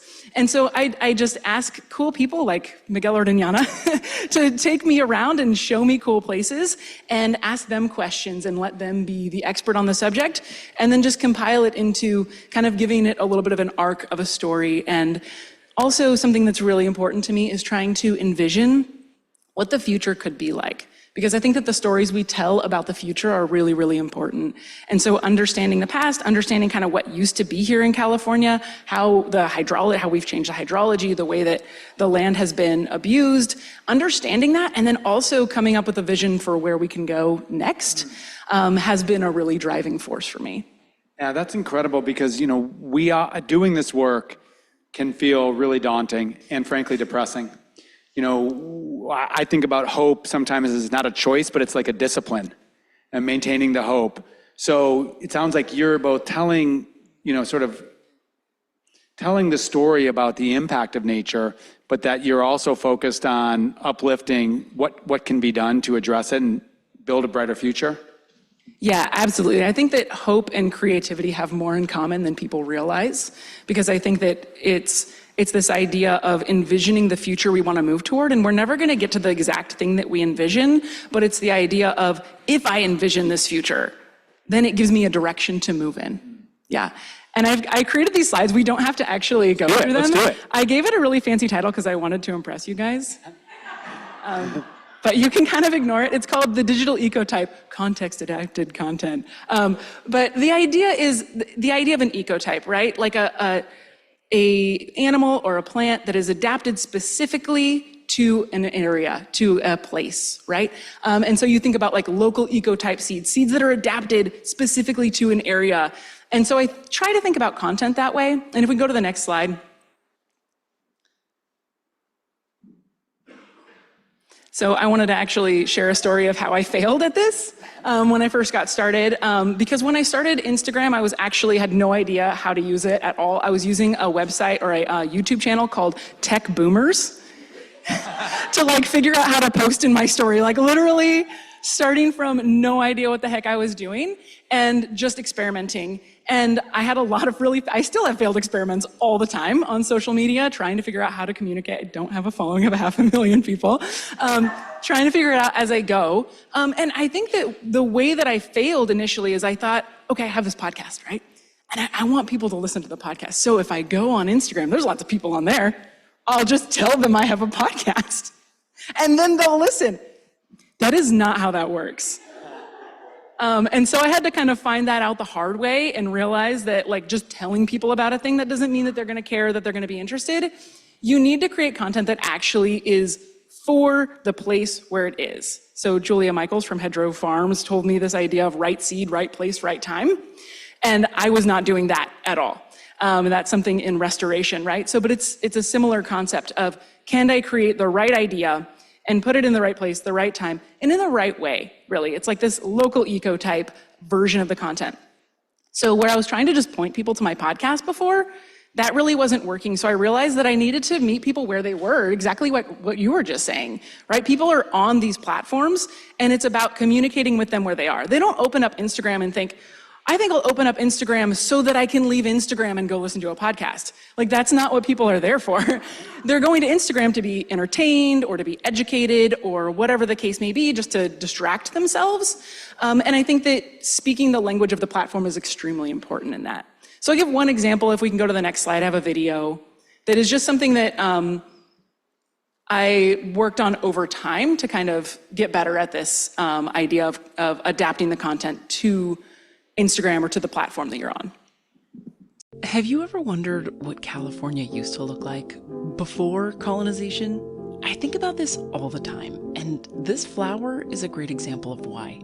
This is a California hibiscus, Hibiscus laciocarpus occidentalis, an endangered plant native to just a few select parts of California, mostly in the Sacramento Valley and nowhere else in the world. But the Sacramento Valley now is a very different place from the Sacramento Valley of a few hundred years ago, when the water flowed down freely from the surrounding hills and mountains, filling and overflowing meandering streams and rivers, saturating the soil, creating vast wetlands and floodplains, and allowing tule grasses to grow as tall as a man on horseback. Under careful indigenous stewardship, the land was even richer with abundant populations of mammals like grizzly bears and tule elk, fish, invertebrates, reptiles, amphibians, and so many birds. And this native hibiscus is a descendant of that legacy. It needs the kind of saturated soil that used to be so plentiful here, despite the Mediterranean climate that gets no summer rain. It can tolerate blistering Sacramento summer days and even chooses those days to bloom. Looking at this plant brings to mind a vision of what California used to be like. But it also does more than that. It helps me dream about what it one day could be like again and what we could do to get it there.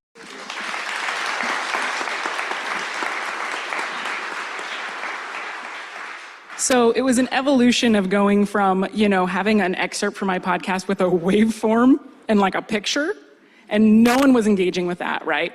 To trying to create more content where I'm telling the story right there on the platform where I am, where it's adapted to the platform where the content is actually being shared. So I think there's 2 more slides. So from a few hundred followers to now 35,000, and just kind of focusing on this long-term relationships of impact and growth, and creating those relationships on the platform then allows people to say, oh, now I'm curious, now I know you a little bit, now I'm curious about what else you're doing. So the Instagram content can be this very shallow version, essentially, right? Here's this little layer of, I can give you one little idea at a time, and then we can go deeper in the podcast. And then one last slide.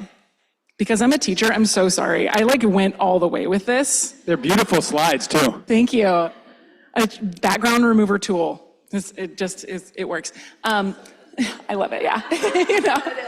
Daily basis, absolutely. So this is some low-hanging fruit with the Toyon here.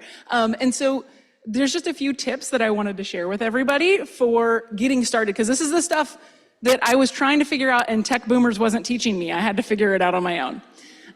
So there's this idea called the millennial pause. Has anyone heard of the millennial pause? Okay, some people know about it. Basically, the idea is people of my generation, because I'm not under 30, do this thing where we start our video and we'll wait for a second with this look of abject terror in our eyes. And then after that, we'll start talking. That's the millennial pause. So it's really easy to edit that out. You can millennial pause for as long as you want. You can stand there for an hour. Just edit your video later and get rid of it, okay? I don't know if you've seen this, but there are now Gen Z social media managers who are making videos just of the millennial pause. So it's literally a 30-second video of so, and it's blowing up on the internet. So it's very viral right now, yes. It is. So don't become a victim of Gen Z making fun of you. Just cut it out. Just don't put it out there. And then use a hook. So something to try to grab the attention of the audience. As an English teacher, that's something I talked about a ton. You're writing an essay, get out there, get it interesting right at the beginning, tell a story, and attend to pacing. So try to keep things at a clippy pace. So that is all. I had to go full teacher. I'm so sorry. I think I went too far with the slides. That is amazing.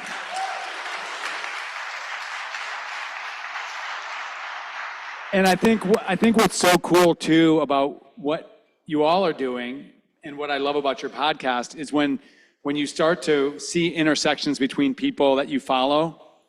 So you recently interviewed, I recently listened to one of your interviews with this great author named Ben Goldfarb. He wrote the book on beaver return. Yeah, he just did one on wildlife crossings. And so I'm a big fan of his. And then all of a sudden he was on your program. And so I was like, and so to kind of create that network, right? And I think it's so amazing that you met the the other founders of intersectional environmentalists online. I think for people of a certain generation, the idea of meeting friends online is scary.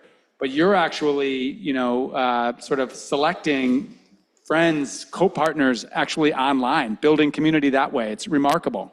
Yeah, and I think it goes back to that coalition building too, right? Like it's the only reason we met was because we were making really similar content, and not a lot of people were seeing it, but together we were seeing it.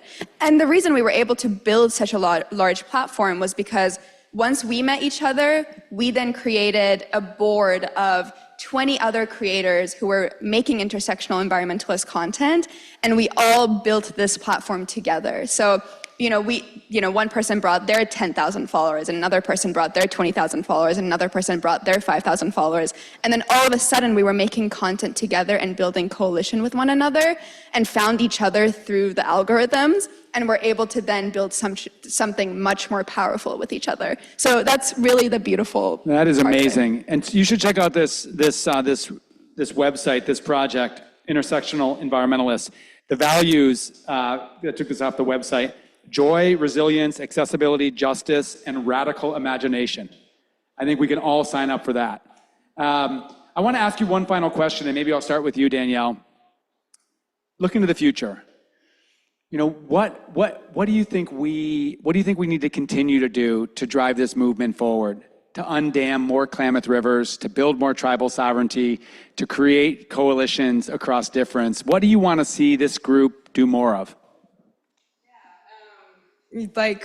One thing I think about a lot coming into the conservation space, I think I grew up in it.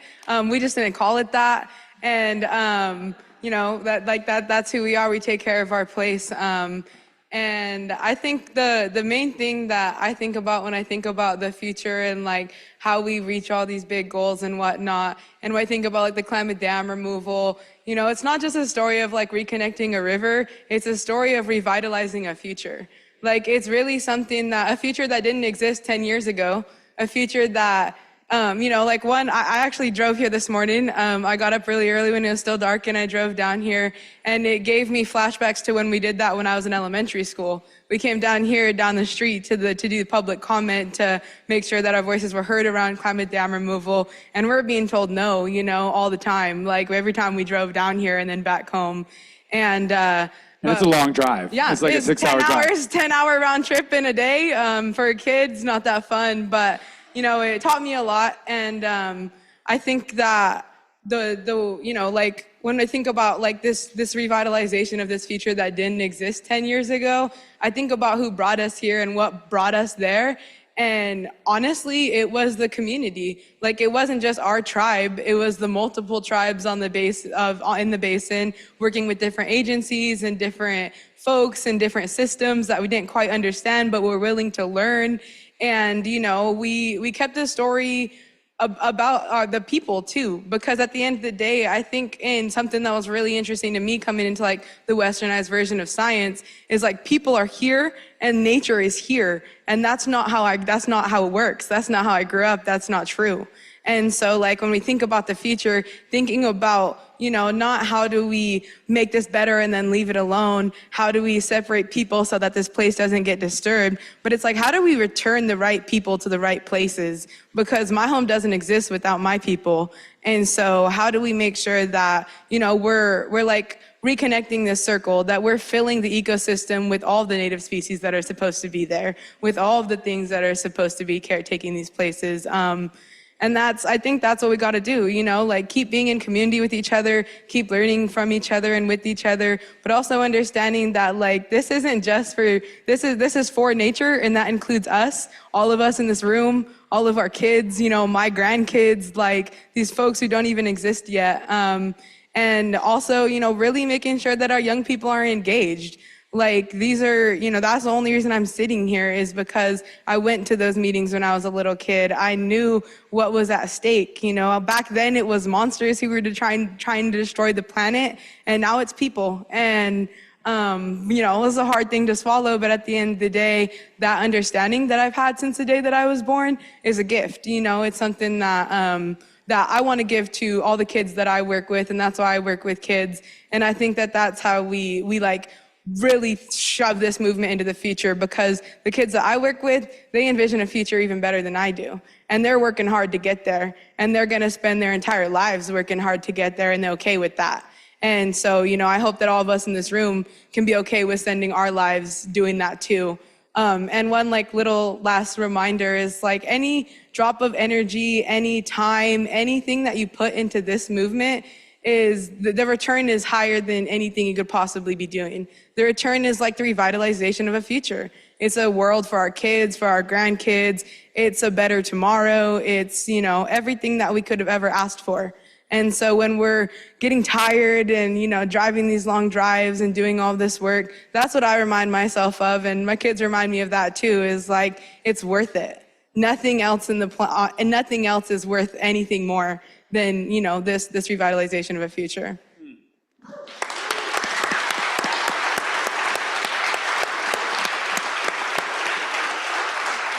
Incredible. Revitalizing the future. I love that. Kiana. Yeah, +1 to all of that. I think you spoke so beautifully about that future that we're building. And I think, Michelle, you also touched on that hope and really envisioning a better future. And you mentioned radical imagination. So I'll talk a little bit about that because I think it's really important.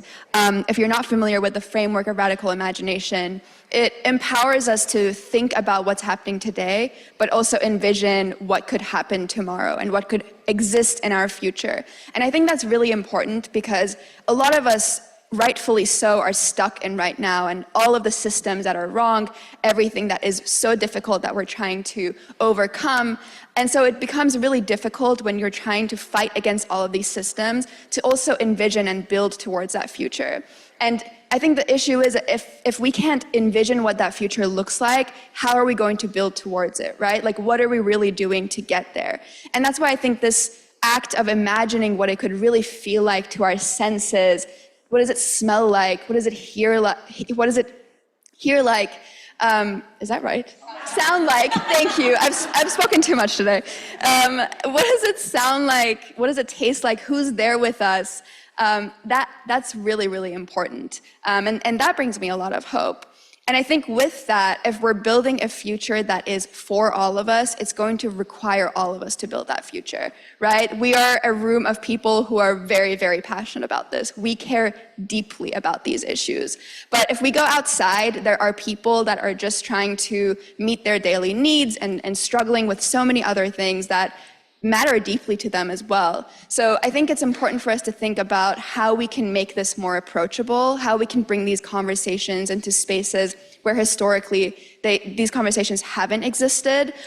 For me, that looks like in the engineering world, right? I think a lot of engineers don't go to school and think about the impact of the things that they build. And it's really important that we bring these conversations into those spaces. Same with the science world. And whatever spaces it is that you exist in, I think it's important to think about how you can take the conversation outside and bring more people into it, because we need the chefs and we need the educators and we need the communicators and the scientists and everybody to build towards that future. So that's both what gives me hope and also what I hope you all take away from today. Incredible.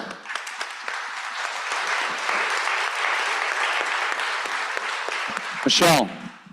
Yeah, I really think a lot about storytelling, and I'm going to try not to say the same things that you guys have already said. So many wonderful ideas coming from both of you. But I think about the ending of Fahrenheit 451, which, if you haven't read it, sorry, spoiler alert. They've burned all of the books, right? And people now have to become a book, where a person has to remember what this book was, because they've lost touch with the past, with the roots, with the stories, right? And so individuals become responsible for books. You're in charge of The Lion, the Witch, and the Wardrobe, You're in charge of Grapes of Wrath, whatever the different stories may be, right? And they're able to then share their knowledge with each other. And I sort of feel like that sometimes. I feel like in a lot of ways we've lost touch with many of us, at least in my background, right, have lost touch with what are the stories. What can we learn about the land? We need to get more in touch with Indigenous people around us and learn about the stories of the land, right? And learn about the past. But I think each of us might carry a small part of something, right? Each of us can do something, can bring something, can tell something. And if we work together, then we can build a future together where we listen and we collaborate and we co-create and we dream together. Round of woo!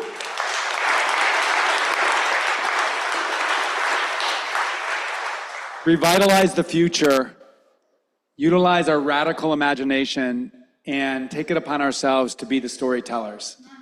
I am so thankful that we built this conversation to help us conclude our day, because your vision, your creativity, your forward-looking approach is what we need. The fact is, as Megan started us this morning, there's a lot that we can be proud of about our progress, but there's so much more that we need to do. And when we look at the scale of the challenge and the pace of the change, we have to be bold and we have to do things differently than we've done in the past. And you know, your leadership and your guidance, your vision is really, really inspiring. So please join me in thanking these wonderful leaders.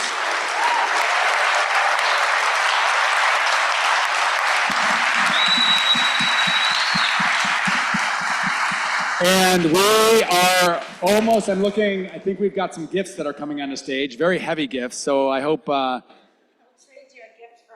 and by the way, the book that's the gifts to our speakers here is called Beauty and the Beast, and it's a beautiful sort of visual meditation on California wildflowers and climate change.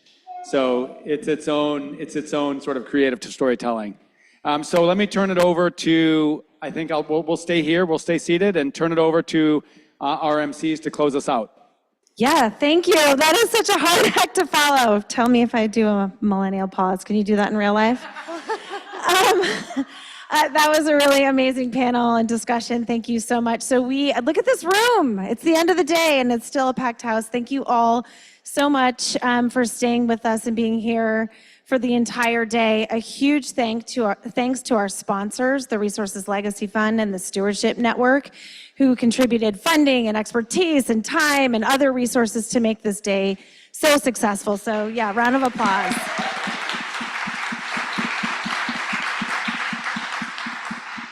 And we also really want to thank all of the volunteers and the staff and all of you for being here with us today and for doing this work and helping us really advance this movement together. So big round of applause for all of you. And then I have a special shout out. I don't know, Madeline Drake, are you in the house? You'll just have to, when you see Madeline Drake, tell her we all clapped and cheered for her, because she has done a tremendous amount of work to pull this off.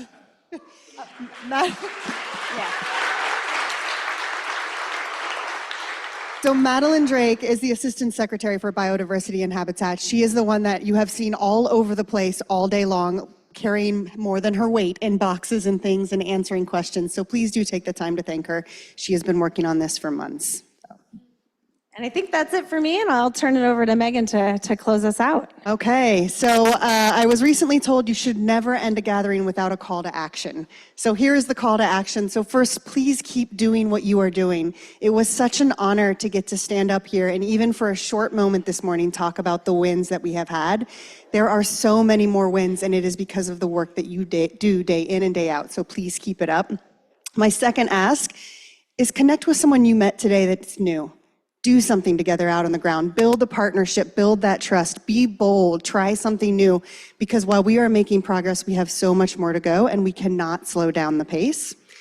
The next one is a really easy one. It's on your way out. Please stop and see the art outside. We just heard about the inspiration of storytelling and engaging people. The mural, I believe, is done outside. It looks beautiful. Please take a chance to go out there and see it. And please sign up for our newsletter and on our social media accounts. We do not have that many followers. I'm not even gonna tell you how many followers we have, but after all of you sign up for our 30 by 30 social media accounts, we will still not have that many followers, but we will be so much closer, so we would appreciate it. And please join us at House Restaurant to close the day out.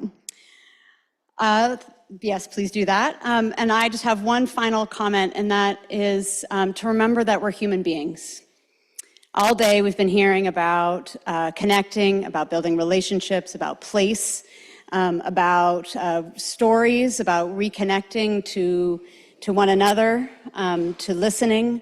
And I think we work and we operate in a very machine metaphor: efficiency, productivity, computers, machines, timelines, all kinds of things, trying to get to perform. And we really need to remember that we're human beings, each one of us. Full lives, whole ancestors, everything that's come before us is who we are today. And I really want to thank Megan Hurdle for her leadership and her being here today to make this happen.